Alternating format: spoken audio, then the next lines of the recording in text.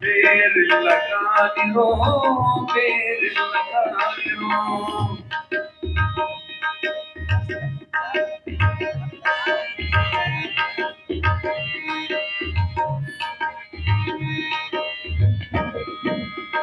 ಸತ್ಯ ನುಡಿಯುವುದೇ ದೇವಲೋಕ ಸತ್ಯ ನುಡಿಯುವುದೇ ದೇವಲೋಕ ನಿತ್ಯ ನುಡಿಯುವುದೇ ನಿತ್ಯ ನುಡಿಯುವುದೇ ಮರ್ತ್ಯಲೋಕ ದೇವಲೋಕ ಮರ್ತ್ಯಲೋಕ ಬೇರಿಲ್ಲ ಕಾಣಿರೋ ಬೇರಿಲ್ಲ ಕಾಣಿರೋ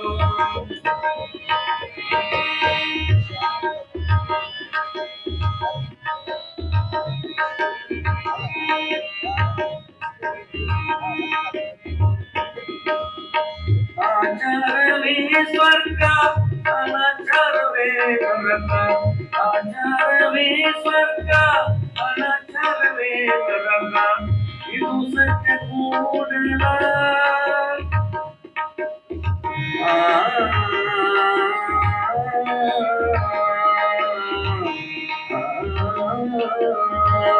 ಇದು ಸತ್ಯ ಕೂಡಲ ಸಂಗಮ ದೇವ ಇದು ಸತ್ಯ ಕೂಡಲ ಸಂಗಮ ದೇವ ದೇವಲೋಕ ಮರ್ತ್ಯಲೋಕ ಬೇರಿಲ್ಲ ಕಾಣಿರೋ ಬೇರಿಲ್ಲ ಕಾಣಿರೋ ದೇವಲೋಕ ಮರ್ತ್ಯಲೋಕ ದೇವಲೋಕ ಮರ್ತ್ಯಲೋಕ ಬೇರಿಲ್ಲ ಕಾಣಿರೋ ಬೇರಿಲ್ಲ ಕಾಣಿರೋ ಬೇರಿಲ್ಲ ಕಾಣಿರೋ ಬೇರಿಲ್ಲ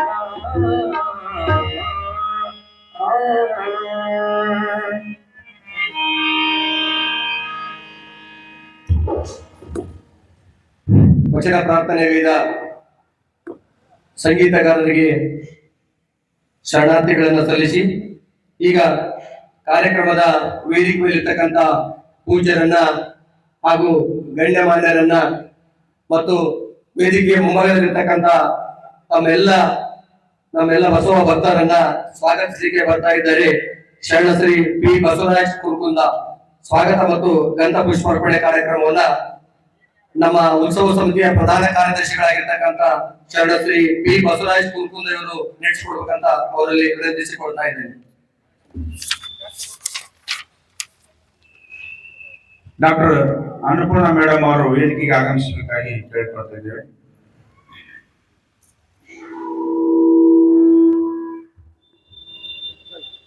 ಓಂ ಶ್ರೀ ಗುರು ಬಸವಲಿಂಗಾಯ ನಮಃ. ಕಾಯದೊಳು ಗುರುಲಿಂಗ ಜಂಗಮದ ಆಯತವನ ಹೇಳಿಕೆ ಸುಲಭೋಪಾಯದಿಂದಿಟ್ಟು ಬಾಹ್ಯ ಸ್ಥಳಕ್ಕೆ ಕುರುಹಾಗಿ ದಾಯದೋರಿ ಸಮಸ್ತ ಭಕ್ತನಿ ಕಾಯವನ್ನು ಪಾವನ ಮಾಡಿದ ರಾಯಪೂರ್ವಾಚಾರಿ ಸಂಗನ ಬಸವ ಶರಣು ಶರಣು.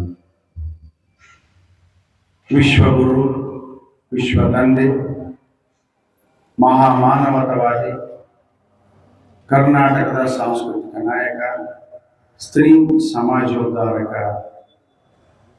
ಅಪ್ಪ ಬಸವಣ್ಣನವರನ್ನು ಸ್ಮರಿಸುತ್ತಾ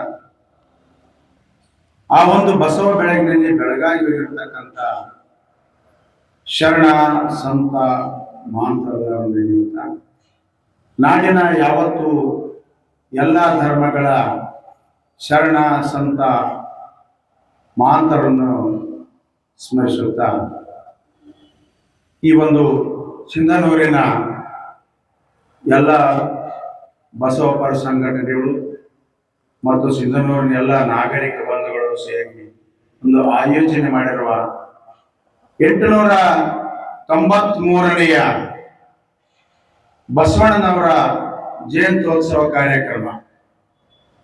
ಆ ಕಾರ್ಯಕ್ರಮ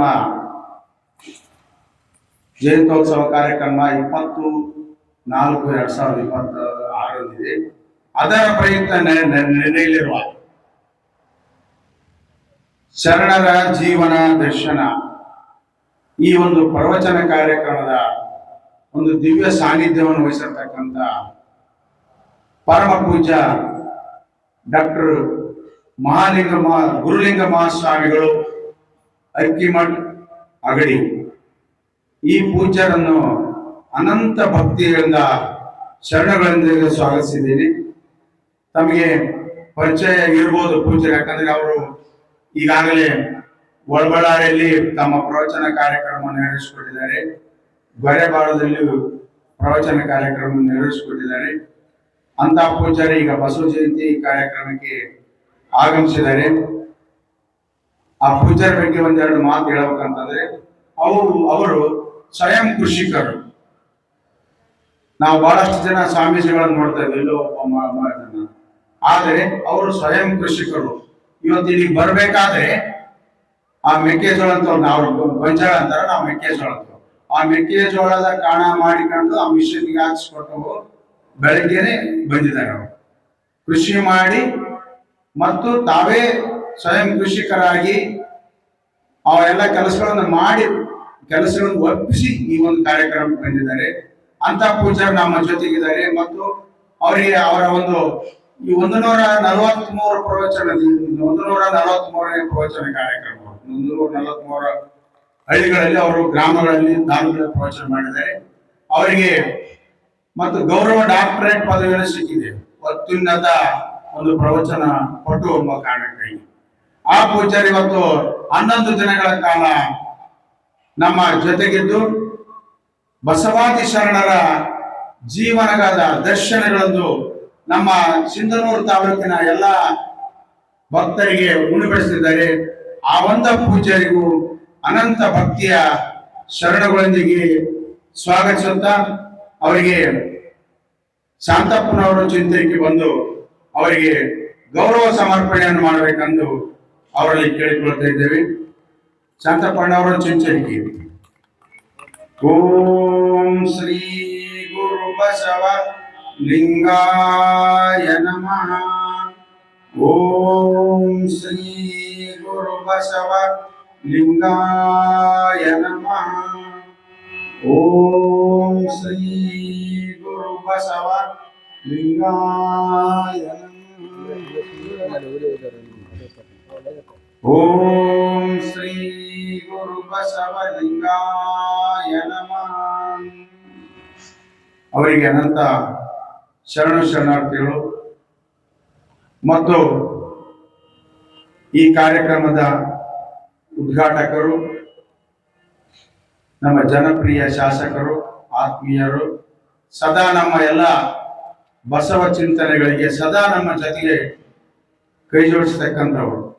ಯಾಕಂದ್ರೆ ನಮಗೆ ಬಹಳಷ್ಟು ಜನರಿಗೆ ಗೊತ್ತಿದೆ, ಮೊನ್ನೆ ಅವರ ಒಂದು ನೇತೃತ್ವದಲ್ಲಿನೇ ಬಸವ ಕೇಂದ್ರಕ್ಕೆ ಸುಮಾರು 4500 ಸ್ಕ್ವೇರ್ ಫುಟ್ ಭೂಮಿಯನ್ನು, ಸರ್ಕಾರ ಭೂಮಿಯನ್ನು ಅವರು ಮಂಜೂರು ಮಾಡಿಕೊಟ್ಟಿದ್ದಾರೆ. ಅದೇ ರೀತಿಯಾಗಿ ಸುಮಾರು 50 ಲಕ್ಷ ರೂಪಾಯಿಗಳನ್ನು ಬಸವ ಭವನ ನಿರ್ಮಾಣ ಮಾಡಲಿಕ್ಕೆ ಅವರು ಒಂದು ತಮ್ಮ ಅನುದಾನದಿಂದ ಹಾಕಿಬಿಟ್ಟಿದ್ದಾರೆ. ಅಂತ ಸಹೋದರರಾಗಿರ್ತಕ್ಕಂಥ ಆತ್ಮೀಯರಾದ ಅಂಪನಗೌಡ ಅಣ್ಣವರನ್ನು ಅನಂತ ಭಕ್ತಿಯ ಶರಣಗಳೊಂದಿಗೆ ಸ್ವಾಗತಿಸಿದ್ದೇನೆ. ಅವರಿಗೆ ಬಸವರಾಜ್ ಹುಲಿಯೈದರ್ ಕಾರ್ಯದರ್ಶಿಗಳು ಬಸವ ಕೇಂದ್ರ ಸಿಂಧನೂರು ಬಂದು ಗೌರವ ಸಮರ್ಪಣೆ ಮಾಡಬೇಕೆಂದು ಕೇಳಿಕೊಳ್ತಿದ್ದೇನೆ. ಓಂ ಶ್ರೀ ಗುರು ಬಸವಲಿಂಗಾಯ ನಮಃ. ಓಂ ಶ್ರೀ ಗುರು ಬಸವಲಿಂಗಾಯ ನಮಃ. ಓಂ ಶ್ರೀ ಗುರು ಬಸವಲಿಂಗಾಯ ನಮಃ. ಅದೇ ರೀತಿಯಾಗಿ ಈ ಉತ್ಸವ ಸಮಿತಿಯ ಅಧ್ಯಕ್ಷರು ಸದಾ ನಮ್ಮ ಎಲ್ಲ ಬಸವಪರ ಚಿಂತನೆಗಳಿಗೆ ಸದಾ ಕೈ ಜೋಡಿಸ್ತಕ್ಕಂಥ ಡಾಕ್ಟರ್ BN ಪಾಟೀಲ್ ಸರ್, ಅವರು ಸಹಿತ ಇವತ್ತು ನಮ್ಮ ಜೊತೆಗಿದ್ದಾರೆ. ಈ ಒಂದು ಉತ್ಸವ ಸಮಿತಿಯ ಅಧ್ಯಕ್ಷರು ಮತ್ತು ಈ ಕಾರ್ಯಕ್ರಮದ ಅಧ್ಯಕ್ಷರಾಗಿದ್ದಾರೆ. ಅವರನ್ನು ಸಹಿತ ಗೌರವಪೂರ್ವಕವಾಗಿ ಅನಂತ ಶರಣಗಳೊಂದಿಗೆ ಸ್ವಾಗತಿಸುತ್ತಾ ಅವರಿಗೆ ಅಂಬರೀಶ್ ಮರದಿಂದ ಸಾಕಿನ ಕುಟುಂಬದವರು ಬಂದು ಗ್ರಂಥ ಪುಷ್ಪಾರ್ಪಣೆ ಮಾಡಬೇಕಂತ ಅವರಿಗೆ ಕೇಳಿಕೊಳ್ತಿದ್ದೇವೆ. ಓಂ ಶ್ರೀ ಗುರು ಬಸವಲಿಂಗಾಯ ನಮಃ. ದೊಡ್ಡ ಬಸವನಾಗರೂರ್ ಅವರು ದೊಡ್ಡಬಸವ ನಾಗರೂರವರು ಬಂದು ಗ್ರಂಥ ಪುಷ್ಪಾರ್ಪಣೆ ಮಾಡ್ಬೇಕಂತ ಕೇಳ್ಕೊಳ್ತಿದ್ದೆ. ಓಂ ಶ್ರೀ ಗುರು ಬಸವಲಿಂಗಾಯ ನಮಃ. ಓಂ ಶ್ರೀ ಗುರು ಬಸವಲಿಂಗಾಯ ನಮಃ. ಅದೇ ರೀತಿಯಾಗಿ ಈ ಕಾರ್ಯಕ್ರಮದಲ್ಲಿ ಬಸನಗೌಡರು ಬಾದರ್ಲಿ ವಿಧಾನ ಪರಿಷತ್ ಸದಸ್ಯರು ಅವರು ಇರಬೇಕಾಗಿತ್ತು. ಅವರ ಒಂದು ಅನುಪಸ್ಥಿತಿಯಲ್ಲಿ ಅವರ ಸಹೋದರರಾಗಿರ್ತಕ್ಕಂಥ ಸೋಮನಗೌಡರು ಬಾದರ್ಲಿ ಅವರು ಇವತ್ತು ನಮ್ಮ ಜೊತೆಗಿದ್ದಾರೆ. ಅವರಿಗೆ ಅನಂತ ಶರಣಗಳೊಂದಿಗೆ ಸ್ವಾಗತಿಸುತ್ತಾ ಅವರಿಗೆ ಸಿದ್ಲಿಂಗಪ್ಪ ಕೋಳ್ಮಾಳೆ ಅವರು ಬಂದು ಗ್ರಂಥ ಪುಷ್ಪಾರ್ಪಣೆ ಮಾಡಬೇಕೆಂದು ಅವರಲ್ಲಿ ಕೇಳ್ಕೊಳ್ತಿದ್ದಾರೆ. ಓಂ ಶ್ರೀ ಗುರು ಬಸವಲಿಂಗಾಯ ನಮಃ. ಓಂ ಶ್ರೀ ಗುರು ಬಸವಲಿಂಗಾಯ ನಮಃ. ಓಂ ಶ್ರೀ ಗುರು ಬಸವಲಿಂಗಾಯ ನಮಃ. ಅದೇ ರೀತಿಯಾಗಿ ಅಮರೇಗೌಡರು ಇರ್ಬಾಪು ಅವರು ಸಹಿತ ಸದಾ ನಮ್ಮ ಬಸವ ಚಿಂತನೆಗಳಿಗೆ ಸದಾ ಕೈ ಜೋಡಿಸ್ತಾ ಇರ್ತಾರೆ. ಪ್ರತಿಯೊಂದಕ್ಕೂ ಬೆನ್ನು ತಟ್ಟುತ್ತಾ ನೀವು ಒಳ್ಳೆ ಕೆಲಸ ಮಾಡ್ತಾ ಇದ್ದೀರಿ, ಮಾಡ್ರಿ.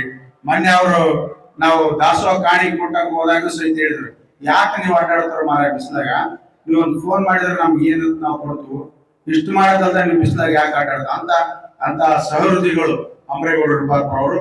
ಅವರನ್ನು ಸಹಿತ ಅನಂತ ಭಕ್ತಿಯ ಶರಣಗಳೊಂದಿಗೆ ಸ್ವಾಗತಿಸ ಅವರಿಗೆ ಮಲ್ಲಿಕಾರ್ಜುನ್ ಒಗರಾಳಿ ಅವರು ಬಂದು ಗ್ರಂಥ ಪುಷ್ಪಾರ್ಪಣೆ ಮಾಡ್ಬೇಕಂತ ಅವರಿಗೆ ಕೇಳಿಕೊಳ್ತಾ ಇದ್ದೇವೆ. ಓಂ ಶ್ರೀ ಗುರು ಬಸವಲಿಂಗಾಯ ನಮಃ. ಓಂ ಶ್ರೀ ಗುರು ಬಸವಲಿಂಗಾಯ ನಮಃ. ಓಂ ಶ್ರೀ ಗುರು ಬಸವಲಿಂಗಾಯ ನಮಃ. ಅದೇ ರೀತಿಯಾಗಿ ಮತ್ತೋರವರು ನಮ್ಮ ಜೊತೆಗೆ ಇರ್ತಕ್ಕಂಥ ಶರಣಪ್ಪಣ್ಣವರು ತೆಂಗಿನಕಾಯಿ ಸದಾ ನಮ್ಮ ಎಲ್ಲ ಕೆಲಸಗಳ ಜೊತೆಗೆ ಸದಾ ನಾವೆಲ್ಲ ಸೇರೆನೇ ಮಾಡ್ತಾ ಇರೋದು. ಮತ್ತು ನೂತನವಾಗಿ ಬಸವ ಚಾರಿಟೇಬಲ್ ಟ್ರಸ್ಟ್ ಅಧ್ಯಕ್ಷರಾಗಿದ್ದಾರೆ. ಅವರನ್ನು ಸಹಿತ ಅನಂತ ಶರಣಗಳೊಂದಿಗೆ ಸ್ವಾಗತಿಸುತ್ತಾ ಅವರಿಗೆ ಮಲ್ಲಿಕಾರ್ಜುನ್ ಹೂನೂರು ಮೆಣಸಿನಕಾಯಿ ಅವರು ಬಂದು ಗ್ರಂಥ ಪುಷ್ಪಾರ್ಪಣೆ ಮಾಡಬೇಕಂತ ಕೇಳ್ಕೊಳ್ತಾರೆ. ಓಂ ಶ್ರೀ ಗುರು ಬಸವಲಿಂಗಾಯ ನಮಃ. ಓಂ ಶ್ರೀ ಗುರು ಬಸವಲಿಂಗಾಯ ನಮಃ. ಓಂ ಶ್ರೀ ಗುರು ಬಸವಲಿಂಗಾಯ ನಮಃ. ಓಂ ಶ್ರೀ ಗುರು ಬಸವಲಿಂಗಾಯ ನಮಃ. ಅದೇ ರೀತಿಯಾಗಿ ಸಹೋದರರಾಗಿರ್ತಕ್ಕಂಥ ಪಿ ರುದ್ರಪ್ಪಣ್ಣನವರು ಜಾಗತಿಕ ಲಿಂಗಾಯತ ಮಹಾಸಭಾ ರಾಯಚೂರು ಜಿಲ್ಲಾ ಘಟಕದ ಅಧ್ಯಕ್ಷರು. ಅವರು ಸಹ ಪ್ರತಿಯೊಂದು ಕಾರ್ಯಕ್ಕೂ ನಮ್ಮ ಜೊತೆಗಿದ್ದು ಕೈ ಜೋಡಿಸಿದ್ದಾರೆ. ಅವರನ್ನು ಸಹ ಅನಂತ ಭಕ್ತಿಯ ಶರಣಗಳೊಂದಿಗೆ ಸ್ವಾಗತಿಸುತ್ತಾ ಅವರಿಗೆ ಹನುಮನಗೌಡ ಕಾಸರಡ್ಡಿ ಕುರುಕುಂದ ಇವರು ಬಂದು ಗ್ರಂಥ ಪುಷ್ಪಾರ್ಪಣೆ ಮಾಡಬೇಕಂತ ಕೇಳ್ಕೊಳ್ತಾ ಇದ್ದೇವೆ. ಓಂ ಶ್ರೀ ಗುರು ಬಸವಲಿಂಗಾಯ ನಮಃ. ಓಂ ಶ್ರೀ ಗುರು ಬಸವಲಿಂಗಾಯ ನಮಃ. ಅದೇ ರೀತಿಯಾಗಿ ಸುಮಂಗಲಕ್ಕ ಅವರು ನಮ್ಮ ಮಹಿಳಾ ಬಸವ ಕೇಂದ್ರದ ಅಧ್ಯಕ್ಷರು ಸದಾ ನಮ್ಮ ಜೊತೆಗೆ ಇದ್ದು ಎಲ್ಲ ಚಟುವಟಿಕೆಗಳಲ್ಲಿ ಭಾಗವಹಿಸಿ ಶರಣೆಯನ್ನು ಕರೆತರುವಂತ ಯಾವುದೇ ಶ್ರಮದ ಸದಾ ನಮ್ಮ ಜೊತೆಗಿರ್ತಾರೆ. ಅವರನ್ನು ಸಹಿತ ಈ ಒಂದು ಸಮಾರಂಭಕ್ಕೆ ಅನಂತ ಶರಣಗಳೊಂದಿಗೆ ಸ್ವಾಗತಿಸುತ್ತಾ ಅವರಿಗೆ ಶ್ರೀದೇವಿಯವರು ಚಿಂಚಕ್ಕಿ ಇವರು ಬಂದು ಗ್ರಂಥ ಪುಷ್ಪಾರ್ಪಣೆ ಮಾಡಬೇಕೆಂದು ಕೇಳಿಕೊಳ್ತಾ ಇದ್ದೇನೆ. ಓಂ ಶ್ರೀ ಗುರು ಬಸವಲಿಂಗಾಯ ನಮಃ. ಓಂ ಶ್ರೀ ಗುರು ಬಸವಲಿಂಗಾಯ ನಮಃ. ಓಂ ಶ್ರೀ ಗುರು ಬಸವಲಿಂಗಾಯ. ಇದೀಗ ತಾನೇ ಆಗಮಿಸಿರ್ತಕ್ಕಂಥ ಪರಮ ಪೂಜ್ಯ ಶ್ರೀಮನ್ ನಿರಂಜನ ಪ್ರಣವ ಸ್ವರೂಪಿಗಳಾಗಿರ್ತಕ್ಕಂಥ ಮಹಾಲಿಂಗ ಮಹಾಸ್ವಾಮಿಗಳು ಸುವರ್ಣಗಿರಿ ವಿರಕ್ತ ಮಠ ಪೂಜ್ಯರು ಈಗ ವೇದಿಕೆಯನ್ನು ಅಲಂಕರಿಸಿದ್ದಾರೆ. ಅವರನ್ನು ಸಹಿತ ಅನಂತ ಭಕ್ತಿಯ ಶರಣಗಳೊಂದಿಗೆ ಸ್ವಾಗತಿಸ ಅವರಿಗೆ ಸಿದ್ದರಾಮಪ್ಪನವರು ಕಾನಿಹಾಳ್ ಬಂದು ಗ್ರಂಥ ಪುಷ್ಪಾರ್ಪಣೆ ಮಾಡಬೇಕಂತ ಕೇಳ್ಕೊಳ್ತೇವೆ. ಸಿದ್ದರಾಮಪ್ಪನವರು ಕಾನಿಹಾಳ್ ಬಂದು ಪೂಜ್ಯರಿಗೆ ಗ್ರಂಥ ಪುಷ್ಪಾರ್ಪಣೆ ಮಾಡಬೇಕಂತ ಅವರಲ್ಲಿ ಕೇಳ್ಕೊಳ್ತೇವೆ. ಓಂ ಶ್ರೀ ಗುರು ಬಸವ ಲಿಂಗಾಯ ನಮಃ. ಓಂ ಶ್ರೀ ಗುರು ಬಸವ ಲಿಂಗಾಯ ನಮಃ. ಓಂ ಶ್ರೀ ಗುರು ಬಸವ ಲಿಂಗಾಯ ನಮಃ. ಅದೇ ರೀತಿಯಾಗಿ ಡಾಕ್ಟರ್ ಅನ್ನಪೂರ್ಣ ಅವರು ಅವರ ಒಂದು ಪತಿದೇವರಾಗಿರ್ತಕ್ಕಂಥ ಡಾಕ್ಟರ್ ವಿಶ್ವನಾಥ ರೆಡ್ಡಿ ಸರ್ ಸದಾ ಯಾವತ್ತು ನಮ್ಮ ಕೆಲಸಗಳಿಗೆ ಕೈ ಜೋಡಿಸ್ತಾನೆ ಇದ್ದಾರೆ. ಯಾವುದೇ ಒಂದು ಸುಮ್ಮನೆ ಒಂದು ಫೋನ್ ಮಾಡಿದ್ರೆ ಸಾಕು, ಆಯ್ತು ನಾ ಸದಾ ನಿಮ್ ಜೊತೆಗೆ ಇರ್ತೀನಿ ಅಂತ ಸದಾ ನಿಮ್ಗೆ ಸಹಕಾರ ಕೊಡ್ತಾ ಇದ್ದಾರೆ.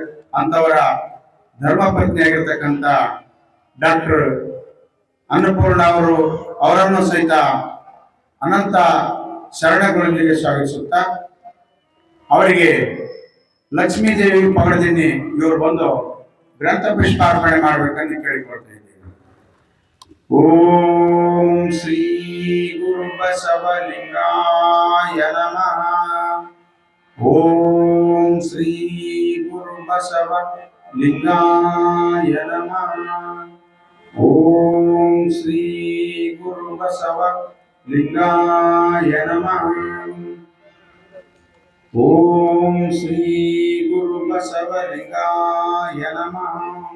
ಅದೇ ರೀತಿಯಾಗಿ ನಮ್ಮ ಯುವ ಬಸವ ಕೇಂದ್ರದ ಅಧ್ಯಕ್ಷರಾಗಿರ್ತಕ್ಕಂಥ ನಿಜಗುಣ ಹಡಪದವರು ತಮ್ಮೆಲ್ಲ ಕೆಲಸಗಳನ್ನು ಮುಟ್ಟು ತಾವು ತಮ್ಮ ಸದಾ ಸಕ್ರಿಯರಾಗಿದ್ರು ಸಹಿತ ಬಸವಣ್ಣನ ಕೆಲಸಗಳಿಗೆ ತಮ್ಮೆಲ್ಲ ಕೆಲಸಗಳನ್ನು ಬಿಟ್ಟು ನಮ್ಮ ಜೊತೆಗೆ ಸದಾ ಇರ್ತಾರೆ.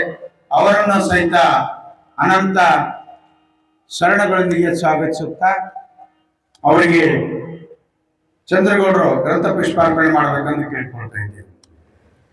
ಓಂ ಶ್ರೀ ಗುರು ಬಸವಲಿಂಗಾಯ ನಮಃ.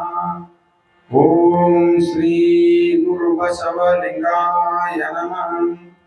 ಅದೇ ರೀತಿಯಾಗಿ ಈ ಒಂದು 11 ದಿನಗಳ ಕಾಲ ತಮ್ಮ ಸಂಗೀತ ಸೇವೆಯನ್ನು ಸಲ್ಲಿಸ್ತಕ್ಕಂಥ ಸಂಗೀತ ಕಲಾ ಬಳಗದವರು 11 ದಿನ ನಮ್ಮ ಜೊತೆಗಿದ್ದುಕೊಂಡು ಸದಾ ಒಂದು ವಚನಗಳನ್ನು ಸುಶ್ರಾವಾಗಿ ಆಡಿ ನಮ್ಮ ಒಂದು ಮನಸ್ಸನ್ನು ತಿಳಿಸಿದ್ದಾರೆ. ಅವರನ್ನು ಸಹಿತ ಅನಂತ ಶರಣಗಳನ್ನು ಸ್ವಾಗತಿಸುತ್ತಾ ಅವರಿಗೆ ಬಸನಗೌಡ ಬಸಾಪುರಿಯವರು ಬಂದು ಈವರೆಗೂ ಒಂದು ಗೌರವ ಸಮರ್ಪಣೆ ಮಾಡಿ ಸ್ವಾಗತ ಮಾಡಬೇಕಂತ ಅವರಲ್ಲಿ ಕೇಳ್ಕೊಳ್ತಾ ಇದ್ದಾರೆ. ಓಂ ಶ್ರೀ ಗುರು ಬಸವಲಿಂಗಾಯ ನಮಃ. ಓಂ ಶ್ರೀ ಗುರು ಬಸವಲಿಂಗಾಯ ನಮಃ. ಅದೇ ರೀತಿಯಾಗಿ ಮಾಧ್ಯಮ ಮಿತ್ರರಿಗೂ ಈ ಒಂದು ಕಾರ್ಯಕ್ರಮಕ್ಕೆ ಆಗಮಿಸಿರ್ತಕ್ಕಂಥ ಎಲ್ಲ ಶರಣ ತಂದೆ ತಾಯಿಗಳಿಗೂ ಅನಂತ ಭಕ್ತಿಯ ಶರಣಗಳನ್ನು ಸಲ್ಲಿಸುತ್ತಾ 11 ದಿನಗಳ ಕಾಲ ನಡೀತಕ್ಕಂಥ ಈ ಕಾರ್ಯಕ್ರಮಕ್ಕೆ ತಾವುಗಳೆಲ್ಲರೂ ಸದಾ ಆಗಮಿಸಿ ಈ ಕಾರ್ಯಕ್ರಮಕ್ಕೆ ಶೋಭೆ ತರಬೇಕೆಂದು ಕೇಳ್ಕೊಳ್ತಾ ಮತ್ತು ಮಾಧ್ಯಮ ಮಿತ್ರರಿಗೂ ಸಹಿತ ಕೇಳ್ಕೊಳ್ತದೆ. ಯಾಕಂದ್ರೆ ಮೊನ್ನೆ ಪತ್ರಿಕಾ ಗೋಷ್ಠಿ ಕಾಲದಾಗ ನಿಜೆ ಮಾತಾಡಿದ್ದೆ, ನಾವೆಷ್ಟು ಮಾಡ್ತಾ ಇದ್ದೋ ನಿಮ್ಮ ಸಹಕಾರ ಅಷ್ಟೇ ಮುಖ್ಯ. ಪ್ರತಿಯೊಬ್ಬ ಮನುಷ್ಯನ ಬದುಕಿಗೂ ಒಂದು ಪೂರಕ ಆಗಿರತಕ್ಕಂಥ ಬಸವಾದಿ ಶರಣರ ವಿಚಾರಧಾರೆಗಳು ಎಲ್ಲರಿಗೆ ಜನಮಾನಸಕ್ಕೆ ಮುಟ್ಟಬೇಕಾದ್ರೆ ನಮ್ಮ ಕೆಲಸದ ಜೊತೆಗೆ ನಿಮ್ಮ ಕೆಲಸನೂ ಅತಿ ಮುಖ್ಯ ಅಂತ ಮಾಧ್ಯಮ ಮಿತ್ರರಲ್ಲಿ ನಾವು ವಿನಂತಿ ಮಾಡಿಕೊಳ್ತಾ ಅವರನ್ನು ಸಹಿತ ಈ ಕಾರ್ಯಕ್ರಮಕ್ಕೆ ಸ್ವಾಗತಿಸುತ್ತಾ ಈ ಒಂದು ಸ್ವಾಗತ ಭಾಷಣ ಸಂಪನ್ನಗೊಳಿಸ್ತಾ ಇದ್ದೇನೆ. ಎಲ್ಲರಿಗೂ ಶರಣು ಶರಣ.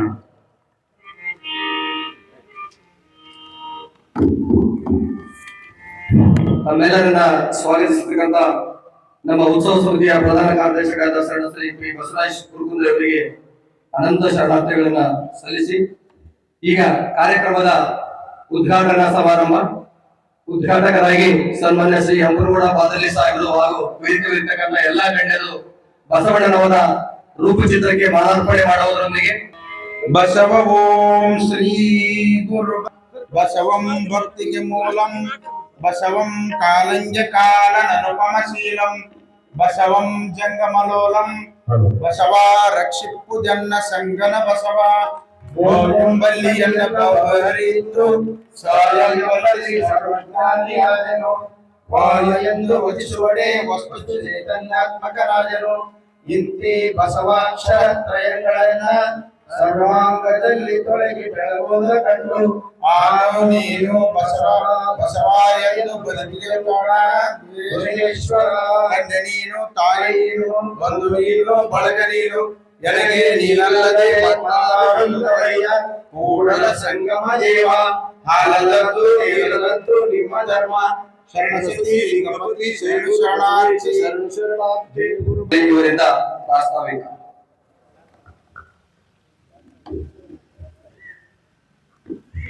ಓಂ ಶ್ರೀ ಗುರು ಬಸವಲಿಂಗಾಯ ನಮಃ.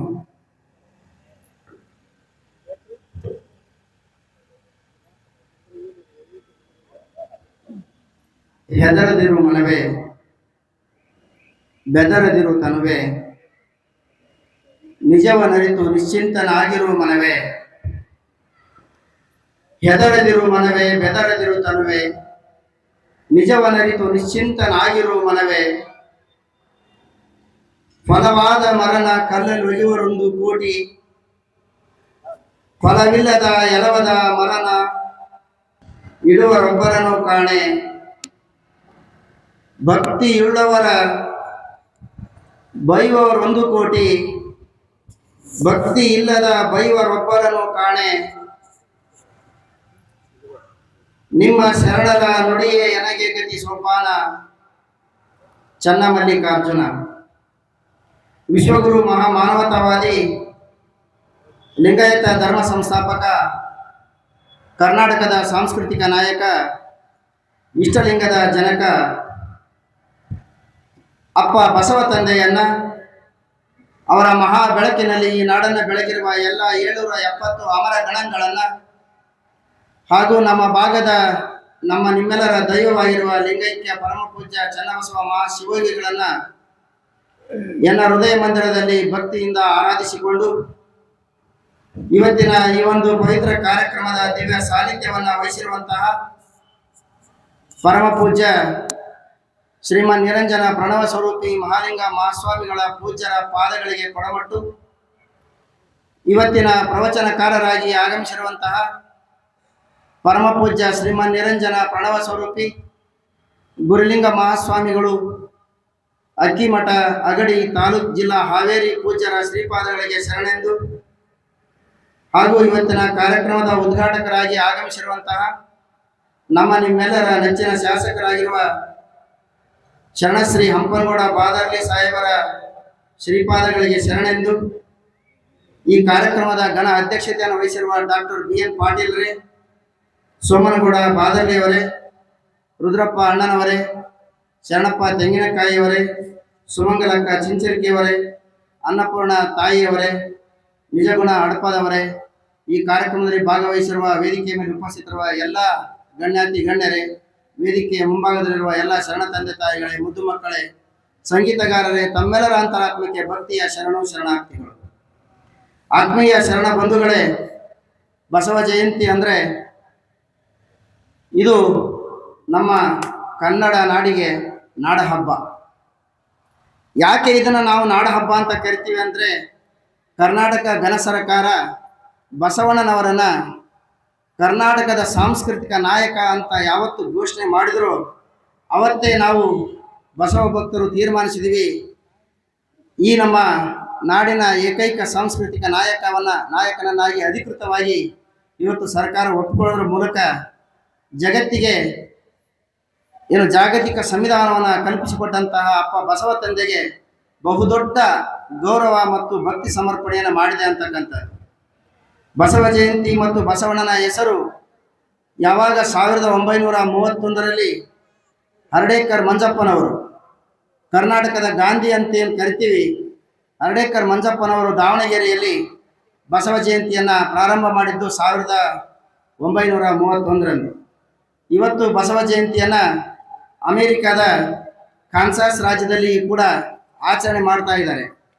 ಅದನ್ನು ಈ ಬಸವ ಜಯಂತಿಯನ್ನು ಬಸವ ಡೇ ಅಂತ ಹೇಳಿ ಅವರು ಡಿಕ್ಲೇರ್ ಮಾಡಿಕೊಳ್ಳುವ ಮೂಲಕ ಇವತ್ತು ಕರ್ನಾಟಕಕ್ಕೆ ಮತ್ತು ಬಸವಣ್ಣನವರಿಗೆ ಎಲ್ಲಿಲ್ಲದ ಗೌರವವನ್ನು ಕಲ್ಪಿಸಿಕೊಟ್ಟಿರ್ತಕ್ಕಂಥದ್ದು ನಮಗೆ ನಿಮಗೆ ಎಲ್ಲರಿಗೂ ಕೂಡ ಹೆಮ್ಮೆಯ ವಿಚಾರ ಅನ್ನುವಂಥದ್ದು. ಬಸವ ಜಯಂತಿಯನ್ನ ಕಳೆದ 30-35 ವರ್ಷಗಳಿಂದ ಒಂದು ವರ್ಷವೂ ಕೂಡ ತಪ್ಪಿಸದೆ ಅತ್ಯಂತ ವಿಜೃಂಭಣೆಯಿಂದ ಭಕ್ತಿ ಶ್ರದ್ಧೆಯಿಂದ ನಮ್ಮ ಸಿಂಧನೂರು ನಗರದಲ್ಲಿ ಆಚರಿಸಿಕೊಂಡು ಬರ್ತಾ ಇರ್ತಕ್ಕಂಥದ್ದು. ಅದೆಲ್ಲದಕ್ಕೂ ಕೂಡ ತಾವೆಲ್ಲರೂ ಸಾಕ್ಷೀಭೂತರು ಅಂತ ಹೇಳೋದಕ್ಕೆ ನನಗೆ ಬಹಳ ಖುಷಿ ಅನಿಸುತ್ತದೆ. ಯಾಕೆ ಅಂದರೆ ಲಿಂಗೈಕ್ಯ ವೀರಭದ್ರಪ್ಪಣ್ಣನವರು ಅವರ ನೇತೃತ್ವದಲ್ಲಿ ಎಲ್ಲ ಬಸವಪರ ಸಂಘಟನೆಯವರು ನಡೆಸ್ಕೊಂಡು ಬರ್ತಾ ಇದ್ರು. ಕಳೆದ ವರ್ಷ 1.5 ವರ್ಷದಿಂದ ಅವರು ಲಿಂಗೈಕ್ಯರಾದ ಮೇಲೂ ಕೂಡ ಇದು ಕಡಿಮೆ ಆಗಬಾರ್ದು ಅಂತಕ್ಕಂಥ ಅವರ ಆಸೆ ಏನಿತ್ತು, ನಾವು ಕೂಡ ಅದನ್ನು ಒಂದಿಷ್ಟು ಕೂಡ ಕಡಿಮೆ ಆಗದಂತೆ ಇವತ್ತು ಆಚರಣೆ ಮಾಡ್ತಾ ಇದ್ದೀವಿ ಅಂತ ಹೇಳ್ಕೊಳ್ಳೋದಕ್ಕೆ ಅತ್ಯಂತ ಖುಷಿ ಅನಿಸ್ತದೆ ಅನ್ನುವಂಥದ್ದು. ಯಾವ ಅರ್ಡೇಕರ್ ಮಂಜಪ್ಪನವರು ತಾವು ಲಿಂಗಾಯತ ಧರ್ಮವನ್ನು ಸ್ವೀಕರಿಸಿದ ಮೇಲೆ 1931ರವರೆಗೆ ಬಸವ ಜಯಂತಿಯನ್ನು ಬಹಳ ವಿಶಿಷ್ಟವಾಗಿ ಅವ್ರು ಹೇಳ್ತಾರೆ. ದಾಸಿ ಪುತ್ರನೇ ಆಗಲಿ, ವೇಶ್ಯ ಪುತ್ರನೇ ಆಗಲಿ,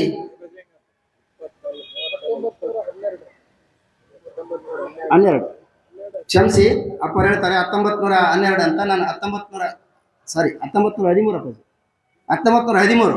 31 ಅಂದೆ, 13 ಉಲ್ಟಪಲ್ಟಾಗಿದೆ, ದಯವಿಟ್ಟು ಕ್ಷಮಿಸಿ. 1913ರಲ್ಲಿ ಬಸವ ಜಯಂತಿಯನ್ನು ಅವರು ಆಚರಣೆ ಮಾಡಿದರು. ಅವರಿಗೆ ಯಾರು ಜಯ ಮೃತ್ಯುಂಜಯ ಅಪ್ಪುಗಳಿಗೆ ಅವರು ಒಂದು ವಚನವನ್ನು ತಂದುಕೊಟ್ಟು ತೋರಿಸಿದ್ರಂತೆ. ದಾಸಿ ಪುತ್ರನೇ ಆಗಲಿ, ವೇಶ್ಯ ಪುತ್ರನೇ ಆಗಲಿ, ಶಿವದೀಕ್ಷೆಯಾದ ಬಳಿಕ ಸಾಕ್ಷಾತ್ ಶಿವನೆಂದು ವಂದಿಸಿ ಪೂಜಿಸಿ ಪಾದೋದಕ ಪ್ರಸಾದವ ಕೊಂಬುದೇ ಯೋಗ್ಯ. ಹೀಗಲ್ಲದೆ ಉದಾಸೀನವ ಮಾಡಿ ಬಿಡುವವರೆಗೆ ಪಂಚ ಮಹಾಪಾತಕ ನರಕ ಕೂಡಲ ಸಂಗಮ ದೇವ. ಈ ವಚನದ ಮೂಲಕವಾಗಿ ಅವರು ಲಿಂಗಾಯತ ಧರ್ಮವನ್ನು ಸ್ವೀಕರಿಸ್ತಾನೆ ಆತನಿಗೆ ಶಿವಯೋಗಿ ಕಡೆಯಿಂದ. ಹಾಗಾಗಿ ಅವರಿಗೆ ಮಹಾತ್ಮ ಗಾಂಧೀಜಿಯವರಿಗೂ ಕೂಡ ಬಸವ ತತ್ವದ ವಚನ ಸಾಹಿತ್ಯದ ಅಭಿರುಚಿಯನ್ನು ಕೂಡ ತೋರಿಸುವ ಮೂಲಕ 1924ರಲ್ಲಿ ಬೆಳಗಾವಿ ಅಧಿವೇಶನ ನಡೆದಾಗ, ಅಖಿಲ ಭಾರತ ರಾಷ್ಟ್ರೀಯ ಕಾಂಗ್ರೆಸ್ ಅಧಿವೇಶನ ನಡೆದಾಗಲೂ ಕೂಡ ಬಸವಣ್ಣವರ ಪರಿಚಯಿಸುವ ಮೂಲಕ ಗಾಂಧೀಜಿಯವರಿಗೆ ಪ್ರಜಾಪ್ರಭುತ್ವದ ಮೊದಲ ಹರಿಕಾರರು ಅನ್ನುವಂಥದ್ದನ್ನು ತೋರಿಸಿಕೊಟ್ಟಂಥ ಕೀರ್ತಿ ಅರ್ಡೇಕರ್ ಮಂಜಪ್ಪನವರಿಗೆ ಸಲ್ತದೆ ಅಂತಕ್ಕಂಥದ್ದು. ಹಾಗಾಗಿ ಬಸವಣ್ಣನನ್ನ ಅವತ್ತಿಗೆ ಭಾರತಕ್ಕೆ ಪರಿಚಯಿಸಿರುವಂಥವ್ರು ಅರ್ಡೇಕರ್ ಮಂಜಪ್ಪನವರು ಅಂತಕ್ಕಂಥದ್ದು. ಯಾರೋ ಕೇಳಿದ್ರಂತೆ, ಯಾರಿಗೆ? ಗಾಂಧೀಜಿಯವರಿಗೆ. ಏನಂತ, ನೀವು ಬೆಳಗಾವಿ ಅಧಿವೇಶನದಲ್ಲಿ ಏನನ್ನ ಹೇಳಲು ಇಷ್ಟಪಡುತ್ತೀರಿ ಅಂತ ಕೇಳಿದರೆ ಮಹಾತ್ಮಾಜಿ ಅವರು ಹೇಳಿದ್ರಂತೆ, ಬಸವಣ್ಣ ಹುಟ್ಟಿದ ನಾಡಿನಲ್ಲಿ ಹೇಳುವುದೇನಿದೆ ಅನ್ನುವಂಥ ಪ್ರಶ್ನೆಯನ್ನ ಅಲ್ಲಿನ ವರದಿಗಾರರಿಗೆ ಪುನಃ ಪ್ರಶ್ನೆ ಹಾಕಿದ್ರು ಅಂತಕ್ಕಂಥದ್ದು ಕೂಡ ನಾವು ಕೇಳಲ್ಪಟ್ಟಿದ್ದೀವಿ ಅಂತಕ್ಕಂಥದ್ದು. ಹೀಗೆ ನಾವು ಬಸವ ಜಯಂತಿ ಯಾಕೆ ಆಚರಣೆ ಮಾಡಬೇಕು ಅಂತಂದ್ರೆ, ಬಸವಣ್ಣನವರನ್ನ, ಬಸವಾದಿ ಶರಣರ ವಿಚಾರಗಳನ್ನ ಪುನಃ ಮೆಲುಕು ಹಾಕುವುದಕ್ಕೆ ನಾವು ಆಚರಣೆ ಮಾಡಬೇಕಾಗಿದೆ ಅಂತಕ್ಕಂಥ ವಿಚಾರ ಅನ್ನುವಂಥದ್ದು. ಹಾಗಾಗಿ ಇವತ್ತು ಅನೇಕ ಬಸವಪರ ಸಂಘಟನೆಗಳು ಸಿಂಧನೂರಿನಲ್ಲಿ ಸಾಕಷ್ಟು ಸಕ್ರಿಯವಾಗಿ ಕೆಲಸ ಮಾಡ್ತಾ ಇವೆ. ಬಸವ ಚಾರಿಟೇಬಲ್ ಟ್ರಸ್ಟ್ ಆಗಿರ್ಬೋದು, ಬಸವ ಕೇಂದ್ರ ಆಗಿರ್ಬೋದು, ಜಾಗತಿಕ ಲಿಂಗಾಯತ ಮಹಾಸಭೆ ಆಗಿರ್ಬೋದು, ಅದೇ ರೀತಿಯಾಗಿ ರಾಷ್ಟ್ರೀಯ ಬಸವದಳ ಆಗಿರ್ಬೋದು, ಅವೆಲ್ಲ ಸಂಘಟನೆಗಳು ಎಷ್ಟೇ ಇದ್ರೂ ಕೂಡ ಅವರ ವಿಚಾರ, ಅವರ ಗುರಿ, ಅವರ ಉದ್ದೇಶ ಒಂದೇ ಅಂತಕ್ಕಂಥದ್ದನ್ನು ನಾವು ಇಲ್ಲಿ ಹೇಳೋದಕ್ಕೆ ಇಷ್ಟಪಡ್ತೀವಿ ಅನ್ನುವಂಥದ್ದು. ಹೀಗೆ ಕಳೆದ ವರ್ಷ ನಮ್ಮ ಬಸವಪರ ಸಂಘಟನೆಯವರು ಶ್ರಾವಣ ಮಾಸದ ಉದ್ದಕ್ಕೂ ಕೂಡ 1 ತಿಂಗಳ ಪರ್ಯಂತ ಮೌಢ್ಯ ಮುಕ್ತ ಬದುಕಿಗಾಗಿ ವಚನ ಶ್ರವಣ ಕಾರ್ಯಕ್ರಮವನ್ನು ನೆರವೇರಿಸಿಕೊಂಡು ಬಂದಿರತಕ್ಕಂಥದ್ದು. ಅದೇ ರೀತಿಯಾಗಿ ಕಳೆದ ವರ್ಷ ಕರ್ನಾಟಕದಾದ್ಯಂತ ಲಿಂಗಾಯತ ಮಠಾಧೀಶರ ಒಕ್ಕೂಟದ ನೇತೃತ್ವದಲ್ಲಿ, ಬಸವಪರ ಸಂಘಟನೆಗಳ ನೇತೃತ್ವದಲ್ಲಿ ಕರ್ನಾಟಕದ ಬಸವ ಸಂಸ್ಕೃತಿ ಅಭಿಯಾನವನ್ನು ಕೂಡ ಅತ್ಯಂತ ಜನಪ್ರಿಯವಾಗಿ ಮತ್ತು ಜನಮಾನಸಕ್ಕೆ ಬಸವ ತತ್ವವನ್ನು ಮುಟ್ಟುವಂತ ಕೆಲಸ ಮಾಡಿರ್ತಕ್ಕಂಥದ್ದು ಕೂಡ ತಮಗೆಲ್ಲ ಗೊತ್ತಿರ್ತಕ್ಕಂಥ ವಿಚಾರ. ಸಿಂಧನೂರಿನ ಬಸವ ಸಂಘಟನೆಗಳು ಕೂಡ ನಮ್ಮ ತಾಲೂಕಿನಿಂದ ಸುಮಾರು 500ಕ್ಕಿಂತ ಹೆಚ್ಚು ಜನ ಬಸವ ಭಕ್ತರು ರಾಯಚೂರು ಜಿಲ್ಲೆಯಲ್ಲಿ ಮತ್ತು ಬೆಂಗಳೂರಿನಲ್ಲಿ ನಡೆದಿರ್ತಕ್ಕಂಥ ಸಮಾರೋಪ ಸಮಾರಂಭದಲ್ಲಿ ಭಾಗವಹಿಸುವ ಮೂಲಕ ನಮ್ಮ ಆ ಒಂದು ಬಸವಾಭಿಮಾನವನ್ನು ಕೂಡ ನಾವು ತೋರಿಸಿದ್ದೇವೆ ಅಂತಕ್ಕಂಥದ್ದು. ಇದೇ ಸಂದರ್ಭದಲ್ಲಿ ನಾವು ಮತ್ತೊಂದು ಮಾತು ಹೇಳೋದಕ್ಕೆ ಏನು ಇಷ್ಟಪಡ್ತೀವಿ ಅಂದ್ರೆ, ಈಗಾಗಲೇ ಬಸವರಾಜಪ್ಪನವರು ಹೇಳಿದಂತೆ ನಿಮ್ಮೆಲ್ಲರ ಶಾಸಕರಾಗಿರುವಂತಹ ಹಂಪನಗೌಡ ಬಾದಲಿ ಸಾಹೇಬರು ಕಳೆದ ವರ್ಷ ಇದೇ ವೇದಿಕೆಯಲ್ಲಿ ಹೇಳಿದರು, ನಿಮಗೆ ಸೂಕ್ತವಾದಂತಹ CA ನಿವೇಶನವನ್ನು ಕೂಡ ಕಲ್ಪಿಸಿಕೊಡ್ತೀವಿ, ಅದ್ರ ಜೊತೆಗೆ 25 ಲಕ್ಷ ನಾನು ಅನುದಾನವನ್ನು ಕಲ್ಪಿಸಿಕೊಡ್ತೇನೆ ಆರಂಭದಲ್ಲಿ ಅಂತ ಹೇಳಿದ್ರು. ಅದಕ್ಕೆ ದುಪ್ಪಟ್ಟು 50 ಲಕ್ಷ ಅವರು ಈಗಾಗಲೇ ರಿಲೀಸ್ ಮಾಡಿದ್ದಾರೆ. ಅಷ್ಟೇ ಅಲ್ಲ, CA ನಿವೇಶನವು ಕೂಡ ಈಗಾಗಲೇ ಅದು ಕೊನೆ ಹಂತಕ್ಕೆ ಬಂದಿದೆ. ಇದೇ ಬಸವ ಜಯಂತಿ ದಿನದಂದು ಉದ್ಘಾಟನೆ ಮಾಡೋಣ ಅಂತಾನೂ ಕೂಡ ಅವ್ರು ಈಗಾಗಲೇ ಹೇಳಿದ್ದಾರೆ. ಏನು ಗುದ್ದಲಿ ಪೂಜೆ, ಶಂಕುಸ್ಥಾಪನೆ ಪೂಜೆಯನ್ನು ಕೂಡ ಮಾಡೋದಕ್ಕೆ ಅವ್ರು ಹೇಳಿದ್ದಾರೆ. ಅಂದ್ರೆ ಈ ರೀತಿಯಾಗಿ ಅವರು ನುಡಿದಂತೆ ನಡೆದುಕೊಳ್ಳುವ ಮೂಲಕ ಬಸವ ಭಕ್ತರಿಗೆ ಅತ್ಯಂತ ಪ್ರಿಯ ಶಾಸಕರಾಗಿ ಇವತ್ತು ನಮ್ಮೊಂದಿಗೆ ಇದ್ದಾರೆ ಅಂತ ಹೇಳೋದಕ್ಕೆ ನನಗೆ ಬಹಳ ಹೆಮ್ಮೆ ಮತ್ತು ಖುಷಿ ಅನಿಸ್ತದೆ ಅಂತಕ್ಕಂಥದ್ದು.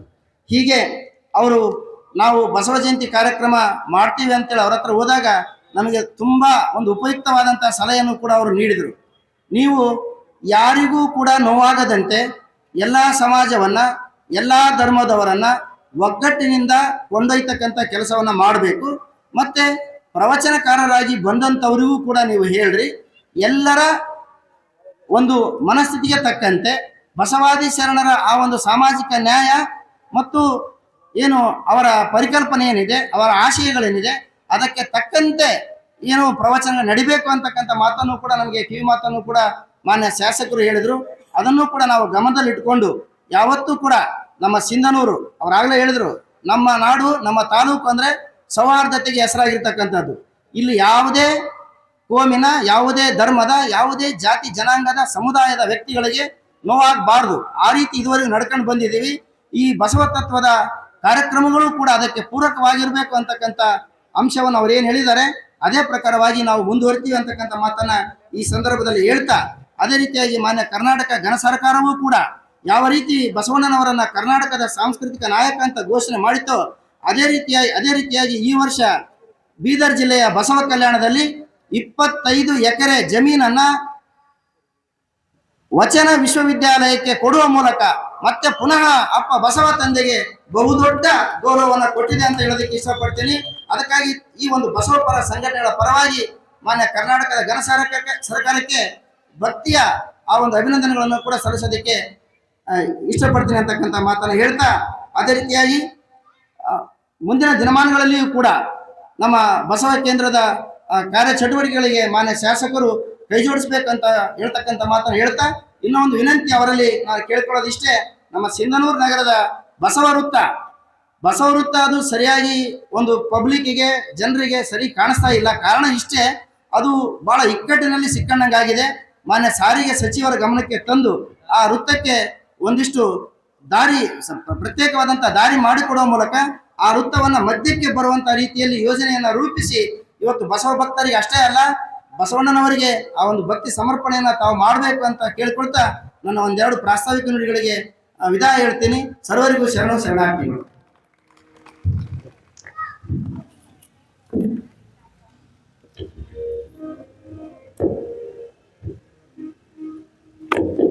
ಪ್ರಾಸ್ತಾವಿಕ ನುಡಿಗಳಿಂದ ಶರಣ ಶ್ರೀ ಬಸವಲಿಂಗಪ್ಪ ಬಾದಲಿ ಅವರಿಗೆ ಶರಣಾರ್ಥಿಗಳು. ಈಗ ಮಾನ್ಯ ಶಾಸಕರು ಕೆಲಸದ ನಿಮಿತ್ತ ಹೈದರಾಬಾದಿಗೆ ಹೋಗುವ ಕೆಲಸದಿಂದ ಈಗ ಅವರು ಕಾರ್ಯಕ್ರಮವನ್ನು ಉದ್ದೇಶಿಸಿ ತಮ್ಮ ಅನಿಸಿಕೆಯನ್ನ ವ್ಯಕ್ತಪಡಿಸಬೇಕು. ಮಾನ್ಯ ಶರಣ ಶ್ರೀ ಅಪ್ಪನಗೌಡ ಬಾದಲಿ ಸರ್ ಅವರಿಂದ ಅನಿಸಿಕೆ.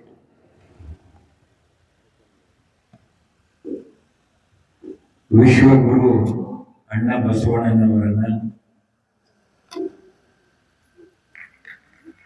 ಒಳಬಳ್ಳಾರಿ ಪರಮ ಪೂಜ್ಯ ಚನ್ನಬಸವ ಮಹಾಸ್ವಾಮಿಗಳ ಈರುವರನ್ನ ಹೃದಯ ಮಂದಿರದಲ್ಲಿ ಸ್ಮರಿಸುತ್ತಾ, ವಿಶ್ವಗುರು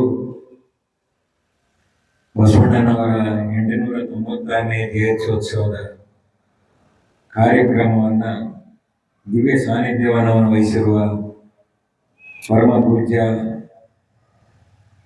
ಒಳಬಳ್ಳಾರಿ ಯದ್ದಂಡಿ ಮಠದ ಡಾಕ್ಟರ್ ಸಿದ್ಲಿಂಗ ಮಹಾಸ್ವಾಮಿಗಳವರ ಪಾದಕಮನಗಳಲ್ಲಿ ಒಡಮಟ್ಟು ಇನ್ನೋರ್ವ ಪುರಾಣ ಪ್ರವಚನಕಾರರು ಡಾಕ್ಟರ್ ಪೂಜ್ಯ ಗುರು ಮಹಾನ್ ಸ್ವಾಮಿಗಳು ಇವರ ಪಾದಕಮನಗಳಲ್ಲಿ ಒಡಮಟ್ಟು ವೇದಿಕೆಯ ಮೇಲೆ ಉಪಸ್ಥಿತಿರುವ ಎಲ್ಲ ಗಣ್ಯಮಾನ್ಯರೇ, ಈ ಕಾರ್ಯಕ್ರಮದಲ್ಲಿ ಪಾಲ್ಗೊಂಡಿರುವ ಶರಣೀಯರೇ, ಮಾಧ್ಯಮದ ಗೆಳೆಯರೇ ಮತ್ತು ಸಂಗೀತ ವೃಂದದವರೇ, ಕ್ಷಮಿಸಬೇಕು. ಈ ಕಾರ್ಯಕ್ರಮ ಉದ್ಘಾಟನೆ ಮಾಡಿ ನಾನು ಬೇರೆ ನಾಳೆ ಬೆಳಗ್ಗೆ 6 ಗಂಟೆಗೆ ಒಂದು ಕಾರ್ಯಕ್ರಮ ಇದೆ ಹೈದರಾಬಾದ್ನಲ್ಲಿ, ಹೋಗಲೇಬೇಕಾದಂಥ ಅನಿವಾರ್ಯ ಪರಿಸ್ಥಿತಿಯಿಂದ ನಿರ್ಗಮಿಸುತ್ತೇನೆ ಎಂಬ ಮಾತನ್ನ ಈ ಸಂದರ್ಭದಲ್ಲಿ ಪ್ರಾರಂಭ ಹೇಳಿ ಕೆಲವು ನನ್ನದೇ ಆದಂಥ ವಿಚಾರಗಳನ್ನ ಈ ಸಂದರ್ಭದಲ್ಲಿ ಪ್ರಸ್ತಾಪ ಮಾಡೋದು ನಾನು ಇಚ್ಛೆ ಪಡ್ತಾ ಇದ್ದೆ. ಪ್ರತಿ ವರ್ಷದಂತೆ ಈ ನಾಡಿನಾದ್ಯಂತ ಜಗತ್ತಿನಾದ್ಯಂತ ಬಸವ ಜಯಂತ್ಯೋತ್ಸವವನ್ನು ಬಹಳ ಅದ್ದೂರಿಯಾಗಿ ಎಲ್ಲ ಭಾಗದಲ್ಲಿ ಆಚರಣೆ ಮಾಡುವ ರೀತಿಯಲ್ಲಿ ನಮ್ಮಲ್ಲಿ ಕೂಡ ಆಚರಣೆ ಮಾಡಿಕೊಂಡು ಬಂದಿರ್ತಾ ಇದೆ. ಬಟ್ ಅಂದಿನ ಕಾಲಮಾನಕ್ಕೂ ಇಂದಿನ ಕಾಲಮಾನಕ್ಕೂ ಸ್ವಲ್ಪ ವ್ಯತ್ಯಾಸಗಳನ್ನು ನಾವು ಕಾಣ್ತಾ ಇದ್ದೇವೆ. ಇವತ್ತು ಅನುಭವ ಮಂಟಪದ ಹಿನ್ನೆಲೆಯನ್ನು ನಾವು ನೋಡಿದಾಗ ಅಂದಿನ ಕಾಲಮಾನಕ್ಕೂ ಇವತ್ತಿನ ಕಾಲಮಾನಕ್ಕೂ ಇವತ್ತು ಬಹಳ ಅವಶ್ಯಕತೆ ಬಸವಣ್ಣವರ ತತ್ವ, ಆಚಾರ, ವಿಚಾರ, ಸಿದ್ಧಾಂತ ಇವೆಲ್ಲವೂ ಇವತ್ತು ಬಹಳ ಅವಶ್ಯಕತೆ ಇದೆ ಎಂಬ ಮಾತನ್ನ ಈ ಸಂದರ್ಭದಲ್ಲಿ ಹೇಳಿದ್ರು ಕೂಡ ತಪ್ಪಾಗಲಿಕ್ಕೆ.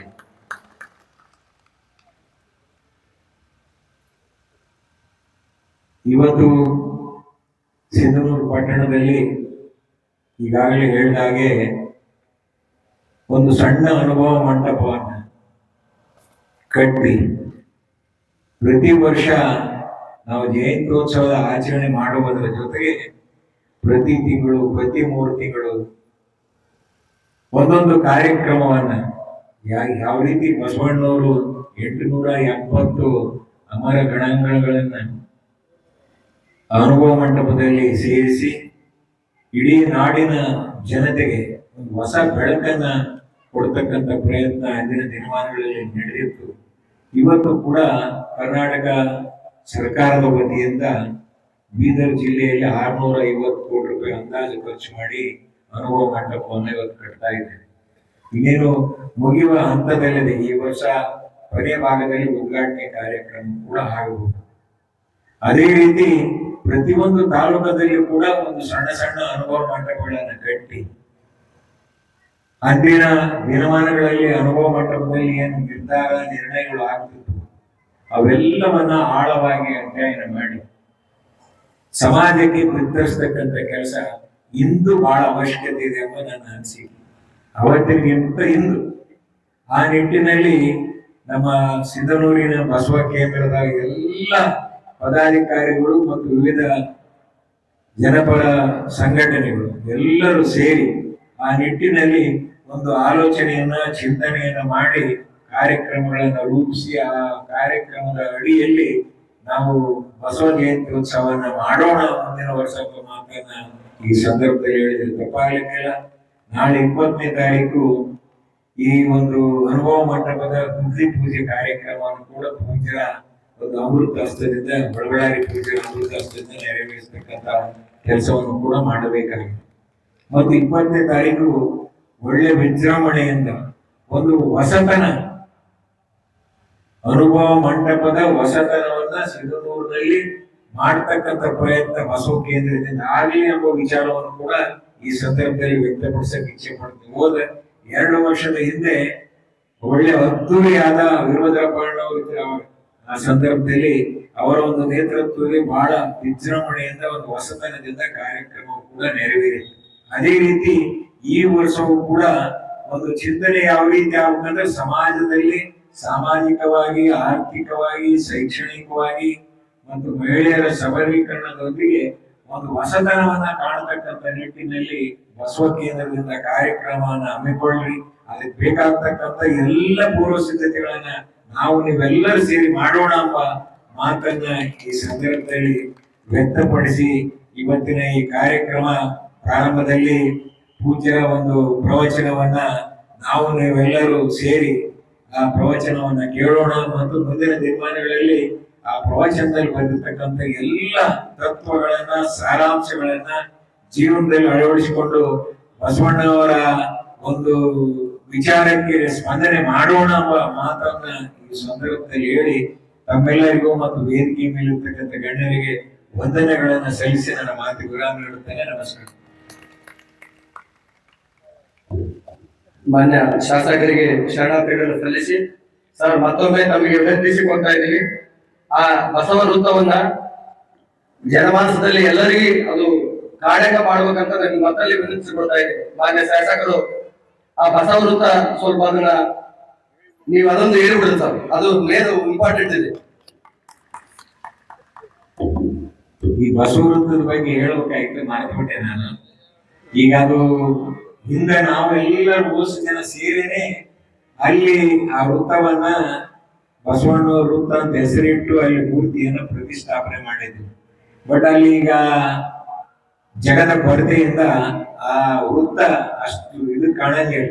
ಅದಕ್ಕೆ ಬೇಕಾಗ್ತಕ್ಕಂಥ ಜಗದ ಬಗ್ಗೆ KSRTC MD ಅವರ ಜೊತೆಗೆ ಚರ್ಚೆ ಮಾಡಿ ಅದನ್ನ ಯಾವ ರೀತಿ ಆ ವೃತ್ತವನ್ನ ಅಭಿವೃದ್ಧಿ ಪಡಿಸಬೇಕು ಎಂಬ ಯೋಚನೆಯನ್ನು ಮಾಡಿ ಒಂದ್ಸಲ ಅವ್ರು ಕರೆಸ್ತು, ಚೀಫ್ ಇಂಜಿನಿಯರ್ನ ಅವರೆಲ್ಲರನ್ನ ಕರೆಸಿ ನಾವು ನೀವೆಲ್ಲರೂ ಸೇರಿ ಅದನ್ನ ಯಾವ ರೀತಿ ಅಭಿವೃದ್ಧಿ ಪಡಿಸಬೇಕು, ಅಭಿವೃದ್ಧಿ ಪಡಿಸ್ತಕ್ಕಂಥ ಪ್ರಯತ್ನ ಮಾಡೋಣ ಎಂಬ ಮಾತನ್ನ ಭರವಸೆಯನ್ನು ಈ ಸಂದರ್ಭದಲ್ಲಿ ಕೊಡಬೇಕು.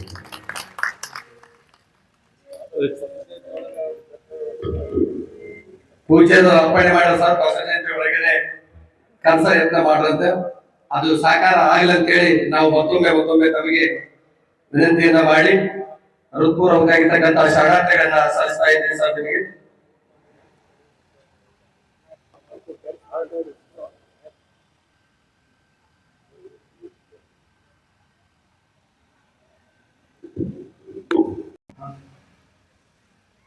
ಬಸವಾದಿ ಶಿವಶರಣರಲ್ಲಿ ಸ್ಮರಿಸಿ ಎಲ್ಲ ದಾರ್ಶನಿಕರನ್ನ ಈ ಸಂದರ್ಭದಲ್ಲಿ ಸ್ಮರಿಸುತ್ತಾ 893ನೇ ಬಸವ ಜಯಂತಿ ಉತ್ಸವದ ಸಿಂಧನೂರು ಪಟ್ಟಣದ ಉದ್ಘಾಟನಾ ಸಮಾರಂಭ. ಈ ಸಮಾರಂಭದ ಸಾನ್ನಿಧ್ಯವನ್ನು ವಹಿಸಿದಂಥ ಪೂಜ್ಯರಾದಂತಹ ಮಹಾಲಿಂಗ ಸ್ವಾಮೀಜಿಯವರಲ್ಲಿ ಹಾಗೂ ಪ್ರವಚನಕಾರರಾಗಿ ಆಗಮಿಸಿದಂತಹ ಗುರುಸಿದ್ಧ ಸ್ವಾಮೀಜಿಯವರಲ್ಲಿಯೂ ಇಲ್ಲಿವರೆಗೆ ಮಾತನಾಡಿ ಹೋದಂತ ನಮ್ಮ ಜನಪ್ರಿಯ ಶಾಸಕರಲ್ಲಿಯೂ ಹಾಗೂ ವಿಧಾನ ಪರಿಷತ್ ಸದಸ್ಯರಾದ ಬಸನಗೌಡರ ಸಹೋದರ ಸೋಮಗೌಡರಲ್ಲಿಯೂ ಮತ್ತು ವೇದಿಕೆ ಮೇಲಿರ್ತಕ್ಕಂಥ ಎಲ್ಲ ಶರಣರಲ್ಲಿಯೂ ಭಕ್ತಿಯ ಶರಣಾರ್ಥಿಗಳು, ತಮ್ಮೆಲ್ಲರಿಗೂ ಶರಣಾರ್ಥಿಗಳು. ಬಹುಶಃ ಬಸವ ಜಯಂತಿಯನ್ನ ಆಚರಣೆ ಮಾಡತಕ್ಕಂಥ ಉದ್ದೇಶ ಏನು ಅನ್ನೋದನ್ನ ಒಂದೆರಡು ಮಾತುಗಳಲ್ಲಿ ಹೇಳಿ ನಾನು ಮಾತು ಮುಗಿಸಿಕೊಂಡಿದ್ದೆ.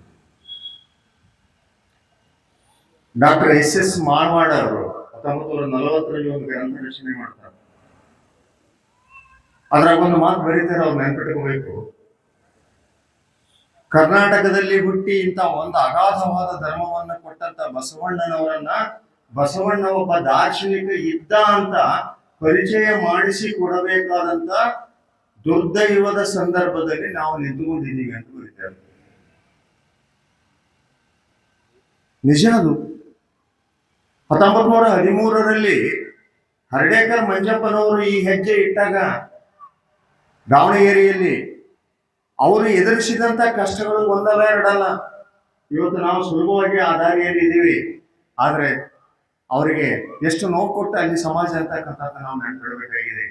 ಕಾರಣ ಇಷ್ಟೇ, ಬಸವಣ್ಣ ನಮ್ಮ ಮನೆಗೆ ಉಸಿರಾಗಬೇಕಾಗಿದೆ. ಇವತ್ತು ಆತನ ತತ್ವ ಸಿದ್ಧಾಂತಗಳಿಲ್ಲದೆ ನಮ್ಮ ಬದುಕೇ ಇಲ್ಲ. ಆದರೆ ಇಂಥದ್ದೊಂದು ಮಹಾನ್ ತತ್ವ ಜನಮಾನಸಕ್ಕೆ ಮುಟ್ಟದೇ ಇರುವುದಕ್ಕೆ ಕಾರಣ ಯಾರು ಅಂತೇಳಿ ಸಮಾಜದ ಹಿರಿಯರು ನೋಡ್ಕೋಬೇಕಾಗಿದೆ ಮತ್ತು ಎಲ್ಲ ಮಠಾಧೀಶರು ನೋಡ್ಕೊಳ್ಬೇಕಾಗಿದೆ. ಬಸವಣ್ಣ ಅಂದ ಕೂಡಲೇ ವಿಶ್ವಗುರು ಆತ. ಲಿಂಗಾಯತ ತತ್ವಕ್ಕೆ ಗುರು ಅಂದ್ರೇನು? ಸ್ವಲ್ಪ ಅಲ್ಲಿ ನಿಲ್ತದೆ ನಮ್ಮ ಧ್ವನಿ. ಲಿಂಗಾಯತರಿಗೆ ಗುರು ಅಲ್ವೇನು? ವಿಶ್ವಕ್ಕೆ ಗುರು ಆದಂತ ಬಸವಣ್ಣ ಲಿಂಗಾಯತರಿಗೆ ಗುರು ಅಲ್ವಾ? ಲಿಂಗಾಯತರಂದ್ರೆ ಸರ್ವ ಜಾತಿಗಳಲ್ಲಿ ಬರ್ತಾರೆ. ಯಾರು ತತ್ವಗಳನ್ನು ಒಪ್ಪಿಕೊಳ್ಳುತ್ತಾರೆ ಅವರೆಲ್ಲ ಲಿಂಗಾಯತರೇ. ಇಂಥ ಸಂದರ್ಭದಲ್ಲಿ ಅರೆಮರೆ ಮನಸ್ಸುಗಳು ಯಾಕೆ? ಇವತ್ತು ವಿರಕ್ತ ಪೀಠಗಳಾಗ್ಲಿ, ಗುರುಪೀಠಗಳಾಗ್ಲಿ, ಉಳಿದೆಲ್ಲ ಮಠಮಾನ್ಯಗಳು ಮತ್ತು ಬಸವ ಭಕ್ತರು ನೆನಪಿಡಬೇಕಾಗಿದೆ. ಬಸವಣ್ಣನನ್ನ ಎಲ್ಲಿವರೆಗೂ ನಮ್ಮ ಹೃದಯದಲ್ಲಿ ಸ್ಥಾನ ಕೊಡೋದಲ್ಲೋ ಅಲ್ಲಿವರೆಗೆ ಈ ನಾಡು ಅಭಿವೃದ್ಧಿ ಆಗೋದಕ್ಕೆ ಸಾಧ್ಯ ಇಲ್ಲ, ನಮ್ಮ ಬದುಕು ಅಭಿವೃದ್ಧಿ ಆಗೋದಕ್ಕೆ ಸಾಧ್ಯನೇ ಇಲ್ಲ. ಬಹುಶಃ ನಾವು ಹಿಂಗೆ ಮಾತಾಡ್ಕೊಂತಾನೆ ಕಳೆದು ಬಿಡ್ತೀವಿ ಎಷ್ಟೋ ವರ್ಷಗಳನ್ನ.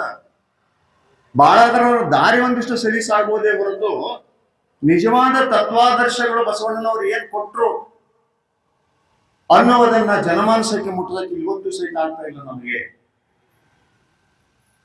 ಆ ತಂದೆ ಯಾವುದನ್ನ ಹೇಳಿದ್ದ ಅದರ ವಿರುದ್ಧವಾಗಿ ಕೆಲಸ ಮಾಡ್ತಾ ಇದ್ದೀವಿ ನಾವು.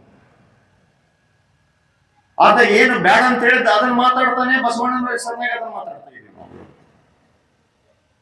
ಆ ಕಾರಣಕ್ಕೆ ನಾವೆಲ್ಲರೂ ಸಹ ವಿಚಾರ ಮಾಡಬೇಕಾಗಿದೆ ಅಂತ ಹೇಳಿದ್ರೆ, ನಮ್ಮ ಮನೆಯ ಮನದ ಉಸಿರು ಬಸವಣ್ಣನಾಗಬೇಕಾಗಿದೆ. ಇವತ್ತು ನಮ್ಮ ಮಕ್ಕಳಿಗೆ ಬಸವಣ್ಣನವರನ್ನ ಪರಿಚಯಿಸಬೇಕಾಗಿದೆ. ನೂರಾರು ವರ್ಷಗಳ ಮರೆವು ಇದೆಯಲ್ಲ, ಆ ಮರೆವು ನಮ್ಮನ್ನು ಈ ಸ್ಥಿತಿಗೆ ತಂದಿರಿಸಿದೆ. ಇಂಥದ್ದೊಂದು ನಾಡಿನಲ್ಲಿ ಎಷ್ಟು ಸಂಭ್ರಮ ಇರಬೇಕಾಗಿತ್ತು ಬಸವ ಜಯಂತಿಗೆ, ಅದು ಇನ್ನೂ ಸಹಿತ ಮುಂದುವರಿಯಬೇಕಾಗಿದೆ. ಅದಕ್ಕಾಗಿ ನಾವು ನೀವೆಲ್ಲರೂ ಸಹಿತ ಆ ತತ್ವಗಳನ್ನ ಕೊಡುವಾಗಲೂ ಸಹಿತ ಒಂದು ಎಚ್ಚರ.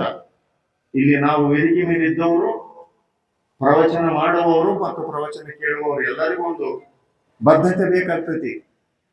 ಬಸವಣ್ಣ ಅಂದ್ರೆ ಏನಂದ್ರೆ, ನನ್ನ ಹೃದಯದಲ್ಲಿ ಆತನಿಗೆ ಸ್ಥಾನ ಕೊಡಬೇಕು. ನಾನು ಕಿಂಕರನಾಗಿ ನಡ್ಕೊಂಡ್ರೆ ಸಹಿತ ಬಸವಣ್ಣ ನಮ್ಮ ಸಮೀಪಿರ್ತಾನೆ ಹೊರತು, ಇಲ್ಲದ್ರೆ ಬಸವಣ್ಣ ನಮ್ಮ ಸಮೀಪ ಸಾಧ್ಯನೇ ಇಲ್ಲ. ಆ ಕಾರಣಕ್ಕೆ ಸರ್ವ ಜಾತಿಗಳನ್ನ, ಸರ್ವ ಜನರನ್ನ ನಮ್ಮ ಬಂಧು ಬಾಂಧವರಂತ ತಿಳ್ಕೊಂಡು ನಾವು ಅವರನ್ನ ಒಪ್ಪಿ ನಡೆದ್ರೆ ಮಾತ್ರ ಬಸವಾದಿ ಶರಣರು ಕೊಟ್ಟಂತಹ ಒಂದು ತತ್ವ ನಮ್ಮೊಳಗೆ ನೆಲೆ ನಿಲ್ತೈತಿ. ಇಲ್ಲ ಅಂತಂದ್ರೆ ಅವ್ರು ಹೇಳಿ ಹೋದಂತ ತತ್ವ ಸಾಮಾನ್ಯ ತತ್ವ ಅಲ್ಲ. ಇನ್ನೂ ಸಹಿತ ಬಸವಾದಿ ಶಿವಶರಣರು ಹೇಳಿದಂತ ತತ್ವ ಎಷ್ಟು ಅದ್ಭುತವಾಗಿದೆ ಅಂದ್ರೆ ಒಂದೇ ಸಾಲಿನಲ್ಲಿ ಹೇಳಿ ಮುಗಿಸ್ಬಿಡ್ತೀನಿ ನಾನು. ಯಾವ ಬ್ರಹ್ಮ ವಿಷ್ಣು ರುದ್ರ ತ್ರಿಮೂರ್ತಿಗಳನ್ನ ದೇವರೆಂದು ನಂಬಿತ್ತು ಈ ಜಗತ್ತು, ಅವರನ್ನು ಇವತ್ತು ಸಹಿತ ಪೂಜಿಸ್ತಾ ಇದೆಯೋ, ಅವರೆಲ್ಲರೂ ಸಹಿತ ಮಾಯೆಗೆ ಒಳಗಾದವರು. ಅವ್ರು ಯಾರು ಸಹಿತ ದೇವರಲ್ಲ. ನಿನ್ನೊಳಗಿನ ಅಂತರಂಗದೊಳಗೆ ನೆಲೆಸಿರುವ ಸತ್ಯವೇ ದೇವರಂತ ಹೇಳಿದವರು ಯಾರಂದ್ರೆ 12ನೇ ಶತಮಾನದ ಶರಣರು ಬಸವಣ್ಣವರು. ಪ್ರತಿಯೊಬ್ಬರ ಅಂತರಂಗದೊಳಗೆ ಆ ದೇವಸ್ಥಾನವನ್ನ ಕಟ್ಟಿದವರು ಅವರು, ಹೊರಗಡೆ ಕಟ್ಟಿದವರಲ್ಲ. ಅದಕ್ಕಾಗಿ ನಾವು ಪ್ರತಿ ಸಲನ ನಾಳೆ ನಾನು ನಮ್ಮ ಪ್ರವಚನಕಾರರಲ್ಲಿ ಸ್ವಾಮೀಜಿಯವರಲ್ಲಿ ನಾನು ವಿನಂತಿ ಮಾಡಿಕೊಳ್ಳೋದು ಏನಂತ ಹೇಳಿದ್ರೆ, ಬಸವಣ್ಣನೇ ಗುರು ಅಂತ ಗಟ್ಟಿಯಾಗಿ ಜನಮಾನಸಕ್ಕೆ ತುಂಬಿ. ಎಲ್ಲಿ ಸಹಿತ ಅದಕ್ಕೆ ಆತಂಕ ಬೇಡ. ಬಸವಣ್ಣ ಎಲ್ಲಿವರೆಗೆ ನಮ್ಗೆ ಗುರು ಆಗೋದಲ್ಲೋ ಅಲ್ಲಿ ತನಕ ನಮ್ಮ ಆಚರಣೆಗಳೆಲ್ಲ ಶಿಷ್ಯ ಆಗ್ತವೆ. ಅವ್ರ ಸಿದ್ಧಾಂತಗಳೇನು? ಬ್ರಹ್ಮ ವಿಷ್ಣು ದೇವರೇ ಅಲ್ಲ, ನನ್ನೊಳಗಿನ ಅಂತರಂಗದ ಸತ್ಯವೇ ದೇವರು. ಆ ದೇವರನ್ನು ದಿನ ಕರಸ್ಥಳದ ಇಷ್ಟಲಿಂಗದಲ್ಲಿ ಪೂಜೆ ಮಾಡ್ತಾ ಇದ್ದೀನಿ ನಾನು. ಈ ಸಿದ್ಧಾಂತವನ್ನು ತಿಳಿಸಿಕೊಡದಿದ್ರೆ ನಾವು ಕೇವಲ ಹೊರವರೆಗೆ ನಮ್ಮ ಶಬ್ದಗಳ ಗಾಳಿಯಲ್ಲಿ ಹಾರಿ ಹೋಗ್ತವೆ. ಅದಕ್ಕಾಗಿ ಅಲ್ಲಮರ ಒಂದು ವಚನವನ್ನು ಹೇಳಿ ನಾನು ಮುಗಿಸ್ತೀನಿ. ನೀರೊಳಗೆ ಚಿತ್ರವ ಬರೆದರೆ ಅದಾರ ಕಣ್ಣಿಗೆ ಕಾಣಬಹುದು, ನೀರೊಳಗೆ ಚಿತ್ರವ ಬರೆದರೆ ಅದಾರ ಕಣ್ಣಿಗೆ ಕಾಣಬಹುದು. ಬರೀ ಬಾಯಿಯಲ್ಲಿ ಬಮ್ಮವ ನುಡಿದರೆ ಆ ಮಾತದಲ್ಲಿ ಬಿದ್ದಿತ್ತು, ಅದು ಸಾಕಾರದ ಒಡಲುಗೊಂಡು ನುಡಿಯಿತು. ಇಲ್ಲಿ ಶಬ್ದ ಬರ್ತಾ ಇದೆ ಅಷ್ಟೇ. ಆ ಶಬ್ದ ನಿಶಬ್ದದ ಒಡಲಿಂದ ಬರಬೇಕಾಗಿದೆ. ಈ ಉಭಯವ ನತಿಗಳಿಯಲು ಗುಹೇಶ್ವರನೆಂಬ ಕುರುಹು ಬೇಕು ಕಾಣ ಸಿದ್ದರಾಮಯ್ಯ. ನೋಡ್ರಿ ಹೆಂಗ್ ಹೇಳ್ತಾ ಇದ್ದಾರೆ. ನನ್ನೊಳಗಿನ ಸತ್ಯದ ನಿಲುವೇ ಬಸವಣ್ಣ, ಅದೇ ದೇವರು ಅಂತಕ್ಕಂಥ ಮಾತನ್ನ ಈ ಜಗತ್ತಿಗೆ ತೋರಿಸಿಕೊಟ್ಟಂತಹ ಮಹಾಪುರುಷ ಬಸವಣ್ಣ.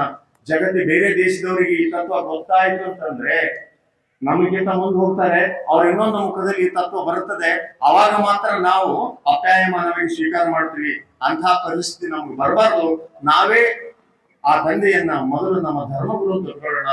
ಸೃಷ್ಟಿ ಯಾವಾಗ ಹುಟ್ಟಿದೆಯೋ ಆವಾಗನೇ ಈ ಧರ್ಮ ಹುಟ್ಟಿದೆ, ಆವಾಗನೇ ಬಸವಣ್ಣ ಹುಟ್ಟಿದ್ದಾನೆ ಎಲ್ಲ ಶರಣರು ಹೇಳ್ತಾರೆ. ಅದಕ್ಕಾಗಿ ಎಲ್ಲಿಯೂ ಸಹಿತ ಅದಕ್ಕೆ ಆತಂಕ ಬರದಂತೆ ನನಗೀಗ ಪ್ರಾರಂಭಕ್ಕೆ ಬರೋ ಮುಂದೆ ಶಾಸಕರ ಜೊತೆ ಮಾತಾಡುವಾಗ ನಮ್ಮ ಪಂಪಾಯಿ ಸ್ವಾಮಿ ಒಂದು ಮಾತು, ಒಳ್ಳೆ ಮಾತು ಹೇಳಿದ್ರು. ಏನಂತ ಹೇಳಿದ್ರೆ, ಅಮರಗಣಗಳು ಎಷ್ಟಪ್ಪ ಅಂತ ಕೇಳಿದ್ರು ನನಗೆ ಶಾಸಕರು. 770,000 ಅಂತ ಹೇಳಿದೆ ನಾನು. 1,96,000 ಚರಜಂಗಮರು ಆ ತತ್ವವನ್ನ ಬಿತ್ತಿ ಬೆಳೆದವರು. ಇವತ್ತಿನ ಹಿರೇಮಠಗಳು ಏನಿದೆಯಲ್ಲ ಹಳ್ಳಿಗಳಲ್ಲಿ, ಅವೆಲ್ಲವೂ ಸಹಿತ ಚರಜಂಗಮರ ವಾರಸುದಾರಿಕೆಯ ಮಠಗಳೇ ಹೊರತು ಬೇರೆ ಅಲ್ಲ. ಆ ಲಿಂಗ ತತ್ವವನ್ನ ಲಿಂಗ ಕಟ್ಟೋದಕ್ಕಾಗಿನೇ, ಲಿಂಗ ತತ್ವಗಳನ್ನು ಹೇಳೋದಕ್ಕಾಗಿನೇ ಇವತ್ತು ಅಂಥ ಮಠಗಳು ಸ್ಥಾಪಿತ ಆದ್ರೆ. ಆದ್ರೆ ಅಂಥ ಮನಸ್ಸುಗಳಲ್ಲಿ ವಿಕಲ್ಪವನ್ನ ತುಂಬಬಾರದು ಅಂತಕ್ಕಂಥದ್ದು ನನ್ನ ಕೋರಿಕೆ. ಬಸವಣ್ಣ ನಮ್ಮೆಲ್ಲರಿಗೂ ಗುರುವಾಗಬೇಕು. ಆತನೇ ಗುರು. ನಾವು ಒಪ್ಪಿಕೊಂಡ್ರು ಗುರು, ಒಪ್ಪಿಕೊಳ್ಳದಿದ್ರು ಗುರು. ಈ ಸೃಷ್ಟಿಯೇ ಒಪ್ಕೊಂಡಿದೆ, ಅಲ್ಲಮರಂತ ಶರಣರು ಒಪ್ಕೊಂಡಿದ್ದಾರೆ ಅಂತಕ್ಕಂಥ ನುಡಿಯನ್ನ ಇಲ್ಲಿ ನೆನಪು ಮಾಡಿಕೊಂಡು ಪ್ರತಿದಿನವೂ ಸಹಿತ ಇಂಥ ಮಾತುಗಳನ್ನ ಸವಿಯೋಣ ಅಂತಕ್ಕಂಥ ಮಾತನ್ನ ತಮ್ಮ ಜೊತೆ ಹಂಚಿಕೊಂಡು ನಾನು ಮಾತು ಮುಗಿಸ್ತಾ ಇದ್ದೇನೆ. ಶರಣಾರ್ಥಿಗಳು.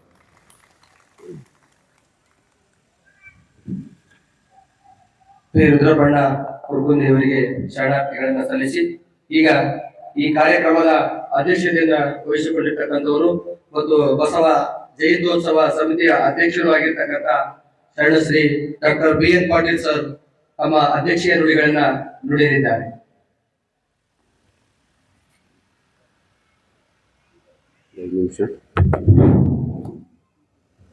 ಪರಮ ಪೂಜ್ಯ ಅನ್ನದಾನ ಮಹಾಸ್ವಾಮಿಗಳು ಮತ್ತು ಒಳಬಳ್ಳಾರಿ ಚನ್ನಬಸವೇಶ್ವರ ಮಹಾಸ್ವಾಮಿಗಳವರ ಪಾದಾವ ವೃಂದಗಳಲ್ಲಿ ನನ್ನ ದೀರ್ಘದಂಡ ನಮಸ್ಕಾರಗಳನ್ನು ಸಲ್ಲಿಸಿ ಇಂದಿನ ಈ ಉದ್ಘಾಟನಾ ಸಮಾರಂಭದ ದಿವ್ಯ ಸಾನ್ನಿಧ್ಯವನ್ನು ವಹಿಸತಕ್ಕಂತ ಪರಮ ಪೂಜ್ಯ ಮಹಾಲಿಂಗ ಮಹಾಸ್ವಾಮಿಗಳವರ ಪಾದಾರ ವೃಂದಗಳಲ್ಲಿ ನನ್ನ ದೀರ್ಘದಂಡ ನಮಸ್ಕಾರಗಳನ್ನು ಸಲ್ಲಿಸಿ ಮತ್ತು ಇಂದಿನ ಈ 10 ದಿನಗಳ ಕಾಲ ನಿರಂತರವಾಗಿ ಪ್ರವಚನವನ್ನು ಕೊಡಲು ಸಿಂಧನೂರಿಗೆ ಆಗಮಿಸತಕ್ಕಂತ ಮತ್ತೊಬ್ಬ ಪೂಜ್ಯರಾದ ಗುರುಲಿಂಗ ಮಹಾಸ್ವಾಮಿಗಳು ಹಾವೇರಿ, ಅವರಿಗೂ ಕೂಡ ನನ್ನ ದೀರ್ಘದಂಡ ನಮಸ್ಕಾರಗಳನ್ನು ಸಲ್ಲಿಸಿ ವೇದಿಕೆಯ ಮೇಲಿರ್ತಕ್ಕಂಥ ಹಿರಿಯರಾದಂತ ರುದ್ರಪ್ಪ ಕುರ್ಕುಂದಿಯವರೇ, ಬಂಧುಗಳಾದಂತ ಅಮ್ರೇಗೌಡ ವಿರ್ಪಾಪುರ್ ಅವರೇ, ಸಹೋದರಿಯರಾದಂತ ಚಿಂಚರ್ಕಿಯವರೇ ಮತ್ತು ಡಾಕ್ಟರ್ ಅನ್ನಪೂರ್ಣ ಅವರೇ ಮತ್ತು ಬಸವ ಕೇಂದ್ರದ ಅಧ್ಯಕ್ಷರಾದಂತಹ ಶರಣಪ್ಪ ತೆಂಗಿನಕಾಯಿ ಅವರೇ,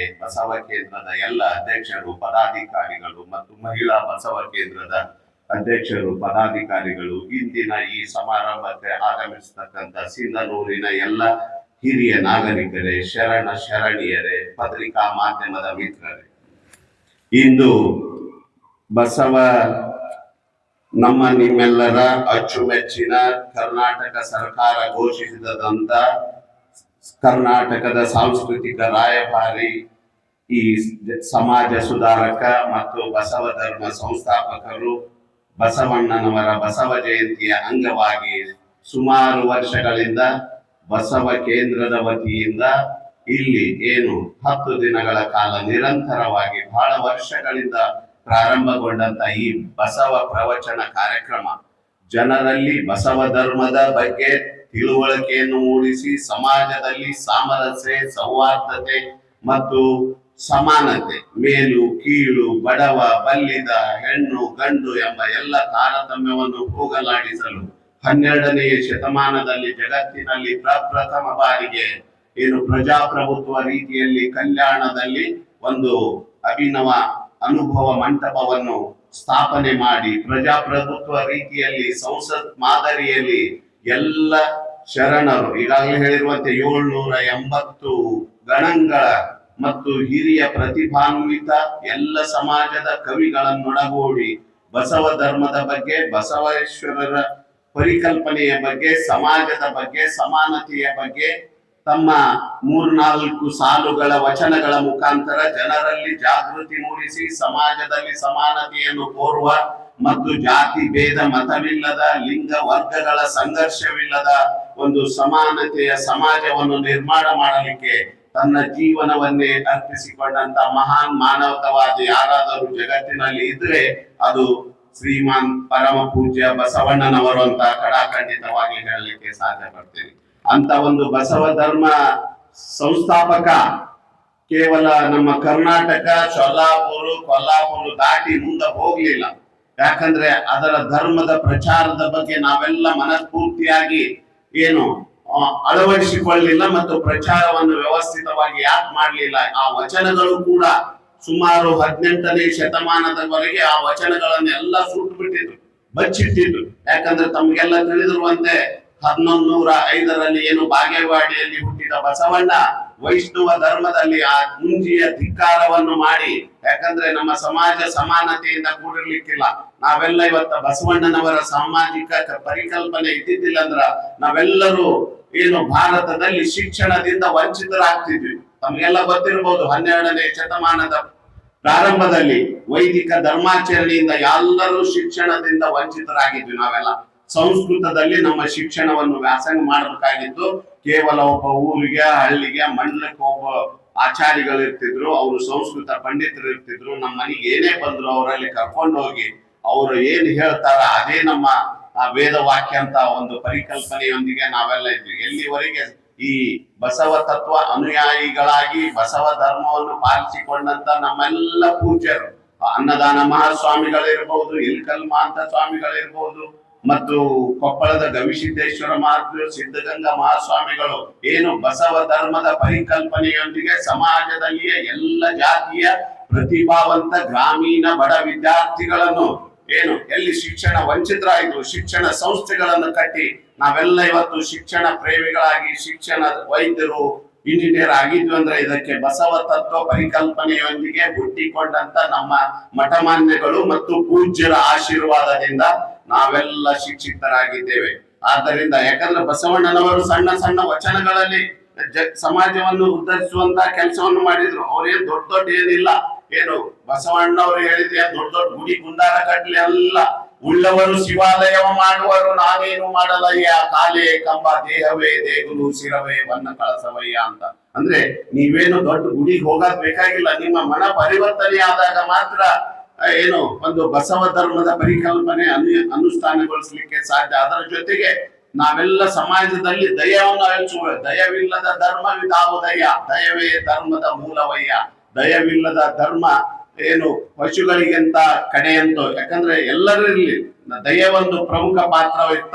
ಅದರ ಜೊತೆಗೆ ಕಾಯಕ, ನಾವು ಮಾಡುವ ಕಾಯಕದಲ್ಲಿ ಶ್ರದ್ಧೆ, ಪ್ರಾಮಾಣಿಕತೆ ಮತ್ತು ನಿಸ್ವಾರ್ಥತೆ. ಯಾವ ಮನುಷ್ಯನಲ್ಲಿ ನಿಸ್ವಾರ್ಥತೆ, ಆಂತರಿಕ ಪರಿಶುದ್ಧತೆ ಮತ್ತು ಪ್ರಾಮಾಣಿಕತೆ ಇರ್ತ ಈ ಬ್ರಹ್ಮಾಂಡದ ಯಾವ ಶಕ್ತಿಗಳು ಅಲ್ಗಾಸ್ಲಿಕ್ಕೆ ಸಾಧ್ಯವಿಲ್ಲ. Life is not about being rich popular, it is about being real humble ಅಂತ. ಇಲ್ಲೇನು ಕಟ್ಕೊಂಡು ಹೋಗಾಗಿಲ್ಲ. ಹುಟ್ಟಿದಾಗ ಉಸಿರಿರ್ತ ಹೆಸರಿರಲಿಲ್ಲ, ಸಾಯುವಾಗ ಹೆಸರಿರ್ತ ಉಸಿರಿರಲಿಲ್ಲ. ಉಸಿರು ಮತ್ತು ಹೆಸರಿನ ಮಧ್ಯೆ ನಾವು ಮಾಡುವ ಸಾಮಾಜಿಕ ಪರಿಕಲ್ಪನೆ, ಸತ್ಯ, ಪ್ರಾಮಾಣಿಕತೆ ಮತ್ತು ಆಂತರಿಕ ಪರಿಶುದ್ಧತೆಯಿಂದ ಸಮಾಜದಲ್ಲಿ ಆಗು ಹೋಗುಗಳು ಮತ್ತು ಡೊಂಕುಗಳನ್ನು ತಿದ್ದಲಿಕ್ಕೆ ನಾವೆಲ್ಲರೂ ಪ್ರಾಮಾಣಿಕ ಪ್ರಯತ್ನ ಮಾಡಿದಾಗ ಅದೇ ನಿಜವಾದ ಸಮಾಜಕ್ಕೆ ಕೊಡುವ ನಾವು ಒಂದು ಏನು ಸಮಾಜಕ್ಕೆ ಒಂದು ಕೊಡುವಂತ. ಯಾಕಂದ್ರೆ ಭಕ್ತಿ ಇರ್ಬೇಕು ಅದರಲ್ಲಿ. ಕೇವಲ ಭಕ್ತಿ ಇಲ್ಲದ ಯಾವ ಕೆಲಸ ಮಾಡ್ಲಿಕ್ಕಿನೂ ಆಗೋದಿಲ್ಲ. ಯಾಕಂದ್ರೆ ಮಾಡ್ತೀವಿ ನಾವು ಕೆಲವೊಂದೆಲ್ಲ ಕೆಲಸ ಮಾಡ್ತೀವಿ. ಡಂಬಾಚಾರದ ಭಕ್ತನಾಗಿರುವುದಕ್ಕಿಂತ ನಾಸ್ತಿಕನಾಗಿರುವುದೇ ಲೇಸ. ಮಾಡಿ ಮಾಡಿ ಕೆಟ್ಟರು ಮನವಿಲ್ಲದೆ, ನೀಡಿ ನೀಡಿ ಕೆಟ್ಟರು ನಿಜವಿಲ್ಲದೆ, ಮಾಡುವ ನೀಡುವ ನಿಜ ಗುಣ ಹೊಂದಿದ್ದರೆ ಕೂಡಿಕೊಂಡಿಪ್ಪ ನಮ್ಮ ಕೂಡಲ ಸಂಗಮ ದೇವ ಅಂತ. ನೀವ್ ಯಾವುದೇ ಕೆಲಸ ಮಾಡ್ರಿ, ಶ್ರದ್ಧೆ, ಪ್ರಾಮಾಣಿಕತೆ, ಆಂತರಿಕ ಪರಿಶುದ್ಧತೆ ಇದ್ದಾಗ ಮಾತ್ರ, ಕೇವಲ ಡಂಬಾಚಾರಕ್ಕಾಗಿ, ಇವನ್ ವೈದ್ಯನಾಗಿ ಕೂಡ ನಾ ಹೇಳ್ತೀನಿ, ನೀವು ಮಾಡುವ ಕೆಲಸದಲ್ಲಿ ಪ್ರಾಮಾಣಿಕತೆ ಇರ್ಬೇಕು. ಅದು ರೋಗಿ ಇರ್ಲಿ, ಯಾರ ಇರ್ಲಿ. ಆಮೇಲೆ ಹಣದ ಬಗ್ಗೆ ಯೋಚನೆ ಮಾಡ್ಬೇಕು. ಏನೇ ಕೆಲಸ ಮಾಡ್ರಿ ನೀವು ಒಂದು ರೋಗಿಗಳ ಸೇವೆ ಮಾಡುವಾಗ ಆ ಒಂದು ತತ್ವವನ್ನು ಅಳವಡಿಸಿ, ಬಸವಣ್ಣನವರ ತತ್ವವನ್ನು ಅಳವಡಿಸಿಕೊಂಡಾಗ ಮಾತ್ರ. ಯಾಕಂದ್ರೆ ಹಣ ಹೆಂಗಿತ್ತ, ಹಣ ಎನ್ನುವವನು ಹೆಣವಾದಾಗ ಹಣ ಪರರ ಪಾಲು, ಹೆಣ ಮಣ್ಣು ಪಾಲು ಅಂತ. ಅದಕ್ಕೆ ಯಾಕಂದ್ರೆ ಶ್ರೀಮಂತಿಕೆ ಬಂತಂದ್ರೆ ಹೆಂಗ ಹಾವು ತಿಂದವರ ನುಡಿಸಬಹುದು, ಗರ ಹೊಡೆದವರ ನುಡಿಸಬಹುದು, ಆದರೆ ಸಿರಿಗರ ಹೊಡೆದವರನ್ನು ನುಡಿಸಲು ಸಾಧ್ಯವಿಲ್ಲಯ್ಯ ಕೂಡಲ ಸಂಗಮ ದೇವ. ಬಡತನವೆಂಬ ಮಂತ್ರವಾದಿ ಹೋಗಲು ಒಡನೆ ನುಡಿವರಯ್ಯ ಕೂಡಲ ಸಂಗಮ ದೇವ ಅಂತ. ಆದ್ದರಿಂದ ನಾವು ಮಾಡುವ ಕೆಲಸ, ಅದರ ಜೊತೆಗೆ ನಾನೇನ್ ನೋಡಿದೆ, ಭಾರತದಲ್ಲಿ ಹುಟ್ಟಿದಂತ ಏನು ಬುದ್ಧ, ಬಸವ, ಅಂಬೇಡ್ಕರ್ ಅಂತ ಹೇಳ್ತೀವಿ. ಬಸವ, ಬುದ್ಧ 580 ರಿಂದ 530 ಕ್ರಿಸ್ತ ಶಕ ಪೂರ್ವದಲ್ಲಿ ಸ್ಥಾಪಿಸಿದ ಬೌದ್ಧ ಧರ್ಮ ಏನು ಆಸೆಯೇ ದುಃಖಕ್ಕೆ ಮೂಲ, ಅಹಿಂಸೆಯೇ ಪರಮ ಧರ್ಮ ಅಂತ ಹೇಳಿದ್ರು. ಆದರೆ ಆ ಬುದ್ಧನ ಬೌದ್ಧ ಧರ್ಮದಿಂದ ಪ್ರೇರೇಪಿತರಾದಂತ ಇವನ್ನ ಚಂದ್ರಗುಪ್ತ ಮೌರ್ಯ, ಅವರ ಮಗ ಬಿಂದುಸಾರ, ಅನಂತರ ಬಂದ ಅಶೋಕ ಚಕ್ರವರ್ತಿ 280 ರಿಂದ 230 ಕ್ರಿಸ್ತ ಶಕ ಪೂರ್ವದಲ್ಲಿ ತನ್ನ ಸಾಮ್ರಾಜ್ಯ ಕಳಿಂಗ ಯುದ್ಧದಿಂದ ಮನ ಪರಿವರ್ತನೆಗೊಂಡು ಏನು ಜೀವನದಲ್ಲಿ ಒಂದು ಬೇಸರವನ್ನು ತಂದುಕೊಂಡು ಬೌದ್ಧ ಧರ್ಮದ ಪ್ರತಿಪಾದನೆಯಲ್ಲಿ ಏನು ಕಳಿಂಗರ ಯುದ್ಧದ ರಕ್ತಪಾತವನ್ನು ನೋಡಿ ಮನೋ ಪರಿವರ್ತನೆ ಮಾಡಿ ತನ್ನ ಸಾಮ್ರಾಜ್ಯಕ್ಕೆ ಎಲ್ಲ ಬಿಟ್ಟು ತನ್ನ ಮಕ್ಕಳನ್ನು ಕೂಡ ಸಾಮ್ರಾಜ್ಯದಿಂದ ರಾಜಮನೆತನದಿಂದ ಹೊರಗಿಟ್ಟು ಈ ಬೌದ್ಧ ಧರ್ಮ ಪ್ರಚಾರ ಮಾಡ್ಲಿಕ್ಕೆ ಪ್ರಾರಂಭ ಮಾಡಿದ್ರು. ಆದ್ದರಿಂದ ನಾನು ಹೋದಂತ ಸುಮಾರು 50 ದೇಶಗಳು, ಸೌತ್ ಈಸ್ಟ್ ಕಂಟ್ರಿ, ಅದು ನೇಪಾಳದಿಂದ ಹಿಡ್ಕೊಂಡು Cambodia, Vietnam, Thailand, Japan, Korea, Taiwan, China, Malaysia, Singapore, Sri Lanka, ಎಲ್ಲ ಸೌತ್ ಈಸ್ಟ್ ಕಂಟ್ರಿಯಲ್ಲಿ ನೀವು ಅತ್ಯಂತ ಅದ್ಭುತವಾದ ಬೌದ್ಧ ಧರ್ಮದ ಸ್ತೂಪಗಳು, ಬೌದ್ಧ ಧರ್ಮ ಮಂದಿರಗಳು ಮತ್ತು ಬೌದ್ಧ ಧರ್ಮದ ಏನು ಒಂದು ಪಿನ್ ಡ್ರಾಪ್ ಸೈಲೆನ್ಸ್ ಇದನ್ನು ನೋಡ್ಬೋದು ನೀವು. ಅಂತ ಒಂದು ಬೌದ್ಧ ಧರ್ಮ ಭಾರತ ದೇಶದಲ್ಲಿ ಸತ್ತು ಹೋಯ್ತು. ಭಾರತದಲ್ಲಿ ಇಟ್ ವಾಸ್ ಅಂತ ಅದು ಸಾಯ್ಲಿಲ್ಲ, ಅದನ್ನು ಕೊಲ್ಲಲ್ಪಟ್ರಂತ. ಬೌದ್ಧ ಧರ್ಮವನ್ನು ಕೊಂದು, ಯಾಕಂದ್ರೆ ಉಚ್ಛ್ರಾಯ ಸ್ಥಿತಿಯಲ್ಲಿದ್ದ ಬೌದ್ಧ ಧರ್ಮವನ್ನು ನೋಡಿ ಇಂದಿನ ಈ ಕೆಲವೊಂದು ಪಟ್ಟಭದ್ರ ಹಿತಾಸಕ್ತಿಗಳು ತಡ್ಕೊಳ್ಳಿಕ್ ಸಾಧ್ಯ ಆಗ್ಲಿಲ್ಲ. ಆ ಬೌದ್ಧ ಧರ್ಮದ ಲಿಪಿಯನ್ನು ಮತ್ತು ತಮಗೆಲ್ಲ ಗೊತ್ತಿರುವಂತೆ ನಳಂದ ವಿಶ್ವವಿದ್ಯಾಲಯ ಸುಮಾರು 10,000 ವಿದ್ಯಾರ್ಥಿಗಳನ್ನೊಳಗೊಂಡ 10,000 ಗ್ರಂಥಗಳನ್ನೊಳಗೊಂಡಂತ ನಳಂದ ವಿಶ್ವವಿದ್ಯಾಲಯವನ್ನು ಅಲ್ಲಾವುದ್ದೀನ್ ಖಿಲ್ಜಿ ಇವರೆಲ್ಲ ನಿರಂತರವಾಗಿ ಸುಟ್ಟಾಕಿದ್ರು. ಅದು ಖಿಲ್ಜಿಯ ಸುಟ್ಟಾಕಿನೋ ಇಲ್ಲ, ನಮ್ಮ ಆಂತರಿಕ ಸಂಘರ್ಷದಿಂದ ಆ ಇಡೀ ಲೈಬ್ರರಿನೇ ಸುಟ್ರು. 6 ತಿಂಗಳ ಕಾಲ ಆ ಗ್ರಂಥಾಲಯ ಸುಟ್ಟು ಹೋಯ್ತು. ಅಂದ್ರೆ ಬೌದ್ಧ ಧರ್ಮದ ಯಾವುದು ಕುರುಗಳು ಅದರಲ್ಲಿ ಏನಿತ್ತು, ಸಮಾನತೆ ಇತ್ತು, ಶಾಂತಿ ಸೌಹಾರ್ದತೆ ಇತ್ತು ಆ ಧರ್ಮದಲ್ಲಿ. ಅಂದ್ರೆ ಕೆಲವೊಂದು ವ್ಯಕ್ತಿಗಳು ಯಾವುದೇ ಸಮಾನತೆ ಇರಬಾರ್ದು, ಹೊರಗಾಗಿ ಸಮಾನತೆ ಇರಬಹುದು, ಆಂತರಿಕವಾಗಿ ಯಾರು ಶಿಕ್ಷಣದಿಂದ ಮುಂದೆ ಹೋಗಬಾರ್ದು, ಸಮಾನರಾಗಿರಬಾರ್ದು. ಈ ಮನಸ್ಥಿತಿಯಿಂದ ಹೊರಬಂದಾಗ ಮಾತ್ರ ಭಾರತ ಒಂದು ಭವ್ಯ, ಸುಭದ್ರ, ಸಶಕ್ತ ಪ್ರಜಾಪ್ರಭುತ್ವ ರಾಷ್ಟ್ರವಾಗಿ ಮಾಡ್ಲಿಕ್ಕೆ ಸಾಧ್ಯ ಆಗ್ಬಹುದು ಅಂತ ಒಂದು 6 ತಿಂಗಳ ಕಾಲ ಸುಟ್ಟೋಯ್ತು. ಆದ್ರಿಂದ ನೀವೆಲ್ಲ ಬೇರೆ ದೇಶ ಹೋಗಿ ಬಂದಾಗ ಆ ಒಂದು ಧರ್ಮ ಎಷ್ಟು ಉಚ್ಛ್ರಾಯ ಸ್ಥಿತಿಯಲ್ಲಿತ್ತು, ಭಾರತದಲ್ಲಿ ಯಾಕೆ ಆಯ್ತು ಅಂತ.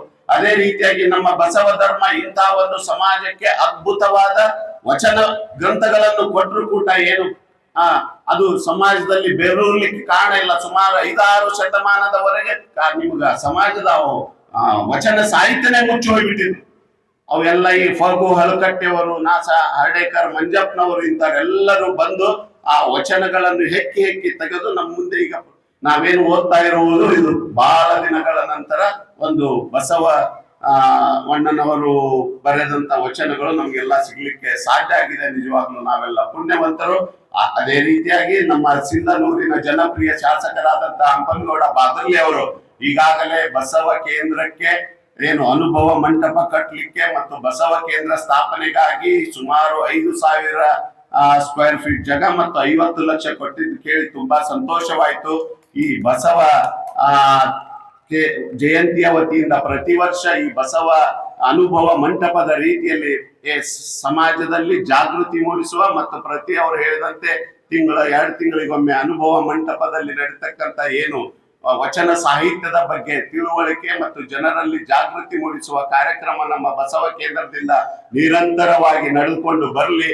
ಮತ್ತು 10 ದಿನಗಳ ಕಾಲ ಈ ಪ್ರವಚನವನ್ನು ಉಣಬಡಿಸಲಿಕ್ಕೆ ಬಂದಂತ ಪೂಜ್ಯರಿಗೆ ತಾವೆಲ್ಲ ಹೆಚ್ಚಿನ ಸಂಖ್ಯೆಯಲ್ಲಿ ಬಂದು 10 ದಿನಗಳ ಕಾಲ ಸಿಂಧನೂರಿನಲ್ಲಿ ವಚನ ಸಾಹಿತ್ಯ ಮತ್ತು ಬಸವ ಕೇಂದ್ರದ ಬಗ್ಗೆ ಹೆಚ್ಚಿನ ತಿಳುವಳಿಕೆ ಪಡ್ಕೊಳ್ಳಿ ಮತ್ತು ಬಸವ ತತ್ವದ ಬಗ್ಗೆ ಇನ್ನೂ ಹೆಚ್ಚಿನ ರೀತಿಯಲ್ಲಿ ಪ್ರಚಾರ ಸಿಗಲಿ ಅಂತ ಹೇಳಿ ಸಿಂಧನೂರು ಸಾಮಾಜಿಕ ಸಾಮರಸ್ಯ ಸೌಹಾರ್ದತೆಗಾಗಿ ಹೆಸರಾಗಿ ತಾವೆಲ್ಲ ತಿಳಿದಿರುವಂತೆ ಏನು ದಸರಾ ಉತ್ಸವ ಇರ್ಬೋದು, ಮುಂದಿನ ಈ ಯುಗಾದಿ ಉತ್ಸವ ಇರ್ಬೋದು, ಬರುವ ಬಸವ ಜಯಂತಿ ತನ್ನದೇ ರೀತಿಯಲ್ಲಿ ಸಾಮಾಜಿಕ ಸೌಹಾರ್ದತೆ ಮತ್ತು ಸಾಮಾಜಿಕ ಪರಿಕಲ್ಪನೆ ಮತ್ತು ಸಮಾನತೆಗಾಗಿ ನಾವು ಹೆಚ್ಚಿನ ರೀತಿಯಲ್ಲಿ ಹಬ್ಬ ಹರಿದಿನಗಳನ್ನು ಸಿಂಧನೂರಿನಲ್ಲಿ ಆಚರಣೆ ಮಾಡಿ ಧಾರ್ಮಿಕ, ಸಾಮಾಜಿಕ, ಆರ್ಥಿಕ ಸಾಮರಸ್ಯವನ್ನು ಮಾಡಿಕೊಂಡು ಹೋಗೋಣ ಅಂತ ಹೇಳಿ ಮತ್ತೊಮ್ಮೆ ತಮ್ಮೆಲ್ಲರಿಗೂ ನನಗೆ 4 ಮಾತು ಮಾತಾಡಲು ಅವಕಾಶ ಮಾಡಿಕೊಟ್ಟಂತ ಈ ಒಂದು ಬಸವ ಉತ್ಸವ ಸಾಂಸ್ಕೃತಿಕ ಸಮಿತಿಯ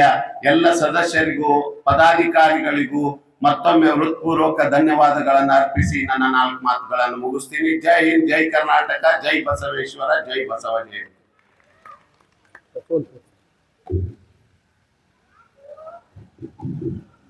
ಸಕಲ ಜೀವಾತ್ಮರಿಗೆ ಲೇಸನ್ನೇ ಬಯಸುವುದು ಯಾವುದಾದ್ರೂ ಜಗತ್ತಿನಲ್ಲಿ ಧರ್ಮ ಅಂತಿದ್ರೆ ಅದು ಬಸವ ಧರ್ಮ, ಅದು ಲಿಂಗಾಯತ ಧರ್ಮ, ಅದು ಶರಣ ಧರ್ಮ ಅಂತಕ್ಕಂಥ ಮಾತನ್ನ ಈ ಸಂದರ್ಭದಲ್ಲಿ ಮತ್ತೊಮ್ಮೆ ತಮಗೆಲ್ಲರಿಗೆ ತಿಳಿಸುತ್ತಾ ಧನ್ಯವಾದಗಳು. ಶರಣಾರ್ಥಿಗಳು sir doctor BN Patil sir ತಮಗೆ.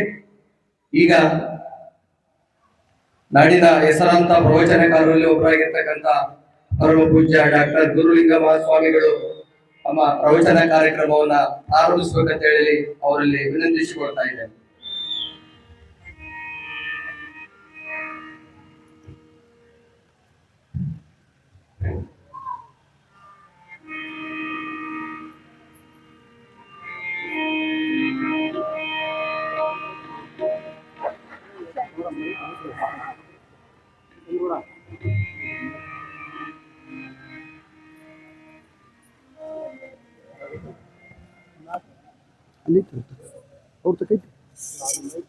ಕೂತೀನಿ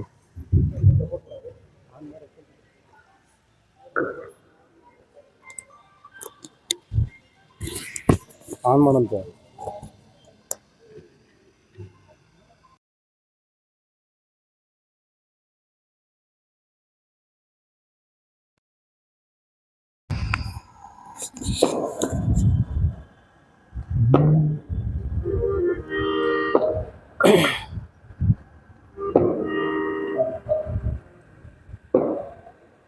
Hello, hello, hello, hello, hello, hello, hello, hello, hello.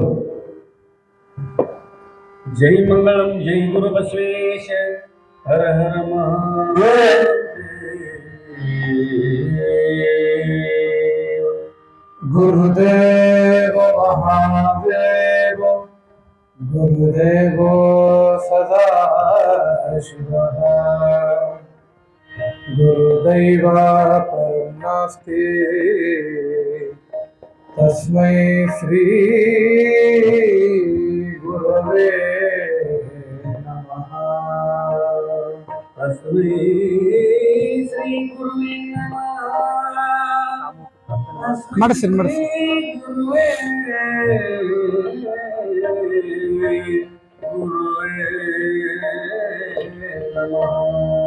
ಬಸವಣ್ಣನೇ ತಾಯಿ ಬಸವಣ್ಣನೇ ತಂದೆ ಬಸವಣ್ಣನೇ ಪರಮ ಬಂಧು ಎನಗೆ ಹೊಸದೀಶ ಕಪಿಲ ಸಿದ್ಧ ಮಲ್ಲಿಕಾರ್ಜುನ ನಿಮ್ಮ ಹೆಸರಿಟ್ಟ ಗುರು ಬಸವಣ್ಣನಯ್ಯ. ನಿಮ್ಮ ಹೆಸರಿಟ್ಟ ಗುರು ಬಸವಣ್ಣನಯ್ಯ. ನಿಮ್ಮ ಹೆಸರಿಟ್ಟ ಗುರು ಬಸವಣ್ಣನಯ್ಯ. ನಿಮ್ಮ ಹೆಸರಿಟ್ಟ ಗುರು ಬಸವಣ್ಣನಯ್ಯ. ಜಗದಗಲ ಮುಗಿಲಗಲ ಮಿಗೆಯಗಲ ನಿಮ್ಮಗಲ ಪಾತಾಳದಿಂದ ತತ್ತ ನಿಮ್ಮ ಶ್ರೀ ಚರಣ ಬ್ರಹ್ಮಾಂಡದಿಂದ ತತ್ತ ನಿಮ್ಮ ಶ್ರೀ ಮುಕುಟ ಅಗಮ್ಯ ಅಗೋಚರಣ ಪ್ರತಿಮಲಿಂಗವೇ ಕೂಡಲ ಸಂಗಮ ದೇವ ನೀವೆನ್ನ ಕರಸ್ಥಲಕ್ಕೆ ಬಂದು ಚುಳುಕಾದಿರಯ್ಯ. ಕೂಡಲ ಸಂಗಮ ದೇವ ನೀವೆನ್ನ ಕರಸ್ಥಲಕ್ಕೆ ಬಂದು ಚುಳುಕಾದಿರಯ್ಯ ಚುಳುಕಾದಿರಯ್ಯ. ಜಯ ಗುರು ಬಸವೇಶ ಜಯ ಗುರು ಬಸವೇಶ. ಜಯ ಮಂಗಳಂ ಜಯ ಗುರು ಬಸವೇಶ ಹರ ಹರ ಮಹಾದೇವ. ಆತ್ಮೀಯ ಶರಣ ಬಂಧುಗಳೇ, ಎಲ್ಲರೂ ಬಸವ ಭಕ್ತಿಯ ಪ್ರಾರ್ಥನೆಯೊಳಗೆ ಪಾಲ್ಗೊಳ್ಬೇಕು. ನಮ್ಮ ಗವಾಯಿಗಳು ಪ್ರಾರ್ಥನೆ ಗೀತೆಯನ್ನು ಹೇಳಿಕೊಡ್ತಾರೆ. ಆ ಪ್ರಾರ್ಥನೆಯಲ್ಲಿ ತಾವು ಕೂಡ ಪಾಲ್ಗೊಳ್ಳಬೇಕಾಗಿ ವಿನಂತಿ. ಓಂ ಶ್ರೀ ಗುರು ಬಸವಲಿಂಗಾಯ ನಮಃ. ಓಂ ಶ್ರೀ ಗುರು ಬಸವಲಿಂಗಾಯ ನಮಃ. ಜಯ ಗುರುದೇವ ಬಸವಣ್ಣ ಗುರುದೇವ ಬಸವಣ್ಣ ಭಾಗ್ಯವಾದಿಯ ನಮ್ಮಣ್ಣ. ಜಯ ಗುರುದೇವ ಬಸವಣ್ಣ ಭಾಗ್ಯವಾದಿಯ ನಮ್ಮಣ್ಣ. ನೀತಿ ನಿಯಮವ ತಿಳಿಸಣ್ಣ ನೀತಿ ನಿಯಮವ ಕಲಿಸಣ್ಣ. ಜಯ ಗುರುದೇವ ಬಸವಣ್ಣ ಭಾಗ್ಯವಾದಿಯ ನಮ್ಮಣ್ಣ. ಜಯ ಗುರುದೇವ ಬಸವಣ್ಣ ಭಾಗ್ಯವಾದಿಯ ನಮ್ಮಣ್ಣ. ದಾನತ್ವವನ್ನು ಬಿಡಿಸಣ್ಣ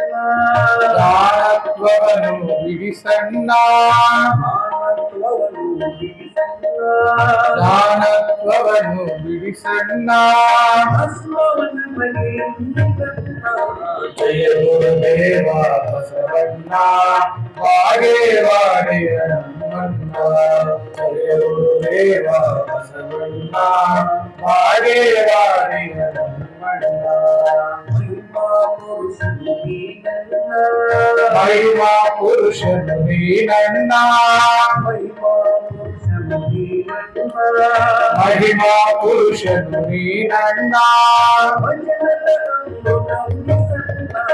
ಜಯ ಗುರುದೇವ ಬಸವಣ್ಣ ಮಾಡಿ ಮಾಡಿ ನಮ್ಮಣ್ಣ ಜಯ ಗುರುದೇವ ಬಸವಣ್ಣ ಮಾಡಿ ಮಾಡಿ ನಮ್ಮಣ್ಣ ದಾಸೋಹಮೂರ್ತಿ ಬಸವಣ್ಣ ದಾಸೋಹಮೂರ್ತಿ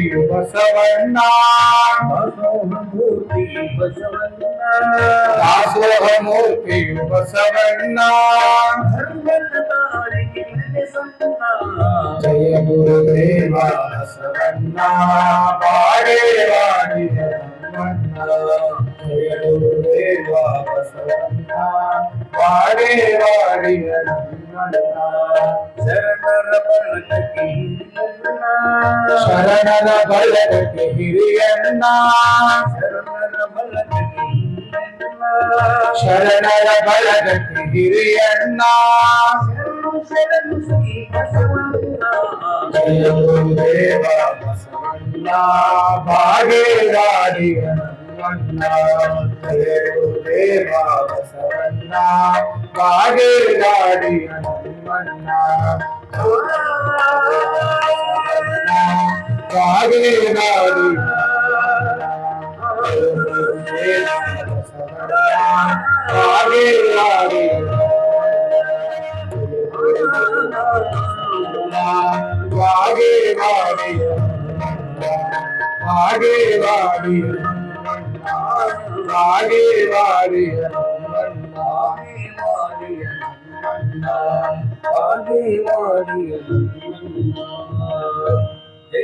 जय गुरु बसवेश हर हर महादेव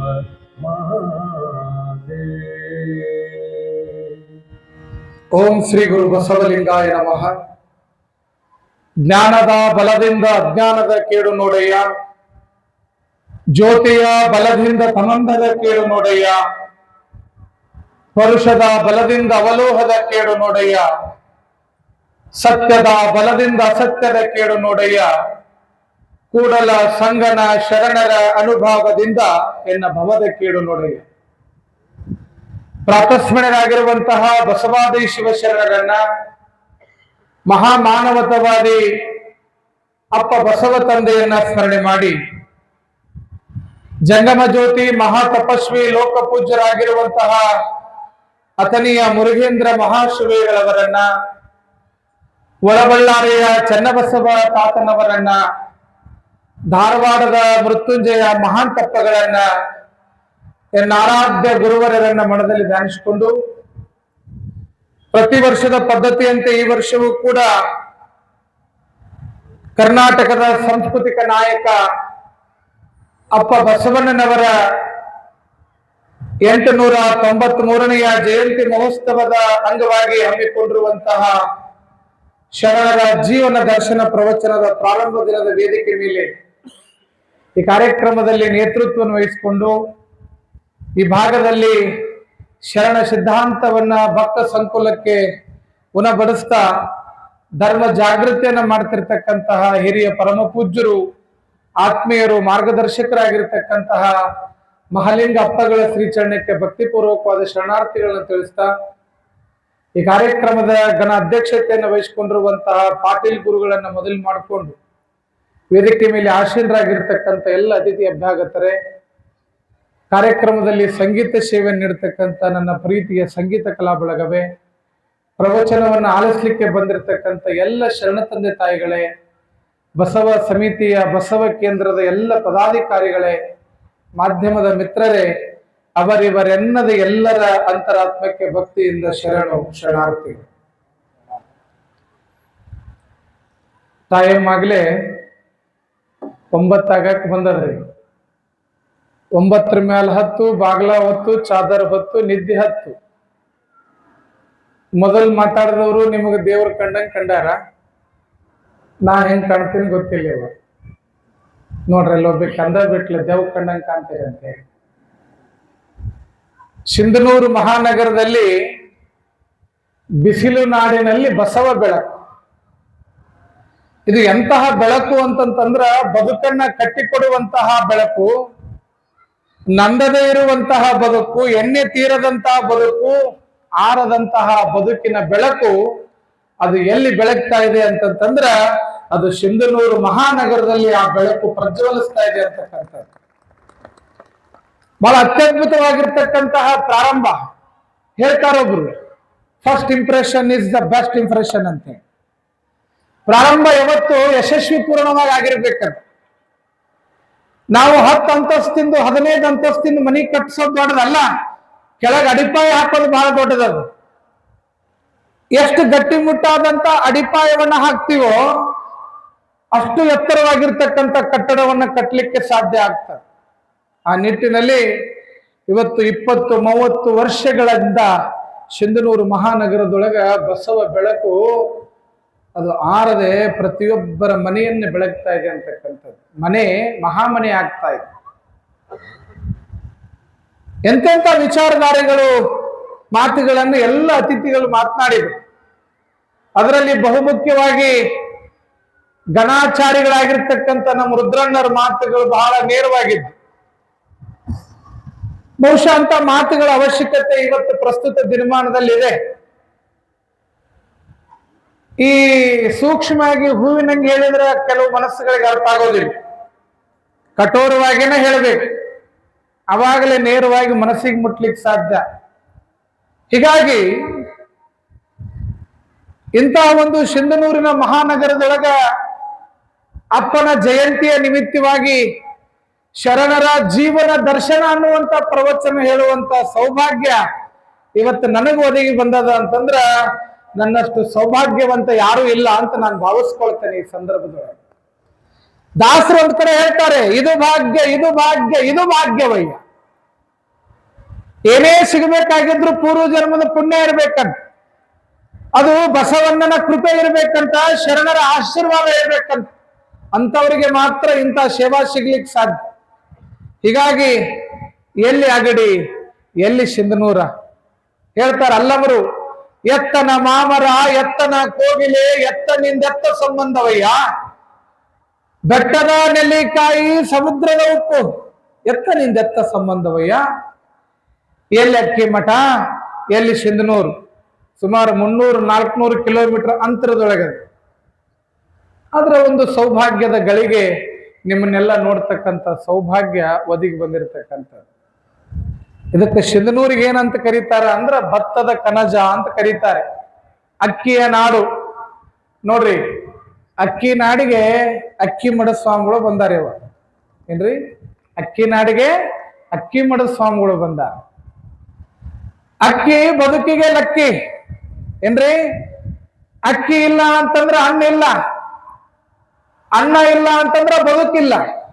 ಹೀಗಾಗಿ ಮನುಷ್ಯ ಬದುಕಲಿಕ್ಕೆ ಅಕ್ಕಿ ಎಷ್ಟು ಅವಶ್ಯಕತೆ ಅದ, ಹಂಗ ಈ ಸಮಾಜದೊಳಗ ಒಬ್ಬ ಮಾನವೀಯತೆಯಿಂದ ಬದುಕಬೇಕಾದ್ರ ಲಿಂಗಾಯತ ಧರ್ಮದ ಅವಶ್ಯಕತೆ ಕೂಡ ಅಷ್ಟೇ ಅದೇ ಅನ್ನುವಂಥದ್ದನ್ನ ನಾವು ಈ ವೇದಿಕೆ ಮುಖಾಂತರವಾಗಿ ತಿಳ್ಕೊಳ್ಬೇಕಾಗ್ತದೆ.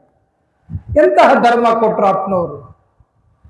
ಸರಳತೆಯ ಜೀವನದ ಬದುಕು, ಎಂತಹ ಬದುಕನ್ನ ಬದುಕುವಂತ ಅವಕಾಶ ಶರಣ ಸಾಹಿತ್ಯ ಕೊಟ್ಟದ ಅಂತಂದ್ರ ಎಲ್ಲ ಧರ್ಮಗಳು ಇನ್ನೊಂದು ಧರ್ಮಗಳನ್ನ ತುಳಿದು ಬದುಕೋದು ಹೇಳಿದ್ರೆ, ಎಲ್ಲ ಧರ್ಮಗಳು ಇನ್ನೊಂದು ಧರ್ಮವನ್ನು ಅವಹೇಳನ ಮಾಡಿ ಬದುಕೋದನ್ನ ಕಲಿಸಿದ್ರೆ, ಬಹುಶಃ ತುಳಿದು ಬದುಕೋದನ್ನ ಶರಣ ಸಾಹಿತ್ಯ ಕಲಿಸ್ಲಿಲ್ಲ. ಸಮಾಜದೊಳಗ ತಿಳಿದು ಬದುಕೋದನ್ನ ಕಲಿಸಿರ್ತಕ್ಕಂಥ ಸಾಹಿತ್ಯ ಅದು ಶರಣ ಸಾಹಿತ್ಯ ಅನ್ನುವಂಥದ್ದನ್ನ ನಾವು ತಿಳ್ಕೊಳ್ಬೇಕಾಗ್ತದೆ. ತುಳಿದು ಬದುಕುವುದಕ್ಕಿಂತ ತಿಳಿದು ಬದುಕು ಏನ್ರಿ. ತುಳಿದು ಬದುಕೋದು ಬದುಕಲ್ಲ.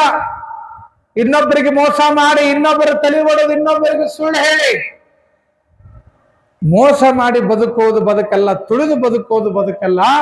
ತಿಳಿದು ಬದುಕುವುದು ನಿಜವಾದ ಬದುಕಾಗ್ತದೆ. ಅಂತಹ ಬದುಕನ್ನ ತಿಳಿಸಿದವರು 12ನೇ ಶತಮಾನದ ಬಸವಾದಿ ಪ್ರಮುಖರು. ಯಾಕವರನ್ನ 900 ವರ್ಷಗಳಾದ ಮೇಲೂ ಕೂಡ ನಾವು ನೆನೆಸ್ತೇವೆ. ಅರೆ, ನಮ್ಮ ಅಜ್ಜನ ಹೆಸರು ಗೊತ್ತಿಲ್ಲ ನಮಗ. ನಮ್ಮ ಮನೆಯಾಗ ಒಂದ ರಕ್ತದಾಗ ಒಂದ ಕುಟುಂಬದಾಗ ಬದುಕಿದ ಅಜ್ಜನ ಹೆಸರು ಹೇಳಕ್ ಬರಂಗಿಲ್ಲ. ಆದ್ರೆ 900 ವರ್ಷಗಳ ಹಿಂದೆ ಬದುಕಿ ಬಾಳಿ ಹೋದಂತ ಶರಣರನ್ನು ಇವತ್ತು ಕೂಡ ನೆನೆಸ್ತೀವಿ ಅಂತಂದ್ರ ಅವರ ಬದುಕು ಎಷ್ಟು ಆದರ್ಶವಾಗಿತ್ತು ಅನ್ನುವಂಥದ್ದನ್ನ ಕಲ್ಪನೆ ಮಾಡ್ಕೊಳ್ಬೇಕಾಗ್ತದೆ. ಕೃಷ್ಣದೇವರಾಯನ ಆಡಳಿತದೊಳಗೆ ಮುತ್ತು ರತ್ನಗಳನ್ನ ಶೇರಿನೊಳಗೆ ಮಾಡ್ತಿದ್ರು ಅಂತ ಇತಿಹಾಸಕಾರರು ಹೇಳ್ತಾರೆ. ಆದ್ರೆ ಮುತ್ತು ರತ್ನ ಮಾರೋರು ಇಲ್ಲ, ಅವಾಗ ಆಡಳಿತ ಮಾಡಿದ ಒಂದು ಫೋಟೋನು ಇಲ್ಲ. ಕೃಷ್ಣದೇವರಾಯನ ಇವತ್ತು ಹಾಳು ಹಂಪಿಯಾಗಿ ಸುರಿಯಾಕತ್ತದ. ಬದುಕು ಅನ್ನುವಂಥದ್ದು ತೋರಿಕೆಯ ಬದುಕಾಗಬಾರ್ದು. ಇವತ್ತು ಆಡಂಬರ ಬದುಕನ್ನ ಬದುಕಿ ಹೋದವರು ರಾಜ ಮಹಾರಾಜರಾದ್ರೆ, ಆದರ್ಶದ ಬದುಕನ್ನ ಬದುಕಿ ಹೋದವರು ಬಸವಾದಿ ಪ್ರಮಥರು ಈ ಸಮಾಜದೊಳಗ. ನಿಮ್ಮ ಹಾಗೆ ಈ ಸಮಾಜದೊಳಗೆ ಬದುಕಿ ಬಾಳಿ ಹೋದವರು 12ನೇ ಶತಮಾನದ ಬಸವಾದಿ ಶರಣರು. ಹೀಗಾಗಿ ಅಂತಹ ಶರಣರ ಸಿದ್ಧಾಂತದ ಜೀವನ ದರ್ಶನ ಪ್ರವಚನ ಅಂತಿಂತವ್ರ ಜೀವನ ನಾವು ನೋಡಕತ್ತಿಲ್ಲ. ಯಾರ ಜೀವನ ದರ್ಶನ ನೋಡ್ತಾ ಇದ್ದೇವ್ರಿ? ಶರಣರ ಜೀವನ ದರ್ಶನವನ್ನ ನೋಡ್ತಾ ಇದ್ದೇವೆ, ಕೇಳ್ತಾ ಇದ್ದೇವೆ. ಇಲ್ಲೆಲ್ಲ ಬಹಳ ಜನ ಅಣ್ಣಂದ್ರು ಬಂದಿದ್ದೀರಿ, ನಮ್ಮ ಅಕ್ಕನವರು ಬಂದಿದಾರ, ತಾಯಂದ್ರ ಬಳಗಂತರೂ ಜಾಸ್ತಿ ಅದೇವ. ಆ ಕಡೆ ಕಟ್ಟಿ ಮೇಲೂ ಕುಂತಾರ.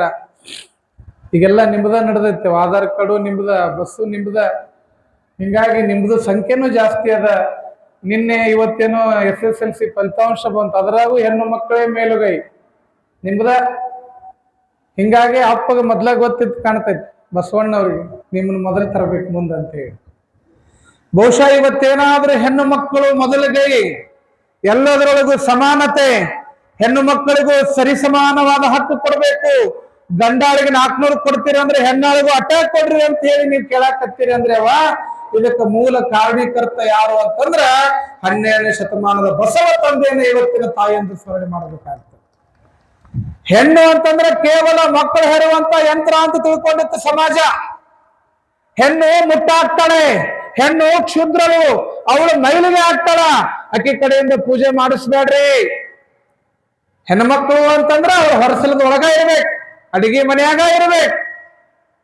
ದೇವಸ್ಥಾನಗಳಿಗೆ ಪ್ರವೇಶ ಇರಲಿಲ್ಲ ಹೆಣ್ಮಕ್ಳಿಗೆ. ಈಗ ಬಂದಿಷ್ಟು ಧೈರ್ಯವಾಗಿ ಕುಂತೀರಿ ನೀವು, ಮನೆ ಬಿಟ್ಟು ಹೊರಗೆ ಬರಂಗಿರ್ಲಿಲ್ಲ. ತಾಳಿ ಕಟ್ಕೊಂಡು ಒಂದು ಮುಖ ನೋಡಿದ 3 ವರ್ಷ ಆಗ್ತಿತ್ತಕ್ಕೆ ಹಣೆ ಬರಕ್, ಅಂತ ಪರಿಸ್ಥಿತಿ ಇತ್ತು ಹೆಣ್ಮಕ್ಳು. ಸತಿ ಸಹಗಮನ ಪದ್ಧತಿ ಇತ್ತು. ಗಂಡ ಸತ್ತ ಅಂತಂದ್ರೆ ಹೆಂಡತಿನೂ ಆಗ ಪ್ರಾಣ ತ್ಯಾಗ ಮಾಡುವಂತಹ ನೀಚ ಪ್ರವೃತ್ತಿ ಇತ್ತು. ಹೆಣ್ಣಿನ ತಲೆ ಬೋಳಿಸ್ತಕ್ಕಂತ ಪ್ರವೃತ್ತಿ ಇತ್ತು. ಯಾವ ಹೆಣ್ಣಿಗೆ ಕುಂಕುಮ ಅರಿಶಿನ ಆ ಹುಟ್ಟಿನಿಂದ ಬಂದ್ರು ಕೂಡ ಗಂಡ ಸತ್ತಾನ ಅಂತಂದ್ರೆ ವಿಧಿವೆ ಅಂತಕ್ಕಂತ ಪಟ್ಟ,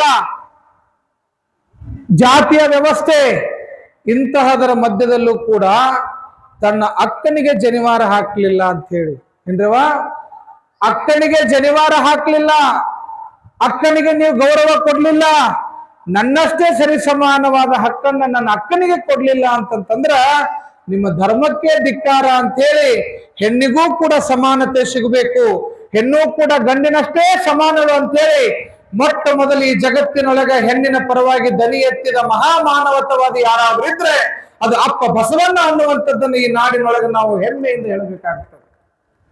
ಏನದು ಮಾಡಿರ್ತಕ್ಕಂಥ ಕಾರ್ಯ? ಒಂದೊಂದು ಘಟನೆಗಳು ಒಬ್ಬೊಬ್ಬ ವ್ಯಕ್ತಿಯ ಬದುಕನ್ನ ಬದಲಿಸ್ತದಂತ. ಕಾಲಗರ್ಭದೊಳಗ ಇತಿಹಾಸವನ್ನು ಗಮನಿಸಿದಾಗ ಒಂದೊಂದು ಘಟನೆ, ಮಹಾತ್ಮ ಗಾಂಧಿ ಆಗ್ಲಿಕ್ಕೆ ಸತ್ಯ ಹರಿಶ್ಚಂದ್ರ ಅನ್ನುವಂತ ಒಂದು ನಾಟಕ ಆ ವ್ಯಕ್ತಿಯನ್ನ ಬದಲಾವಣೆ ಮಾಡ್ತದೆ. ಸಿದ್ಧಾರ್ಥನಿಗೆ 3 ಸನ್ನಿವೇಶಗಳು ಬುದ್ಧನಾಗ್ಲಿಕ್ಕೆ ಪ್ರೇರಣೆ ಕೊಡ್ತದೆ. ಅಷ್ಟೇ ಅಲ್ಲ, my dear sisters and brothers ಅನ್ನುವಂತ ಒಂದು ಮಾತು ಇಡೀ ಅಮೆರಿಕ ದೇಶವನ್ನ ಭಾರತದ ಕಡೆಗೆ ತಿರುಗಿ ನೋಡಂಗೆ ಮಾಡ್ತದೆ ಅಂತಂತಂದ್ರೆ ಅಕ್ಕ ನಾಗಮ್ಮನಿಗೆ ಜನಿವಾರ ಹಾಕ್ಲಿಲ್ಲ ಅನ್ನುವಂತ ಒಂದು ಘಟನೆ ಬಸವಣ್ಣನನ್ನ ಮನೆ ಬಿಡಿಸ್ಲಿಕ್ಕೆ ತಯಾರು ಮಾಡ್ತದೆ. ಯಾವುದೇ ಕೆಲಸ ಆಗಲಿ ಆಗೋದೆಲ್ಲ ಒಳ್ಳೇದಕ್ಕಂತ ಭಾವಿಸ್ಕೊಳ್ಬೇಕು. ಅಂದು ಮಾದಲಾಂಬಿಕೆ ನನ್ನ ಮಗ ಮನೆ ಬಿಟ್ಟು ಹೋದ ಅಂತ ಚಿಂತೆ ಹಿಡ್ಕೊಂಡು ಕುಂತಿದ್ರ ಇವತ್ತು ಜಗತ್ತಿಗೆ ಬಸವಣ್ಣವರು ಸಿಗ್ತಾ ಇರ್ಲಿಲ್ಲ. ಆ ಗಳಿಗೆ ಒಳಗ ಮಾದರಸರು ನಾಗಮ್ಮನಿಗೂ ಆತಪ ನಿನ್ನ ಸಮಾಧಾನಕ್ಕೆ ನಿಮ್ಮ ಅಕ್ಕಗೂ ಜನಿವಾರ ಹಾಕ್ತು ಅಂದು ಬಿಟ್ಟಿದ್ರ ಬಸವಣ್ಣ ಮನೆ ಬಿಡತಕ್ಕಂತ ಪರಿಸ್ಥಿತಿ ಬರ್ತಿತ್ತೋ ಇಲ್ಲ ಗೊತ್ತಿಲ್ಲ. ಆದ್ರೆ ಘಟನೆಗಳು, ಸಂದರ್ಭಗಳು, ವ್ಯವಸ್ಥೆಗಳು ಏನಾಗ್ತಾವು ಅಂತಂದ್ರ ಆಗೋದೆಲ್ಲ ಒಳ್ಳೇದಕ್ಕೆ ಅಂತ ಭಾವಿಸ್ಕೊಳ್ಬೇಕು. ಒಂದೊಂದು ಘಟನೆಗಳಿಂದ ಎಂತೆಂತ ಪರಿವರ್ತನೆ ಆಗ್ತದ ಅಂತಂದ್ರ ಹಿಂಗ ಒಂದು ಪೇಪರ್ ನ್ಯೂಸ್ ಓದ್ತಾ ಇದ್ದೆ ನಾನು. ಒಂದು ಅನುಭವ ಮಂಟಪ ಅಂತಂದ್ರ ದಿನನಿತ್ಯ ಅನುಭವಿಸ್ತಕ್ಕಂಥ ವಿಚಾರಧಾರೆಗಳನ್ನ ಹಂಚಿಕೊಳ್ಳೋದೇ ಅನುಭವ ಮಂಟಪ. ಅದೇನು ಡಿಗ್ರಿ MB PhD ಓದ್ಕೊಂಡು ಬಂದು ಹೇಳುವಂತದ್ದಲ್ಲ. ಒಬ್ಬ ಕಸ ಹೊಡಿತಕ್ಕಂಥ ಸತ್ಯಕ್ಕನ್ನು ಕೂಡ ವಚನಗಳನ್ನು ಬರೀತಾಳೆ. ತನ್ನ ದೇಹವನ್ನು ಮಾರಿಕೊಂಡು ಜೀವನ ಮಾಡ್ತಕ್ಕಂತಹ ಸೋಳೆ ಸಂಕವ್ಯವು ಕೂಡ ವಚನಗಳನ್ನ ಬರೀತಾಳೆ. ಎಂತೆಂತ ಶರಣರು ವಚನಗಳನ್ನು ಬರೀತಾರೆ. ಹೀಗಾಗಿ ಶರಣರ ಜೀವನ ದರ್ಶನ ಅನ್ನುವಂಥ ಪ್ರವಚನದೊಳಗ ದಿನನಿತ್ಯವಾಗಿ ಒಬ್ಬೊಬ್ಬ ಶರಣರ ಬದುಕನ್ನು ನಾವು ನೋಡ್ಕೊಂತ ಹೋಗೋನು. ಆದ್ರೆ ಒಂದು ಘಟನೆ ನಿಮಗೆ ಹೇಳಲಿಕ್ಕೆ ನಾನು ಇಷ್ಟಪಡ್ತೇನೆ ಸಿಂಧನೂರು ಭಕ್ತರಿಗೆ. ಇದೇ ಒಮ್ಮೆ ಒಬ್ಬ ವ್ಯಕ್ತಿ ಟ್ರೈನ್ ಕಾಯ್ಕೊಂತ ಕುಂತಿದ್ನಂತ ರೈಲ್ವೆ ಸ್ಟೇಷನ್ಯಾಗ. ರೈಲು ಆ ಸಮಯಕ್ಕೆ ಬರಲೇ ಇಲ್ಲ, ಎಲ್ಲೈತೋ ಗೊತ್ತಿಲ್ಲ. ಸ್ಟೇಷನ್ ಮಾಸ್ತರ್ ಮೊದ್ಲೇ ಶಿಟ್ನಾಗಿದ್ದ ಹೋಗ್ಬೇಕು ಕೇಳೋಣ ಬೈತಾ ಇದ್ದಾರೆ, ಹೋಗ್ಕೊಂಡ್ರೆ ಮರ ಬರ್ತೈತೆ ಟ್ರೈನ್, ಇದಕ್ಕೆ ಬರಬೇಕು.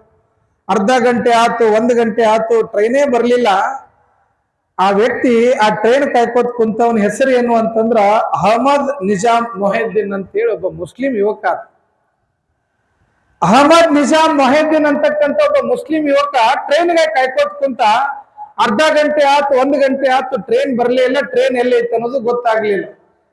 ಹಿಂಗ ಅವನಿಗೆ ಅವತ್ತು ಟ್ರೈನ್ ತಡ ಆಗಿದ್ದಕ್ಕೆ ವಿಚಾರ ಮಾಡಿ ಅವನು ತಲೆಯಾಗ ಒಂದು ಹೊಳಿತಂತ, ಏನಂತ, ಹಂಗಾರ ನನಗ ಟ್ರೈನ್ ಎಲ್ಲೈತೆ ಅಂತ ಗೊತ್ತಾಗುವಂತು ಅಂತಂದ್ರ ಇನ್ನು ಮುಂದಿನ ಜನಕ್ಕೆ ತೊಂದರೆ ಬರಬಾರ್ದಂತ ಆ ಕ್ಷಣಕ್ಕ ನಾವು ವಿಚಾರ ಮಾಡಿ ಒಂದು ಆ್ಯಪ್ ಕಂಡು ಹಿಡಿತ. ನಾವು ವೇರ್ ಇಸ್ ಮೈ ಟ್ರೈನ್ ಅಂತಕ್ಕಂಥ ಒಂದು ಆ್ಯಪ್ ಕ್ರಿಯೇಟ್ ಮಾಡ್ತಾರೆ.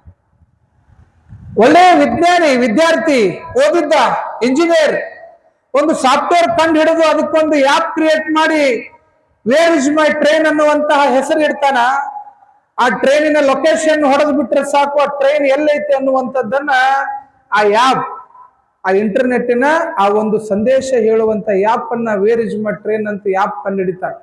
ನೋಡ್ರಿ, ಒಂದು ದಿನ ಅವನಿಗೆ ಟ್ರೈನ್ ಲೇಟ್ ಆಗಿ ಬಂದಿದ್ದಕ್ಕೆ ಒಂದು ಆ್ಯಪ್ ಕಂಡು ಹಿಡಿದ ಜನಗಳಿಗೆ ಸಹಾಯ ಆಗ್ಲಿ ಅಂತೇಳಿ.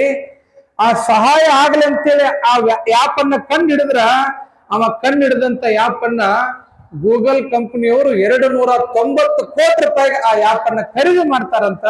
ಎಂತಹ ಗಳಿಗೆ ನೋಡ್ರಿ, ಒಂದು ಸಣ್ಣ ಘಟನೆ ಅವನ ಬದುಕನ್ನೇ ಬದಲಿಸಿ ಬಿಡ್ತದೆ ಅಂತಕ್ಕಂಥ. ಹೀಗಾಗಿ 11 ದಿನದ ಶರಣರ ಜೀವನ ದರ್ಶನ ಪ್ರವಚನ ಎಷ್ಟು ಮಂದಿನ ಶರಣರನ್ನ ಮಾಡ್ತೈತಿ ಗೊತ್ತಿಲ್ಲ, ಎಷ್ಟು ಮಂದಿಗೆ ವಚನ ಸಾಹಿತ್ಯದ ಒಲವು ತರ್ತೈತೆ ಗೊತ್ತಿಲ್ಲ.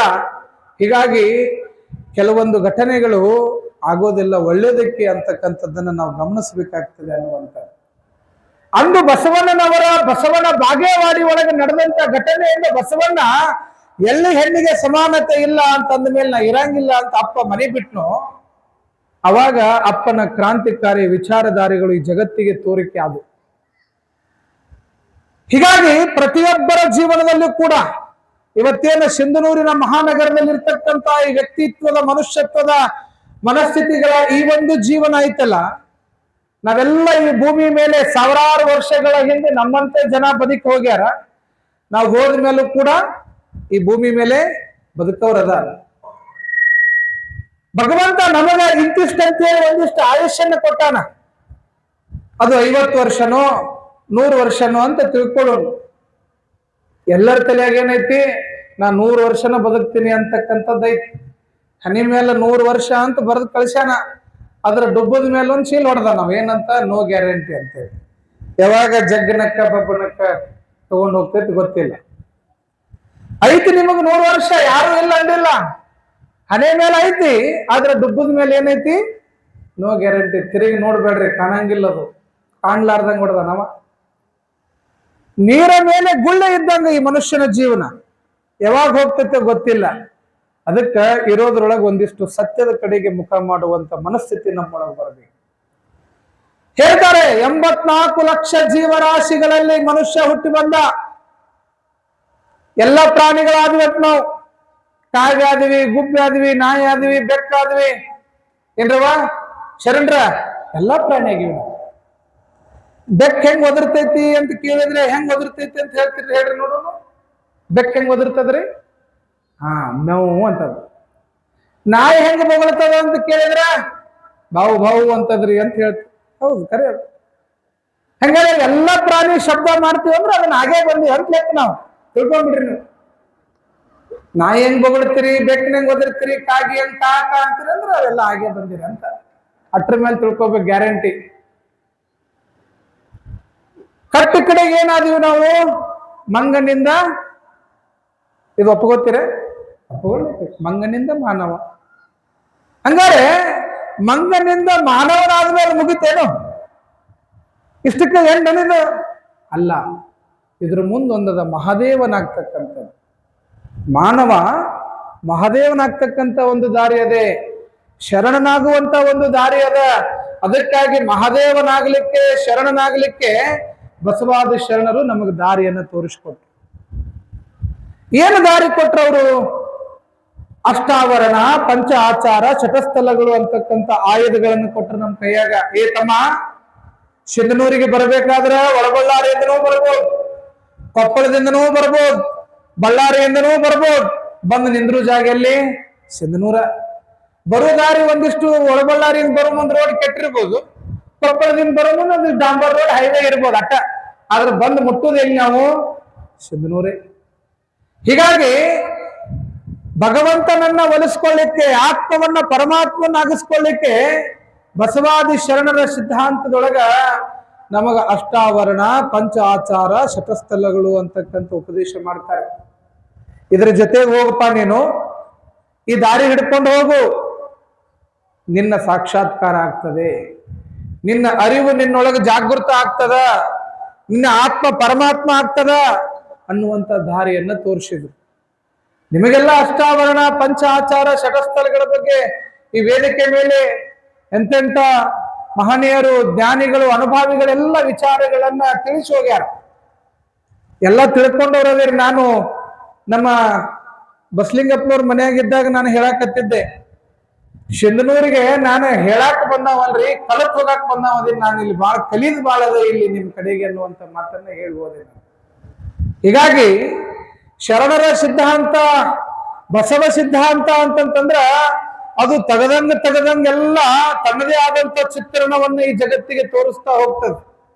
ಅದನ್ನ ಅನುಭವಿಸ್ತಾ ಹೋಗ್ಬೇಕು. ಅದ್ರ ಆನಂದನೇ ಬೇರೆ, ಶರಣರ ಸಿದ್ಧಾಂತದ ತತ್ವಗಳೇ ಬೇರೆ. ಎಷ್ಟು ಆನಂದ ತರ್ತದ ಅಂತಂದ್ರ ಬದುಕು ಸಾರ್ಥಕ ಆತಪ, ಎಂತೆಂಥವರೆಲ್ಲ ಈ ಭೂಮಿ ಮೇಲೆ ಬದುಕಿ ಹೋದ್ರು ಅಂತಕ್ಕಂಥ ಆಶ್ಚರ್ಯ ನಮ್ಮೊಳಗೆ ಬರಲಿಕ್ಕೆ ಸಾಧ್ಯ ಆಗ್ತದೆ. ಹೀಗಾಗಿ ಸಿಂಧನೂರಿನ ಮಹಾಜನತೆಯ ಬಸವ ಕೇಂದ್ರದ ಬಳಗದವರು ಎಷ್ಟು ಅದ್ಭುತ ಕಾರ್ಯ ಮಾಡ್ಯಾರ. ಮೆರವಣಿಗೆ ಮಾಡ್ತಾ ಇದ್ದಾರ, ಶರಣ ಸಾಹಿತ್ಯ ಸಂದೇಶ ಪ್ರಚಾರ ಮಾಡಕತ್ತಾರ. ಇಷ್ಟೆಲ್ಲ ಜನರನ್ನ ಕೂಡಿಸಿ ಇವತ್ತು ಸಿದ್ಧಾಂತವನ್ನ, ತತ್ವವನ್ನು ಹೇಳುವಂತ ಕೆಲಸ ಇವತ್ತು ಸಿಂಧನೂರಿನೊಳಗೆ ನಡೆದ. ಒಂದು ಕಡೆಗೆ ಜ್ಞಾನದಾಸೋಹ, ಇನ್ನೊಂದು ಕಡೆಗೆ ಅನ್ನದಾಸೋಹ. ನಮ್ಮ ಅವುಗಳು ಪುರಾಣ ಪ್ರವಚನ ಕೇಳಿ ಮತ್ ಮನೆಗೆ ಹೋಗಿ ಒಲಿ ಹಚ್ಚ, ಅಕ್ಕಿ ತೊಳೆಯ, ಬ್ಯಾಳಿ ಆರ್ಸ, ಕಲ್ಲ ಆರ್ಸ ಅನ್ನೋದ ಬ್ಯಾಡ ಅಂತ ತಿಳ್ಕೊಂಡು ನಮ್ಮ ಬಸವ ಬಳಗದವ್ರು ಏನ್ ವಿಚಾರ ಮಾಡಿದ್ರಂದ್ರ, ಇವ್ರ ಮನೆಗೆ ಹೋಗಿ ಒಲಿ ಹಚ್ಚೋದು 11 ಆಗ್ತೈತಿ, ಬೇಡ ಅಂತೇಳಿ ನಿಮ್ ಒಲೆಯಾಗ ಬೆಕ್ಕನ ಮಲಗಿಸಿ ಬರ್ರಿ ಅವ ಅಂತೇಳಿ ನಿಮ್ಮ ಮನೆಯಾಗ ಬೆಕ್ಕ ಮಲಗಿಸಿ ಈಗ ಇಲ್ಲಿ ಒಲಿ ಹಚ್ಚಾರ. ಹಿಂಗಾಗಿ ನೀವೇನು ಮತ್ ಮನೆಗೆ ಹೋಗಿ ಬ್ಯಾಳೆ ಹಾಕ, ಅಕ್ಕಿ ಇಡ, ತೊಳೆಯ ಹೇಳೋ ಅವಶ್ಯಕತೆನೇ ಇಲ್ಲ. 11 ದಿನ ಪ್ರವಚನ ಕೇಳೋದೈತಿ, ಪ್ರಸಾದ ಮಾಡೋದೈತಿ, ಆನಂದವಾಗಿ ಮನೆಗೆ ಹೋಗಿ ಮಲ್ಕೊಳ್ಳೋದದು. ಮತ್ತೆ ಇಲ್ಲೇ ಕೇಳಿ ಇಲ್ಲೇ ಬಿಟ್ಟು ಹೋಗಿರಿ, ಮತ್ತೆ ನೀವು ಉಂಡು, ಅದು ದೊಡ್ಡ ಕತಿ. ಮತ್ ಹೇಳಿದ್ದನ್ನ ಒಂದಿಷ್ಟು ಜೀವನದಲ್ಲಿ ಅಳವಡಿಸ್ಕೊಳ್ಳುವಂತ ಕೆಲಸ ಇಲ್ಲಿ ಆಗಬೇಕು ಅನ್ನುವಂಥ. ಬಹುಶಃ ಎಲ್ಲರೂ ಮನೆ ಬಿಟ್ಟು ಬರೋ ಮುಂದ ಒಂದನ್ನ ನೋಡೇ ಬಂದಿರಿ ನೀವು. ಏನ್ ನೋಡಿ ಬಂದಿರಿ? ನೋಡ್ರಿ, ಗಂಡನ್ ನೋಡಿ ಬಂದೇನಂತಾಳ ಅವ. ಗಂಡಲ್ಲಿ ಅವ ನಾ ಹೇಳೋದು ಕನ್ನಡಿ ನೋಡಿ ಬಂದಿರಿ. ಇಲ್ಲೆಲ್ಲ 100ಕ್ಕೆ 90 ಭಾಗ ಕನ್ನಡಿ ನೋಡಿ ಬಂದವ್ರು. ಅದು ಯಾಕೆ ಅದನ್ನ ನೋಡಿ ಬರ್ಲಿಲ್ಲ ಅಂದ್ರೆ ನಮ್ಮ ಊರಾಗ ಯಾರು ನೋಡಂಗಿಲ್ಲ, ಹಂಗಾಗಿರ್ತೀವಿ ನಾವು. ನೀವು ಅಟ್ಟ ಅಲ್ಲ, ನಾನು ನೋಡೇ ಬಂದೀನಿ ಕನ್ನಡಿ. ಬಾಹ್ಯ ಸೌಂದರ್ಯವನ್ನ ಸರಿ ಮಾಡ್ಕೊಳಕ್ಕೆ ಕನ್ನಡಿ ನಮಗ ತೋರಿಸ್ತದ. ವಿಭೂತಿ ಚಂದ ಹತ್ತೈತೋ ಇಲ್ಲೋ, ಕುಂಕುಮ ಚಂದ ಹತ್ತದ ಇಲ್ಲೋ, ಟಿಕಳಿ ಚಂದ ಹತ್ತದ ಇಲ್ಲೋ, ಎಲ್ಲವನ್ನ ಪೌಡ್ರ್ ಚಂದ ಹತ್ತೈತೋ ಇಲ್ಲೋ ಅಂತ ತೋರಿಸೋದು ಯಾವುದು? ಕನ್ನಡಿ. ಅದನ್ನೇನರೇ ನೋಡ್ಕೊಳ್ಳಾರ್ದ ನಾವು ಪೌಡ್ರ್ ಹಚ್ಕೊಂಡ್ ಬಂದ್ರೆ ಊರಾಗೆ ನಾಯಿ ನಮ್ಮ ನೋಡಿ ಹೋಗ್ತಾವ, ಹಂಗಾಗಿರ್ತೀವಿ ನಾವು. ಬಾಹ್ಯ ಸೌಂದರ್ಯವನ್ನ ಸರಿ ಮಾಡ್ಕೊಳ್ಳಕ್ಕೆ ಹೆಂಗ ಮನೆಯೊಳಗ ದರ್ಪಣ ಆಯ್ತು, ಮನೆಯೊಳಗಿರ್ತಕ್ಕಂಥ ದರ್ಪಣ ನಿಮ್ಮ ಬಾಹ್ಯ ಸೌಂದರ್ಯವನ್ನ ಸರಿ ಮಾಡ್ತದ. ಸಿಂಧನೂರಿನ ಮೈದಾನದೊಳಗಿರ್ತಕ್ಕಂಥ ಶರಣರ ಜೀವನ ದರ್ಶನ ಅಂತಕ್ಕಂಥ ಪ್ರವಚನ ನಿಮ್ಮ ಅಂತರಂಗವನ್ನ ಶುದ್ಧ ಮಾಡ್ತದ, ಅದನ್ನ ಸರಿ ಮಾಡ್ತದೆ ಅಂತಕ್ಕಂಥದ್ದು. ಅದು ದರ್ಪಣ, ಇದು ದರ್ಶನ. ದರ್ಪಣ ನೋಡಿ ಹೊರಗಡೆ ಸುದ್ದಾಗ್ರಿ, ದರ್ಶನ ಕೇಳಿ ಮನಸ್ಸು ಪರಿವರ್ತನೆ ಮಾಡಿಕೊಳ್ಳಿ. ಹೀಗಾಗಿ ಇಂತಹ ಇಲ್ಲೊಂದು ಕನ್ನಡಿ ಅದ, ಇದು 11 ದಿನ ಅಟ್ಟ ಇರ್ತದ್ರಿ. ಮತ್ತೆ 12ನೇ ದಿನಕ್ಕೆ ಕನ್ನಡಿ ತೋರಿಸ್ರಿ ಅಂದ್ರೆ ನಾವು ತೋರ್ಸಂಗಿಲ್ಲ, ಇಡ್ರಿ ಅಂದ್ರೆ ಅವರು ಇಡಂಗಿಲ್ಲ. ಇದಕ್ಕೆ ಲಿಮಿಟೇಷನ್ ಅದ ಈ ಕನ್ನಡಿಗೆ. ಈ ಕನ್ನಡಿ ಒಳಗ ನಾವ್ ಹೆಂಗದೀವಿ, ನಾವ್ ಹೆಂಗ್ ಬದುಕ್ತಾ ಇದ್ದೀವಿ, ನಾವ್ ಹೆಂಗ್ ಬದುಕಬೇಕು ಅದನ್ನು ತಿಳಿಸ್ತಕ್ಕಂಥದ್ದು ಶರಣರ ಜೀವನ ದರ್ಶನ ಪ್ರವಚನ. ಬಸವ ಜಯಂತಿಯ ಪ್ರಯುಕ್ತವಾಗಿ ಇವತ್ತೇನು ಪ್ರಾರಂಭಗೊಂಡಿರ್ತಕ್ಕಂಥ ಈ ಒಂದು ಗಳಿಗೆ ಪ್ರಾಸ್ತಾವಿಕ ನುಡಿ ಒಳಗೆ ನಮ್ಮ ಅಣ್ಣನವರು ಹೇಳಿದ್ರು, 1913 ದಾವಣಗೆರೆ ವಿರಕ್ತ ಮಠದೊಳಗ ಮೊಟ್ಟ ಮೊದಲ ಬಸವ ಜಯಂತಿ ಆಚರಣೆ ಆಗ್ತದೆ. ಯಾವ ಧಾರವಾಡದ ಮೃತ್ಯುಂಜಯ ಅಪ್ಪುಗಳಂತ ಆಗಿ ಹೋದ್ರು, ಅವರು ಮೊದಲು ದಾವಣಗೆರೆ ವಿರಕ್ತ ಮಠದ ಅಧಿಪತಿಗಳಾಗಿದ್ರು. ಆ ಸಂದರ್ಭದೊಳಗೆ ಕರ್ನಾಟಕದ ಗಾಂಧಿ ಹರ್ಡೇಕರ್ ಮಂಜಪ್ಪನವರ ಒಂದು ಜೊತೆಗೂಡಿ ಮೊಟ್ಟ ಮೊದಲ ಬಸವ ಜಯಂತಿ ಆಚರಣೆ ಆಗಿದ್ದು ಎಲ್ಲಿ ಅಂತಂದ್ರ ದಾವಣಗೆರೆ ವಿರಕ್ತ ಮಠದೊಳಗೆ. ಗೊತ್ತಿರಲಿ ನಿಮಗೆ, ಹರ್ಡೇಕರ್ ಮಂಜಪ್ಪನವರೇ ಬರಬೇಕಾಯ್ತು ಬಸವ ಜಯಂತಿ ಆಚರಣೆ ಮಾಡ್ಲಿಕ್ಕೆ. ಇದೇ ಹರ್ಡೇಕರ್ ಮಂಜಪ್ಪನವರಿಗೆ ಲಿಂಗ ದೀಕ್ಷೆಯನ್ನು ಕೊಟ್ಟವರು ಅತರಿ ಮುರುಗೇಂದ್ರ ಶಿವೇಗಳು. ಯಾವ ಕ್ಷುದ್ರ ಸಮಾಜದಲ್ಲಿ ಹುಟ್ಟಿರ್ತಕ್ಕಂಥ ಹರ್ಡೇಕರ್ ಮಂಜಪ್ಪನವರನ್ನ ಈ ಸಮಾಜ ಒಪ್ತಾ ಇರಲಿಲ್ಲ. ಜಾತಿಯ ವ್ಯವಸ್ಥೆಯ ವಿಷಬೀಜ, ಜ್ಞಾನಕ್ಕೆ ಬೆಲೆ ಇರಲಿಲ್ಲ, ಜಾತಿಗೆ ಬೆಲೆ ಇತ್ತ ಆಗಿನ ಕಾಲದೊಳಗೆ. ಇವತ್ತು ಜಾತಿ ಅನ್ನುವಂಥದ್ದು ಎಷ್ಟು ವಿಷಬೀಜವಾಗಿ ಸಮಾಜವನ್ನ ಕೆಡಿಸಕತ್ತೈತಿ ಅಂತಂದ್ರ, ಒಂದು ಕಡೆಗೆ ಧರ್ಮ ಕೆಡಿಸ್ತಾ ಇದೆ, ಇನ್ನೊಂದು ಕಡೆಗೆ ರಾಜಕೀಯವನ್ನು ಕೆಡಿಸಾಕತ್ತದ, ಇನ್ನೊಂದು ಕಡೆಗೆ ಮನೆಯೊಳಗ ಅಣ್ಣ ತಮ್ಮಂದ್ರಿಗೆ ಜಗಳ ಹಚ್ಚಾಕತ್ತದ.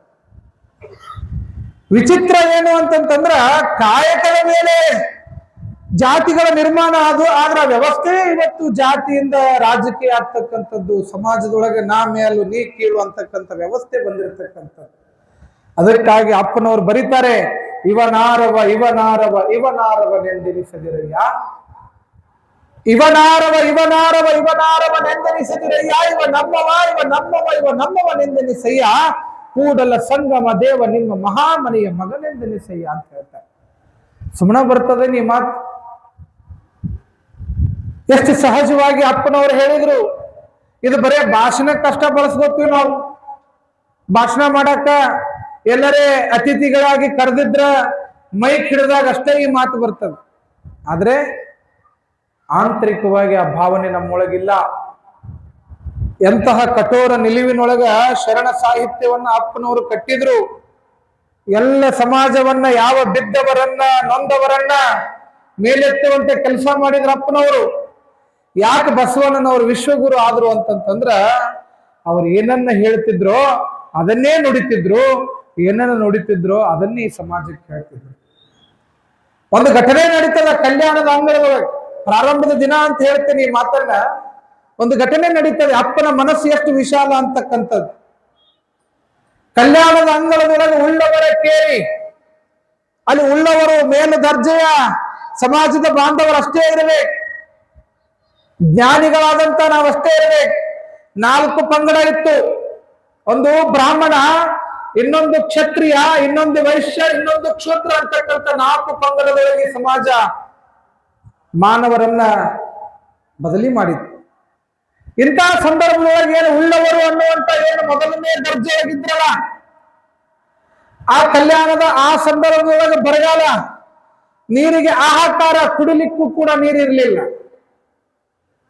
ನೀರಿನ ಹಾಹಾಕಾರಕ್ಕ ನದಿಗಳೆಲ್ಲ, ಸಮುದ್ರಗಳೆಲ್ಲ, ಕೆರೆಗಳೆಲ್ಲ ಬತ್ತಿ ಹೋಗ್ಯಾವ. ಬತ್ತಿ ಹೋದಂತ ಸಂದರ್ಭದೊಳಗ ಬಡ ಜನಕ್ಕ ಏನು ಕ್ಷುದ್ರ ಸಮಾಜ ಅನ್ನುವಂಥದ್ದಿತ್ತೋ ಅವರನ್ನ ಊರು ಬಿಟ್ಟು 4-5 ಕಿಲೋಮೀಟರ್ ದೂರ ಇಟ್ಟಿದ್ರು. ನೀವು ಹೊರಗಿರ್ರಿ, ಹೊಲಗೇರಿಗಿರ್ರಿ, ನೀವು ಹೊರಗಿರ್ರಿ ಅಂತೇಳಿ ಅವರನ್ನ ದೂರ ಇಡ್ತಕ್ಕಂಥ ಸಂದರ್ಭದೊಳಗ ಆ ಸಮಾಜದ ಬಾಂಧವರಿಗೆ ನೀರಿರ್ಲಿಲ್ಲ ಕುಡಿಯಕ್ಕೆ. ಮನುಷ್ಯನಿಗೆ ಬದುಕಲಿಕ್ಕೆ ಬೇಕಾಗಿರೋದೇನು? ನೀರು. ಊಟ ಇಲ್ಲ ಅಂತಂದ್ರೆ 3 ದಿನ ಇರಬಹುದು, ಆದ್ರೆ ನೀರು ಬೇಕು ಮನುಷ್ಯನಿಗೆ. ನಿತ್ಯ ಬೇಕಾಗಿರತಕ್ಕಂಥದ್ದು ನೀರು. ಆ ನೀರಿಗಾಗಿ ಒಬ್ಬ ಕೆಳ ಜಾತಿಯ, ಒಬ್ಬ ಸಮಾಜದ, ದಲಿತ ಸಮಾಜದ ಒಬ್ಬ ವ್ಯಕ್ತಿ ಉಳ್ಳವರ ಕೇರಿಯ ಬಾವಿ ಒಳಗ ನೀರು ನೋಡ್ತಾನೆ. ನೀರು, ಓಹೋ ಅವ್ರ ಬಾವ್ಯಾಗ ನೀರದ ಹೆಂಗರೆ ಮಾಡಿ ಆ ನೀರು ತಗೊಂಡು ಬರಬೇಕು, ನನ್ನ ಸಮಾಜದವರಿಗೆ ನನ್ನ ಬಂಧುಗಳಿಗೆ ಆ ನೀರು ಕುಡಿಸ್ಬೇಕು ಅಂತ ಹೇಳಿ ತಿಳ್ಕೊಂಡು ಯಾರು ಇಲ್ಲದ ಸಂದರ್ಭಕ್ಕ ಓಡೋಡಿ ಹೋಗಿ ಆ ಬಾವಿ ಒಳಗಿಂದ ನೀರು ಸೇದಾಕ ಪ್ರಾರಂಭ ಮಾಡ್ತಾನ. ಇನ್ನೇನು ನೀರು ತಗೊಂಡು ಹೋಗಬೇಕು ಅನ್ನೋದ್ರೊಳಗನ ಆ ಉಳ್ಳವರ ಕೇರಿ ಒಬ್ಬ ಮುಖ್ಯಸ್ಥ ನೋಡ್ಬಿಡ್ತಾನ. ಅವನನ್ನ ನೋಡಿದ ತಕ್ಷಣ ಜನ ಎಲ್ಲರನ್ನ ಕೂಡಿಸ್ತಾನವ. ಬರ್ರಿ ಇಲ್ಲಿ ನೋಡ್ರಿ, ಮೈಲಿಗೆ ಮಾಡಿದ ಒಬ್ಬ ಕೆಳಜಾತಿಯವನು ಬಂದು ನಮ್ಮ ಕೇರಿಯ ಬಾವಿಯ ನೀರನ್ನ ಮೈಲಿಗೆ ಮಾಡಿದ. ಇವ ನಮ್ಮ ನೀರ ಪವಿತ್ರ ಆತು, ಇವನನ್ನ ಉಳಿಸ್ಬೇಡ್ರಿ, ಇವನ್ ಜೀವ ತೆಗೀರಿ ಅಂತ ಹೇಳಿ ಎಲ್ಲರೂ ಕೂಡಿ ಕೆಬ್ಬಣದ ರಾಡ್ ತಗೊಂಡಾರ, ಕಟ್ಟಿಗೆ ತಗೊಂಡಾರ, ಕಲ್ಲು ತಗೊಂಡಾರ. ಯಾರನ್ನ ಹೊಡ್ಯಾಕ? ಆ ಮನುಷ್ಯನನ್ನು ಹೊಡಿಲಿಕ್ಕೆ. ಆ ಮನುಷ್ಯ ನೀರು ತಗೊಂಡ ನಷ್ಟ, ಇವರು ಆಸ್ತಿ ಬಂಗಾರ ತಗೊಂಡಿಲ್ಲವ. ಪ್ರಕೃತಿ ಸಹಜವಾಗಿ ಸಿಗುವಂತಹ ನೀರು, ಪಂಚಭೂತಗಳಲ್ಲಿ ಒಂದಾಗಿರ್ತಕ್ಕಂಥದ್ದು ನೀರು. ಕುಡಿಯಕ್ ನೀರು ತಗೊಂಡ್ರ ಅವನನ್ನ ಹೆಂಗ್ ಹೊಡೆದ್ರು ಅಂತಂತಂದ್ರ ತಲೆಗೆ, ಕೈಗೆ, ಕಾಲಿಗೆ ಹೊಡೆದ್ರ ರಕ್ತ ಚಿಮ್ತಾ ಇತ್ತು, ದೇಹದಿಂದ ರಕ್ತ ಚೆಲ್ತಾ ಇತ್ತು. ಯಾವ ಕಣ್ಣಿಂದ ನೀ ನಮ್ಮ ನೀರನ್ನ ನೋಡಿ ಅಂತ ಅಂದ್ಮೇಲೆ ಆ ಕಣ್ಣ ಉಳಿಸಬಾರ್ದು ಅಂತ ಹೇಳಿ ಕಣ್ಣಿಗೂ ಕೂಡ ಖಾರದ ಪುಡಿ ಹಾಕಿ ಕಣ್ಣಿಗೆ ಕೆಬ್ಬಿಣದ ಶೀಶವನ್ನ ಚುಚ್ಚುತ್ತಾರೆ, ಕಣ್ಣು ಕಳೀತಾರ. ಒಂದು ಕಣ್ಣಾಗ ರಕ್ತ ಸುರಿಯಾಕತ್ತದ, ದೇಹದ ಎಲ್ಲಾ ಭಾಗದೊಳಗೆ ರಕ್ತ ಸುರಿಯಾಕತ್ತದ. ಮೊದಲ ಶಕ್ತಿ ಇಲ್ಲದ ಮನುಷ್ಯ ಎಲುಬು ಕಾಣಕತ್ತಾವ, ಅಂತವನಿಗೆ 4-5 ಜನ 5-6 ಜನ ಕೂಡಿ ಹೊಡೆದ್ರ ಆ ವ್ಯಕ್ತಿಯ ಜೀವನ ಏನಾಗಿರ್ಬೇಕು, ದೇಹ ಏನಾಗಿರ್ಬೇಕು. ಅರಜೀವ ಮಾಡಿ ಅವನನ್ನ ಬಡಿದು ರಕ್ತದ ಮಡುವಿನೊಳಗೆ ಅವನನ್ನ ರಸ್ತೆ ಪಕ್ಕದೊಳಗೆ ಒಗೆದ್ರು. ಈಗಲೂ ಆಗ್ಲೋ ಅಂತೇಳಿ ಆ ಮನುಷ್ಯ, ಆ ದಲಿತ ಸಮಾಜದ ವ್ಯಕ್ತಿ ನರಳಕ್ಕಂತ ಅಲ್ಲೇ ಬಿದ್ದಾನ ರಸ್ತೆ ಪಕ್ಕದೊಳಗ. ಅದೇ ದಾರಿ ಒಳಗ ಅಪ್ಪ ಬಸವಣ್ಣ ಬಂದ.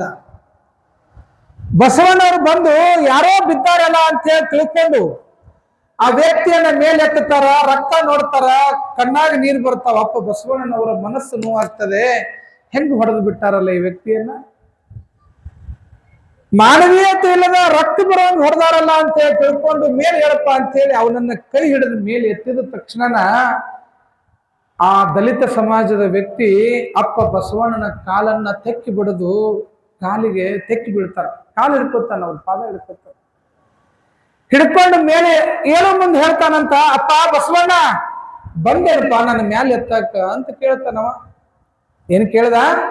ಬಸವಣ್ಣ ನನ್ನನ್ನ ಮೇಲೆ ಎತ್ತಲಿಕ್ಕೆ ಬಂದೇನಪ್ಪ ಅಂತ ಕೇಳಿದಾಗ ಅವಾಗ ಬಸವಣ್ಣವ್ರು ಅಂತಾರ, ಅಲ್ಪ ನಿನ್ನ ಕಣ್ಣು ಕಾಣ್ಲಾರ್ದಂಗ ರಕ್ತ ಬರಾಕತ್ತೈತಿ, ಕಣ್ಣ 2 ಹೋಗ್ಯಾವ, ಮೈಯೆಲ್ಲ ರಕ್ತ, ಬಗ್ಗಿದಿ ಬಾಗಿದಿ, ನೋವಾಗೈತಿ, ನರಳಾಡಕತ್ತಿದಿ, ನಾನಾ ಬಂದು ನಿನ್ನನ್ನ ಕೈ ಹಿಡಿದು ಎತ್ತಿದಿ ಅಂತೇಳಿ ನಿನಗೆ ಹೆಂಗ್ ಗೊತ್ತಾಯ್ತು ಅಂತ ಕೇಳಿದ್ರ ಆ ದಲಿತ ವ್ಯಕ್ತಿ ಹೇಳ್ತಾನೆ, ಅಪ್ಪ ಉಳ್ಳವರ ಕೇರಿ ಒಳಗ ನಮ್ಮಂತವರು ಬಿದ್ದಾಗ ಮೇಲೆತ್ತಲಿಕ್ಕೆ ಬರೋವನು ಬಸವಣ್ಣ ಒಬ್ಬನೇ ಅನ್ನುವಂಥದ್ದು ಗೊತ್ತೈತಪ್ಪ, ಮತ್ತಾರೂ ಬರಂಗಿಲ್ಲ. ಹೀಗಾಗಿ ನಿನ್ನ ಬಿಟ್ರೆ ಯಾರು ಬರ್ಲಿಕ್ಕೆ ಸಾಧ್ಯ ಅದವು? ನಮ್ಮನ್ನ ಮ್ಯಾಲೆ ಎತ್ತಕ್ಕೆ ನೀನ ಬರ್ಬೇಕಲ್ಪ, ನಮ್ಮನ್ನು ಮುಟ್ಟವನು ನೀನ, ನಮ್ಮನ್ನ ಉದ್ಧಾರ ಮಾಡೋನು ನೀನ, ನಿನ್ನ ಬಿಟ್ರೆ ಯಾರು ಬರ್ಲಿಕ್ಕೆ ಸಾಧ್ಯ ಅದ ಅಂತೇಳಿ ಯಾರು ಹೇಳ್ತಾರೆ? ಒಬ್ಬ ಅವಿದ್ಯಾವಂತ, ಶೂದ್ರ, ಮೈಲಿಗೆ ಅಂತಕ್ಕಂಥ ಹೆಸರನ್ನ ಇಟ್ಕೊಂಡಿರ್ತಕ್ಕಂಥ ದಲಿತ ವ್ಯಕ್ತಿ ಮಾತು ಹೇಳ್ತಾನ ಅಂತಂದ್ರ ಅಪ್ಪನ ವಿಚಾರಧಾರೆಗಳು ಎಷ್ಟು ದೊಡ್ಡ ಇದ್ವು ಅನ್ನುವಂಥದ್ದನ್ನು ನಾವು ಕಲ್ಪನೆ ಮಾಡ್ಕೊಳ್ಬೇಕು. ಬಸವಣ್ಣ ಅಂತಂದ್ರೆ 2 ಕೋಟಿ ಎತ್ತು ಅಂತ ತಿಳ್ಕೊಂಡಿವಿ. ಇನ್ನು ಬಸವಣ್ಣನ ವಿಚಾರಧಾರೆಗಳು ಪೂರ್ಣವಾಗಿ ಅರ್ಥ ಮಾಡ್ಕೊಳ್ಳಿಕ್ಕೆ ತಯಾರಿಲ್ಲ. ಹೆಂಗ್ ಬೇಕು ಹಂಗ ವಚನಗಳನ್ನ ಬಳಕೆ ಮಾಡ್ಕೊಳ್ಳೋದು, ಕಾಲಕ್ಕೆ ಬೇಕಾದಂಗ ಏನ್ರಿ ದಾನ ಮಾಡಪ್ಪ, ಕೆಲಸ ಬಿಟ್ಟು ಬಾರು, ಊರಾಗ ಧರ್ಮದ ಕಾರ್ಯ ಐತಂದ್ರೆ ಕಾಯಕವೇ ಕೈಲಾಸರಿ ಅಜ್ಜರ ಅಂತ. ಅಲ್ಲೋ ಒಂದ್ ಸ್ವಲ್ಪ ಬಾಜು ಮನೆಯನ್ನ ಕಷ್ಟದಾಗ ಅದಾನ, ಅವ್ರಿಗೊಂದಿಷ್ಟು ಏನಿದೆ ಹೋಗಿ ಬುದ್ಧಿ ಸಹಾಯ ಮಾಡು ಅಂದ್ರ ಲೋಕದ ಡೊಂಕ ನೀವೇ ಕಿತ್ತಿವಿ, ಪರರ ಚಿಂತೆ ನಮಗೆ ಕೈಯ, ನಮ್ಮ ಚಿಂತೆ ನಮಗೆ ಸಾಲದೆ. ಹಿಂಗ್ ಹೇಳೋರು ಬಹಳ ಮಂದಿ ವಚನಕಾರರ ಅದಾರ ಈ ಭೂಮಿ ಮೇಲೆ. ಇಂಥವ್ ವಚನ ಬಳಸ್ಕೊಳ್ಳೋರು ಅದಾರ, ಆದ್ರ ಕ್ರಿಯೆ ಒಳಗಿಲ್ಲ. ಅದಕ್ಕೆ ಅಪ್ಪ ಬಸವಣ್ಣ ಬರೀತಾನೆ, ನಡೆಯಲರಿಯದೆ ನುಡಿಯಲರಿಯದೆ ಲಿಂಗವ ಪೂಜಿಸಿ ಫಲವೇನು ಫಲವೇನು. ನಡೆಯಲರಿಯದೆ ನುಡಿಯಲರಿಯದೆ ಲಿಂಗವ ಪೂಜಿಸಿ ಫಲವೇನು ಫಲವೇನು. ಅವರ ದುಃಖ ಎನ್ನ ದುಃಖ, ಅವರ ಸುಖ ಎನ್ನ ಸುಖ, ಕೂಡಲ ಸಂಗನ ಶರಣರ ಮನ ನೊಂದಡೆ ಆನೆ ಬೆಂದೆನಯ್ಯ ಅಂತ ಹೇಳ್ತಾನ ಅಪ್ಪ ಬಸವಣ್ಣ. ಹೇಳೋದೊಂದು ಮಾಡೋದೊಂದು. ಇದನ್ನು ಒಪ್ಪೋದಿಲ್ಲ ಶರಣರು. ನಾಳೆ ಬಪ್ಪುದು ಹಿಂದೇ ಬರಲಿ, ಇಂದು ಬಪ್ಪುದು ಈಗಲೇ ಬರಲಿ, ಇದಕ್ಕಾರ ಅಂಜುವರು ಇದಕ್ಕಾರ ಅಳಕುವರು ಅಂತೇಳಿ ನೇರ ದಿಟ್ಟ ಪರಂಪರೆಗೆ ತಮ್ಮನ್ನ ತಾವು ಒಡ್ಡಿದವರು ಬಸವಾದಿ ಶರಣರು. ಅರೆ 2000 ವರ್ಷದ ಹಿಂದೆ ಯಾವ ಯೇಸು ಕೃಷ್ಣನಿಗೆ 3 ಮಳೆ ಬರೆದ್ರು, ಶಿಲುಬೆಗೆ ಏರಿಸಿದ್ರು, ನರಳಾಡಿಸಿದ್ರು ಅಂತೀರಲ್ರಪ್ಪ. 3 ಮಳೆ ಬರೆದಿದ್ದಕ್ಕ ಯೇಸು ಧರ್ಮ, ಕ್ರಿಶ್ಚಿಯನ್ ಧರ್ಮ ವಿಶ್ವವ್ಯಾಪಿಯಾಗಿ ಶಾಂತಿಯ ಸಂದೇಶ ಸಾರ್ತೈತಿ ಅಂತ ಅಂದ ಮೇಲೆ ಮಧುವರಸ ಹರಳಯ್ಯನವರ ಕಣ್ಣನ್ನ ಕಳೆದು ಆನೆ ಕಾಲಿನಾಗ ತುಳಿಸಿದ್ರಲ್ಲ, ಹಂಗಾರ ಅವರು ಎಂತ ಮಹಾತ್ಮರಾಗಿರ್ಬೇಕು. ಯೇಸುವಿನಂತ ಮನಸ್ಥಿತಿಯ ಶರಣರ 100 ಜನ ಇವತ್ತು ಕ್ರಿಶ್ಚಿಯನ್ ಧರ್ಮ ವಿಶ್ವವ್ಯಾಪಿಯಾಗಿ ಧರ್ಮ ಆಗಿರಬಹುದು. ಆದ್ರೆ ಗೊತ್ತಿರಲಿ, ಕ್ರಿಶ್ಚಿಯನ್ ಧರ್ಮಗಿಂತಲೂ ಕೂಡ ಒಂದು ಮೈಲುಗಲ್ಲು ಬಸವಾದಿ ಶರಣರ ಸಿದ್ಧಾಂತ ಅನ್ನುವಂಥದ್ದನ್ನು ಈ ಜಗತ್ತಿನೊಳಗೆ ಯಾರೂ ಬರಲಿಕ್ಕೆ ಸಾಧ್ಯ ಇಲ್ಲ ಅಂತಕ್ಕಂಥದ್ದು. ಯಾವ ಯೇಸು ಕೊಟ್ಟಂತ ತತ್ವ ಸಿದ್ಧಾಂತದ ಮೀರಿ ಬಸವಾದಿ ಶರಣರ ಸಿದ್ಧಾಂತಗಳು ಈ ಸಮಾಜವನ್ನು ಕಟ್ಟುವಂತೆ ಕೆಲಸ ಮಾಡಿದ್ದಾರೆ. ಬರ್ತಡೇ ಸಂದರ್ಭ ಯಾವ ಫಕೀರಪ್ಪ ಗುರುಸಿದ್ದಪ್ಪ ಹಳಕಟ್ಟಿ ಅವರು ವಚನ ಸಾಹಿತ್ಯವನ್ನ ಮುದ್ರಿಸಲಿಕ್ಕೆ ಹೋದಂತ ಸಂದರ್ಭದೊಳಗೆ ಒಂದು ಘಟನೆ ನಡೀತದೆ. ಶರಣರ ಸಿದ್ಧಾಂತದ ಜೀವನ ದರ್ಶನ ಪ್ರವಚನ ಸಾಮಾನ್ಯ ಅಲ್ಲ. ಇದು ಕಾಗಿ ಗುಬ್ಬತ್ತಿನ ಕಥೆಯಲ್ಲ, ಇದು ಕಾಲಹರಟೆಯ ಪುರಾಣ ಕಥೆಗಳಲ್ಲ, ಇದು ಸತ್ಯ ಶರಣರ ಬದುಕಿನ ಸಿದ್ಧಾಂತದ ಜೀವನ ದರ್ಶನ ಪ್ರವಚನ ಅದ. ಹೀಗಾಗಿ ಬಹುಶಃ ನಮ್ಮ ನಿರೂಪಕರು ನನ್ನನ್ನ ನೋಡಕತ್ತಾರ, ಟೈಮ್ ಬಾಳ ಆಗೈತಿ ಅಂತ ಹೇಳಿ. ಅದಕ್ಕೆ ನಾಳೆಯಿಂದ ನಮ್ಮದು ವೇದಿಕೆ. ಇವತ್ತು ಸುಮ್ಮ ಅಡ್ವರ್ಟೈಸ್ಮೆಂಟ್ ರೀ. ಇವತ್ತು ಈ ಧಾರಾವಾಹಿ ನೋಡ್ತಿರಲ್ಲ, ಪುಟ್ಟಕ್ಕನ ಮಕ್ಕಳು ಕರ್ಣ ಮಲಗಿಸಿದ್ರಿ 11 ದಿನ ಅವ್ ಕಡೆ ಹೋಗಾಗಿಲ್ಲ. ಅವ್ ಏನಾಗ್ತಾವ ಅಂತಂದ್ರೆ ಮೊನ್ನೆ ಒಂದು ಧಾರಾವಾಹಿ ರೀ, ಮೊನ್ನೆ 3 ಬಾಗಿಲು ಅಂತ, ಅತ್ತಿದೊಂದು ಬಾಗಲ, ಸೊಸಿದೊಂದು ಬಾಗಲ, ಮಾವನೊಂದು ಬಾಗಲ, ಗಂಡಗ್ ಬಾಗಲಾನೇ ಇಲ್ಲ ಮನ್ಯಾಗ. ಅದು ನಡಬರ್ಕ ನೇತಾಡದ 3 ಮಂದಿ ಕಾಲಾಗ ಸಿಕ್ಕೊಂಡು. ಅದಕ್ಕೆ ಅತ್ತಿ ಸಸಿ ಜಗಳ ಮಾಡೋದು ಹೇಳ್ಕೊಡೋದು ಧಾರಾವಾಹಿ ಅದಾವ. ಆಸ್ತಿ ಹೆಂಗ್ ಕಸ್ಕೋಬೇಕನ್ನೋ ಹೇಳ್ಕೊಡೋದವು. ಗಂಡನ ಹೆಂಗ್ ಡೈವರ್ಸ್ ಕೊಡೋದು ಹೇಳ್ಕೊಡೋದು ಧಾರಾವಾಹಿ ಅದಾವ. ಅದಕ್ಕೆ ದೂರದರ್ಶನ ಬಂದು ಧರ್ಮ ದರ್ಶನ ದೂರ ಆಗ್ತಾ ಇದೆ. ಅದಕ್ಕೆ ದೂರದರ್ಶನ ದೂರ ಮಾಡ್ರಿ, ಧರ್ಮ ದರ್ಶನಕ್ಕೆ ಹತ್ರ ಆಗ್ರಿ ಅನ್ನುವಂಥ ಮಾತನ್ನು ತಿಳಿಸ್ತಾ, ಬಹುಶಃ ಇವತ್ತು ಸಿಂಧನೂರಿನ ಮಹಾನಗರದಲ್ಲಿ ಇಷ್ಟೆಲ್ಲ ಜನಸಂಖ್ಯೆ ಕೂಡ್ಯದ. ನೀವು ನಾಳೆಯಿಂದ ಏನು ಕೆಲಸ ಮಾಡಬೇಕು ಅಂತಂತಂದ್ರ, ಒಬ್ಬೊಬ್ಬರು 10 ಮಂದಿನ ಕರ್ಕೊಂಡ ಬರ್ತೀನಿ ಅಜ್ಜರ ಅಂತಕ್ಕಂಥ ಸಂಕಲ್ಪ ಮಾಡ್ಬೇಕೇವ. ಒಬ್ಬೊಬ್ರು ದಾನ ಕೊಡಕ್ಕಾಗದೇ ಇದ್ರು ದಾನ ಕೊಡೋನ್ ಮನೆ ತೋರಿಸ್ಬೇಕಂತ ಹೇಳ್ತಾರೆ ಏನ್ರಿ. ದಾನ ಕೊಡಕ್ಕಾಗದೇ ಇದ್ರು ದಾನ ಕೊಡೋನ್ ಮನೆ ತೋರಿಸ್ಬೇಕಂತ. ಒಳ್ಳೇದ್ ಮಾಡಕ್ಕಾಗದೇ ಇದ್ರು ಕೆಟ್ಟದ್ದನ್ನ ಮಾಡಕ್ ಹೋಗ್ಬಾರ್ದಂತ. ಅದಕ್ಕ ಪ್ರವಚನ ಕೇಳೋರ್ಗಿಂತ ಪ್ರವಚನ ಕೇಳ್ಸಾಕೇನ್ 10 ಮಂದಿನ ಕರ್ಕೊಂಡ್ ಬರ್ತಾರಲ್ಲ, ಅವ್ರಿಗೆ ಹೆಚ್ಚಿಗೆ ಪುಣ್ಯ ಸಿಗ್ತೈತಿ. ನೋಡಿ ಹೆಂಗ್ ಮಾಡ್ತೀರಿ ನೋಡಿ.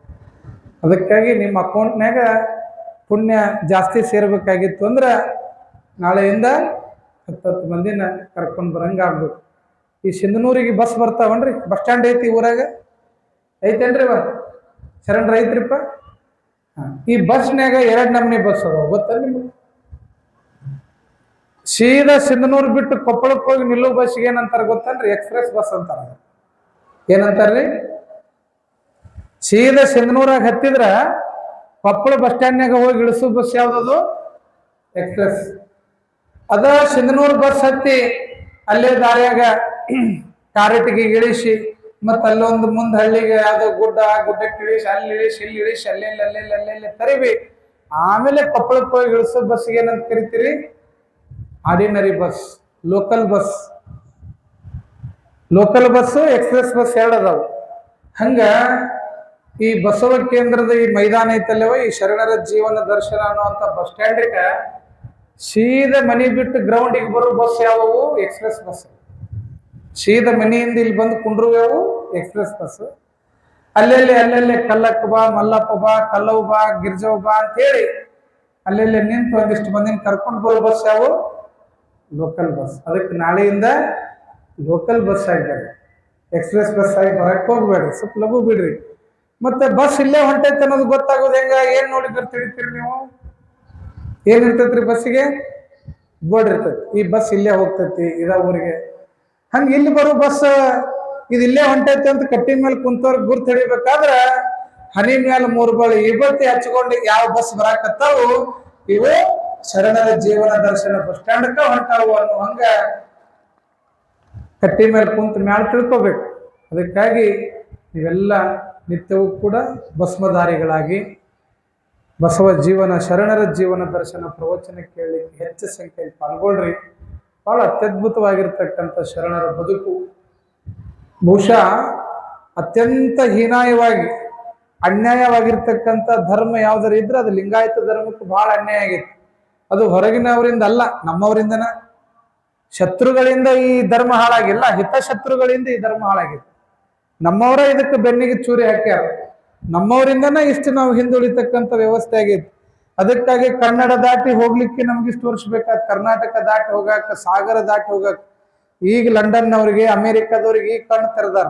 ಯಾಕ? ಬಸವ ಕೇಂದ್ರ ಬಸವ ಬಳಗಗಳು ಸ್ಟ್ರಾಂಗ್ ಆಗಿರೋದಕ್ಕ ಇವತ್ತು ಅಮೆರಿಕ ಅಂತಕ್ಕಂಥ ದೇಶವು ಕೂಡ ಬಸವ ಜಯಂತಿ ಆಚರಣೆ ಮಾಡ್ತೀವಿ ಅಂತ ಮುಂದೆ ಬರ್ತಾರ ಅಂದ್ರೆ ಈ ತತ್ವಕ್ಕಿರುವಂತ ತಾಕತ್ತು. ಬಹುಶಃ ಗೊತ್ತಿರ್ಲಿ, 12ನೇ ಶತಮಾನದಿಂದಲೂ ಕೂಡ ಈ ಧರ್ಮಕ್ಕ ರಾಜಾಶ್ರಯ ಸಿಕ್ಕಿದ್ರ, ನಮ್ಮವರಿಂದ ಪೋಷಣೆ ಸಿಕ್ಕಿದ್ರ, ತನ್ನದೇ ಆದಂತಹ ಅದಕ್ಕ ಶಕ್ತಿ ಬಲವರ್ಧನೆ ಸಿಕ್ಕಿದ್ರ, ಇವತ್ತು ಯಾವ ಧರ್ಮ ರೀ ಜಗತ್ತಿನೊಳಗ ಏಕೈಕ ಧರ್ಮ ಅದು ಲಿಂಗಾಯತ ಧರ್ಮ ಮಾತ್ರ ಕಂಗೊಳಿಸ್ತಾ ಇರ್ತಿತ್ತು. ಅಂತಹ ಸಿದ್ಧಾಂತವನ್ನು ಕೊಟ್ಟಂತ ಅಪ್ಪ ಬಸವಣ್ಣನನ್ನ ಒಂದು ಜಾತಿಗೆ ಸೀಮಿತ ಮಾಡಿ, ಒಂದು ವರ್ಗಕ್ಕೆ ಸೀಮಿತ ಮಾಡಿ, ಆತನನ್ನ ಭಕ್ತ ವರ್ಗ, ಆತ ಭಕ್ತರಿಗೆ ಸಂಬಂಧಪಟ್ಟವ, ಆತನ ತತ್ವಗಳು ಎಲ್ಲ ಸುಳ್ಳು, ಈ ರೀತಿಯಾಗಿರ್ತಕ್ಕಂಥದ್ದು ಹೇಳಿದವರು ಹೊರಗಿನವರಲ್ಲ, ನಮ್ಮವರೇ. ಹೀಗಾಗಿ ಇವನ್ನೆಲ್ಲ ಕಠೋರವಾಗಿ ಮಾತನಾಡ್ಬೇಕಾಗ್ತದ, ಚರ್ಚೆ ಮಾಡ್ಬೇಕಾಗ್ತದ, ಅದ್ರ ಬಗ್ಗೆ ತಿಳ್ಕೊಳ್ಬೇಕಾಗ್ತದ. ಸುಮ್ಮನೆ ಬಸವಣ್ಣ ಬಸವಣ್ಣ ಅಂತೇಳಿ ಬಸವ ಜಯಂತಿಗೆ ಬಂದಾಗ 3 ಬಳಿ ಇವತ್ತು ಬಡ್ಕೊಂಡು ತಂದೆ ನೀನು ತಾಯಿ ನೀನು ಅಂದ್ರೆ ಮುಗಿತಲ್ಲ. ಬಸವ ಜಯಂತಿಗೆ ಅಷ್ಟೇ ಬಸವಣ್ಣನಲ್ಲ, ರಕ್ತದ ಕಣಕಣವು ಕೂಡ ಪ್ರತಿ ಉಸಿರಿನ ಕಣದಲ್ಲೂ ಕೂಡ ಅಪ್ಪನನ್ನ ನೆನೆಸಬೇಕಾಗ್ತದೆ. ಅಂತಹ ಸಿದ್ಧಾಂತ ಸಾಹಿತ್ಯವನ್ನು ಬಸವಾದಿ ಶರಣರು ಈ ಜಗತ್ತಿಗೆ ಕೊಟ್ಟು ಹೋಗಿದ್ದಾರೆ. ಹೀಗಾಗಿ ಎಲ್ಲ ವಚನ ಸಾಹಿತ್ಯ ಶರಣರ ಜೀವನ ದರ್ಶನವನ್ನ ನಾವು ಇನ್ನು ಉಳಿದ 10 ದಿನಗಳಲ್ಲಿ ತಿಳ್ಕೊಳ್ಳೋನು. ನಾಳೆಯಿಂದ ನೀವೆಲ್ಲ ಹೆಚ್ಚು ಸಂಖ್ಯೆಯಲ್ಲಿ ಬರ್ತೀರಂತ ನಾನು ಭಾವಿಸ್ಕೊಂಡಿದ್ದೇನೆ. ನಮಗೂ ಪ್ರಾರಂಭದ ದಿನ ಏನಾಗ್ತದೆ ಅಂತಂದ್ರ ತತ್ರ ಬತ್ರ ಆಗ್ಬಿಡ್ತೈತಿ. ಪ್ರಾರಂಭದಾಗ ನಮ್ಗೆ ಹೆಂಗಪ್ಪ ಅಂದ್ರೆ ಫಸ್ಟ್ ಬಂದ್ವಿ ಅಂದ್ರೆ ಹಂಗ ಬ್ಯಾಟಿಂಗ್ ನಮ್ದ, ನಾವು ಬ್ಯಾಟಿಂಗ್ ಮಾಡ್ಬೇಕ್ರಿ. ಅವಾಗ ನಮಗ ರನ್ ಜಾಸ್ತಿ ಹೋಗ್ತಾವ. ಈ ಲಾಸ್ಟಿಗೆ ಕೊಡ್ತಾರ್ರಿ, ರನ್ನು ಮುಗಿದಿರ್ತಾವು, ಬಾಲು ಮುಗಿದಿರ್ತಾವ. ಸುಮ್ಮನೆ ಲಾಸ್ಟ್ಗೆ ಎಕ್ಸ್ಟ್ರಾ ಪ್ಲೇಯರ್ ಅಂತ ತಡಿ ಕೊಡೋಣ ಅಂತ ಕೊಟ್ಟಿರ್ತಾರೆ ಬ್ಯಾಟಿಂಗ್ ಅಷ್ಟೇ. ಅದಕ್ಕಾಗಿ ನಾಳೆಯಿಂದ ಅದು ಶರಣರ ಜೀವನ ದರ್ಶನ ವೇದಿಕೆ ಆಗಿರ್ತದೆ. ನೀವೆಲ್ಲ ಹೆಚ್ಚು ಸಂಖ್ಯೆಯಲ್ಲಿ ಬರಬೇಕು. ಬಹಳ ಅದ್ಭುತವಾಗಿರ್ತಕ್ಕಂಥ ಶರಣರ ಬದುಕದ, ಅದನ್ನ ಯಾರು ಕಳ್ಕೊಳ್ಬೇಡ್ರಿ ಅನ್ನುವಂಥ ಮಾತನ್ನ ಈ ಸಂದರ್ಭದಲ್ಲಿ ತಿಳಿಸ್ತಾ, ಬಹಳ ಚೆನ್ನಾಗಿ ಎಲ್ಲ ಅತಿಥಿಗಳು ಮಾತನಾಡಿದ್ದಾರೆ. ನಮ್ಮ ಪೂಜ್ಯ ಮಹಾಲಿಂಗಪ್ಪಗಳು, ಅವರು ಮಹಾಲಿಂಗ, ನಾನು ಗುರುಲಿಂಗ. ಮಹಾಲಿಂಗ ಬಾಜುಕೈತಿ, ಗುರುಲಿಂಗ ಎದುರಿಗೆ ಕುಂತೈತಿ. ಅದಕ್ಕ ಈ ಮಹಾಲಿಂಗ ಗುರುಲಿಂಗ ಕೂಡಿ ಎಲ್ಲರ ಬದುಕನ್ನ ಸದ್ಭಾವದ ಲಿಂಗದ ಕಡೆಗೆ ಮುಖ ಮಾಡುವಂತ ಕೆಲಸಕ್ಕೆ ನಾವು ಮುಂದಾಗೋಣ ಅನ್ನುವಂಥ ಮಾತನ್ನು ಈ ಸಂದರ್ಭದಲ್ಲಿ ತಿಳಿಸ್ತಾ, ಪ್ರತಿನಿತ್ಯವೂ ಕೂಡ ಪ್ರತಿ ವರ್ಷ ಪಥ ಸಂಚಲನ ಅಂತ ಮಾಡ್ತಿದ್ರು. ಈ ಬಾರಿ ಪಥ ಸಂಚಲನ ಅಲ್ಲ, ಶರಣರ ಮನೆಗೆ ವಚನ ದೀವಿಗೆ ಅನ್ನುವಂತ ವಚನ ಪಠಣದ ಪಾದಯಾತ್ರೆ ಎಲ್ಲಿ ನಡೆದದ ಅಂತಂದ್ರ ಅದು ಸಿಂಧನೂರಿನ ಮಹಾನಗರದೊಳಗೆ ನಡೆದಿದೆ ಅಂತಕ್ಕಂಥದ್ದನ್ನು ಯಾರು ಕೂಡ ಮರಿಬಾರ್ದು. ಹೀಗಾಗಿ ಈಗಾಗಲೇ ಆ ಒಂದು ವಚನ ಪಠಣ ಪಾದಯಾತ್ರೆಗೆ ನಮ್ಮ ಮಹಾಲಿಂಗಪ್ಪಗಳು ಬೆಳಗ್ಗೆ ಚಾಲನೆ ಕೊಟ್ಟಿದ್ದಾರೆ. ನಾಳೆಯಿಂದ ನಾವು ಪ್ರತಿ ಗ್ರಾಮದ ಪ್ರತಿ ಏರಿಯಾಕ್ಕೂ ಕೂಡ ನಾವು ಪಾದಯಾತ್ರೆ ಬರ್ತೀವಿ. ಹಂಗ ಬರಂಗಿಲ್ಲ, ವಚನಗಳನ್ನ ಪಠಣ ಮಾಡ್ತಾ ಪ್ರತಿ ಮನೆಯಲ್ಲೂ ಕೂಡ ಪ್ರತಿಯೊಬ್ಬರು ವಚನಗಳನ್ನ ಹೇಳಲೇಬೇಕು, ವಚನ ಸಾಹಿತ್ಯವನ್ನ ಅರ್ಥ ಮಾಡ್ಕೊಳ್ಳೇಬೇಕು. ಯಾರು ವಚನ ಕಲಿತಾರ ಅವ್ರ ಬದುಕು ಬಹಳ ಪಚನ ಆಗ್ತದೆ ಅನ್ನುವಂಥ ಮಾತನ್ನ ಈ ಸಂದರ್ಭದಲ್ಲಿ ತಿಳಿಸ್ತಾ, ಮತ್ತು ಮುಂದಿನ ಕಾರ್ಯದ ಸೂಚನೆಗಳನ್ನು ನಮ್ಮ ಕಮಿಟಿಯವರು ಕೊಡ್ತಾರೆ, ತಾವೆಲ್ಲ ಕೇಳ್ರಿ. ನಾಳೆ ಸರಿಯಾಗಿ 7 ಗಂಟೆಗೆ ಸಂಗೀತ, 7:15 ಪ್ರವಚನ ಪ್ರಾರಂಭ, 9 ಗಂಟೆಗೆ ಮಹಾಮಂಗಲ. ಈ ಸಮಯಕ್ಕೆ ಯಾರು ಬರ್ಲಿ ಯಾರು ಬಿಡ್ಲಿ, ಕಂಬಕ್ಕಂತರೂ ಒಬ್ಬೊಬ್ಬ ಶರಣರ ಫೋಟೋ ಅಂತ ಹಾಕಿಬಿಟ್ಟಾರ. ಯಾರು ಬರ್ಲಿಲ್ಲ ಅಂದ್ರೆ ಆ ಫೋಟೋ ಕರೆ ಹೇಳೇ ಹೋಗವ್, ನಾನು ಆ ಕಂಬಕ್ಕರೆ ಹೇಳ್ತೀನಿ. ಅದಕ್ಕೆ ಸರಿಯಾದ ಸಮಯಕ್ಕೆ ಯಾರು ಬೆಲೆ ಕೊಡ್ತೀರಿ, ಸಮಯ ಅವರನ್ನ ಬೆಳೆಸ್ತದೆ ಅನ್ನುವಂಥದ್ದು. ಹೀಗಾಗಿ ನಾಳೆಯಿಂದ ಸರಿಯಾಗಿ ತಾವೆಲ್ಲ ಕಾರ್ಯದಲ್ಲಿ ಪಾಲ್ಗೊಳ್ರಿ. ಶರಣರ ಜೀವನ ದರ್ಶನವನ್ನ ಪ್ರವಚನವನ್ನು ತಾವೆಲ್ಲ ಅನುಭವಿಸಿ ಆನಂದಿಸಿ ಅನ್ನುವಂಥ ಮಾತನ್ನು ತಿಳಿಸ್ತಾ ಪ್ರಾರಂಭದ ದಿನ ನನಗೂ ಕೂಡ ಮಾತನಾಡಲಿಕ್ಕೆ ಅವಕಾಶ ಕೊಟ್ಟಂತ ಕಮಿಟಿಯವರಿಗೆ, ಪೂಜ್ಯರಿಗೆ, ತಮ್ಮೆಲ್ಲರಿಗೂ ವಂದಿಸಿ ನನ್ನ ಮಾತಿಗೆ ಪ್ರವಚನಕ್ಕೆ ವಿರಾಮ ಕೊಡ್ತೇನೆ. ಎಲ್ಲರಿಗೂ ಶರಣ.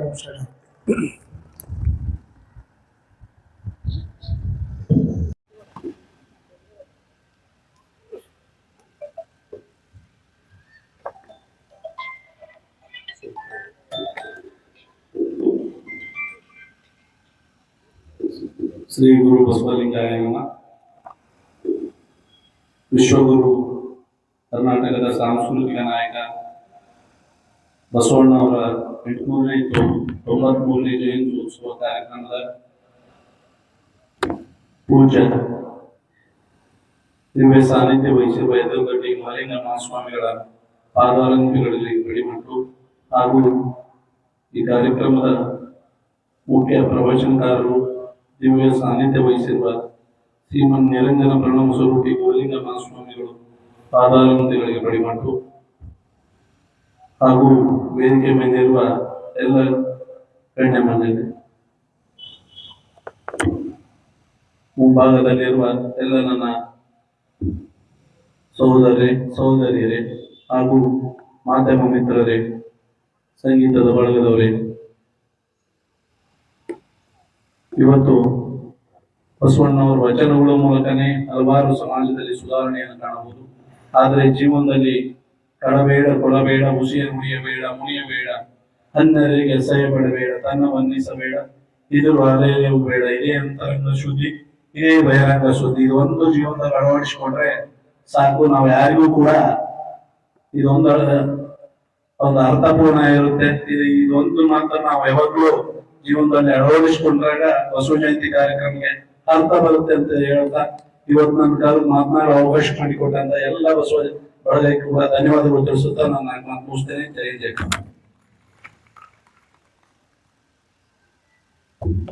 ಶರಣಾರ್ಥಿಗಳು ಶರಣಶ್ರೀ ಸೋಮನಗೌಡ ಮಾದಲಿ ಅವರಿಗೆ ಈಗ ಜಾಗತಿಕ ಲಿಂಗಾಯತ ಮಹಾಸಭಾ ಜಿಲ್ಲಾ ಅಧ್ಯಕ್ಷರಾಗಿರ್ತಕ್ಕಂಥ ಶರಣಶ್ರೀ ರುದ್ರಪ್ಪ ಪಿ ಕುರ್ಕುಂದ ಅವರು ಈ ಸಭೆಯ ಸಮಾರಂಭವನ್ನು ಉದ್ದೇಶಿಸಿ ತಮ್ಮ ಅನಿಸಿಕೆಗಳನ್ನು ವ್ಯಕ್ತಪಡಿಸಬೇಕು.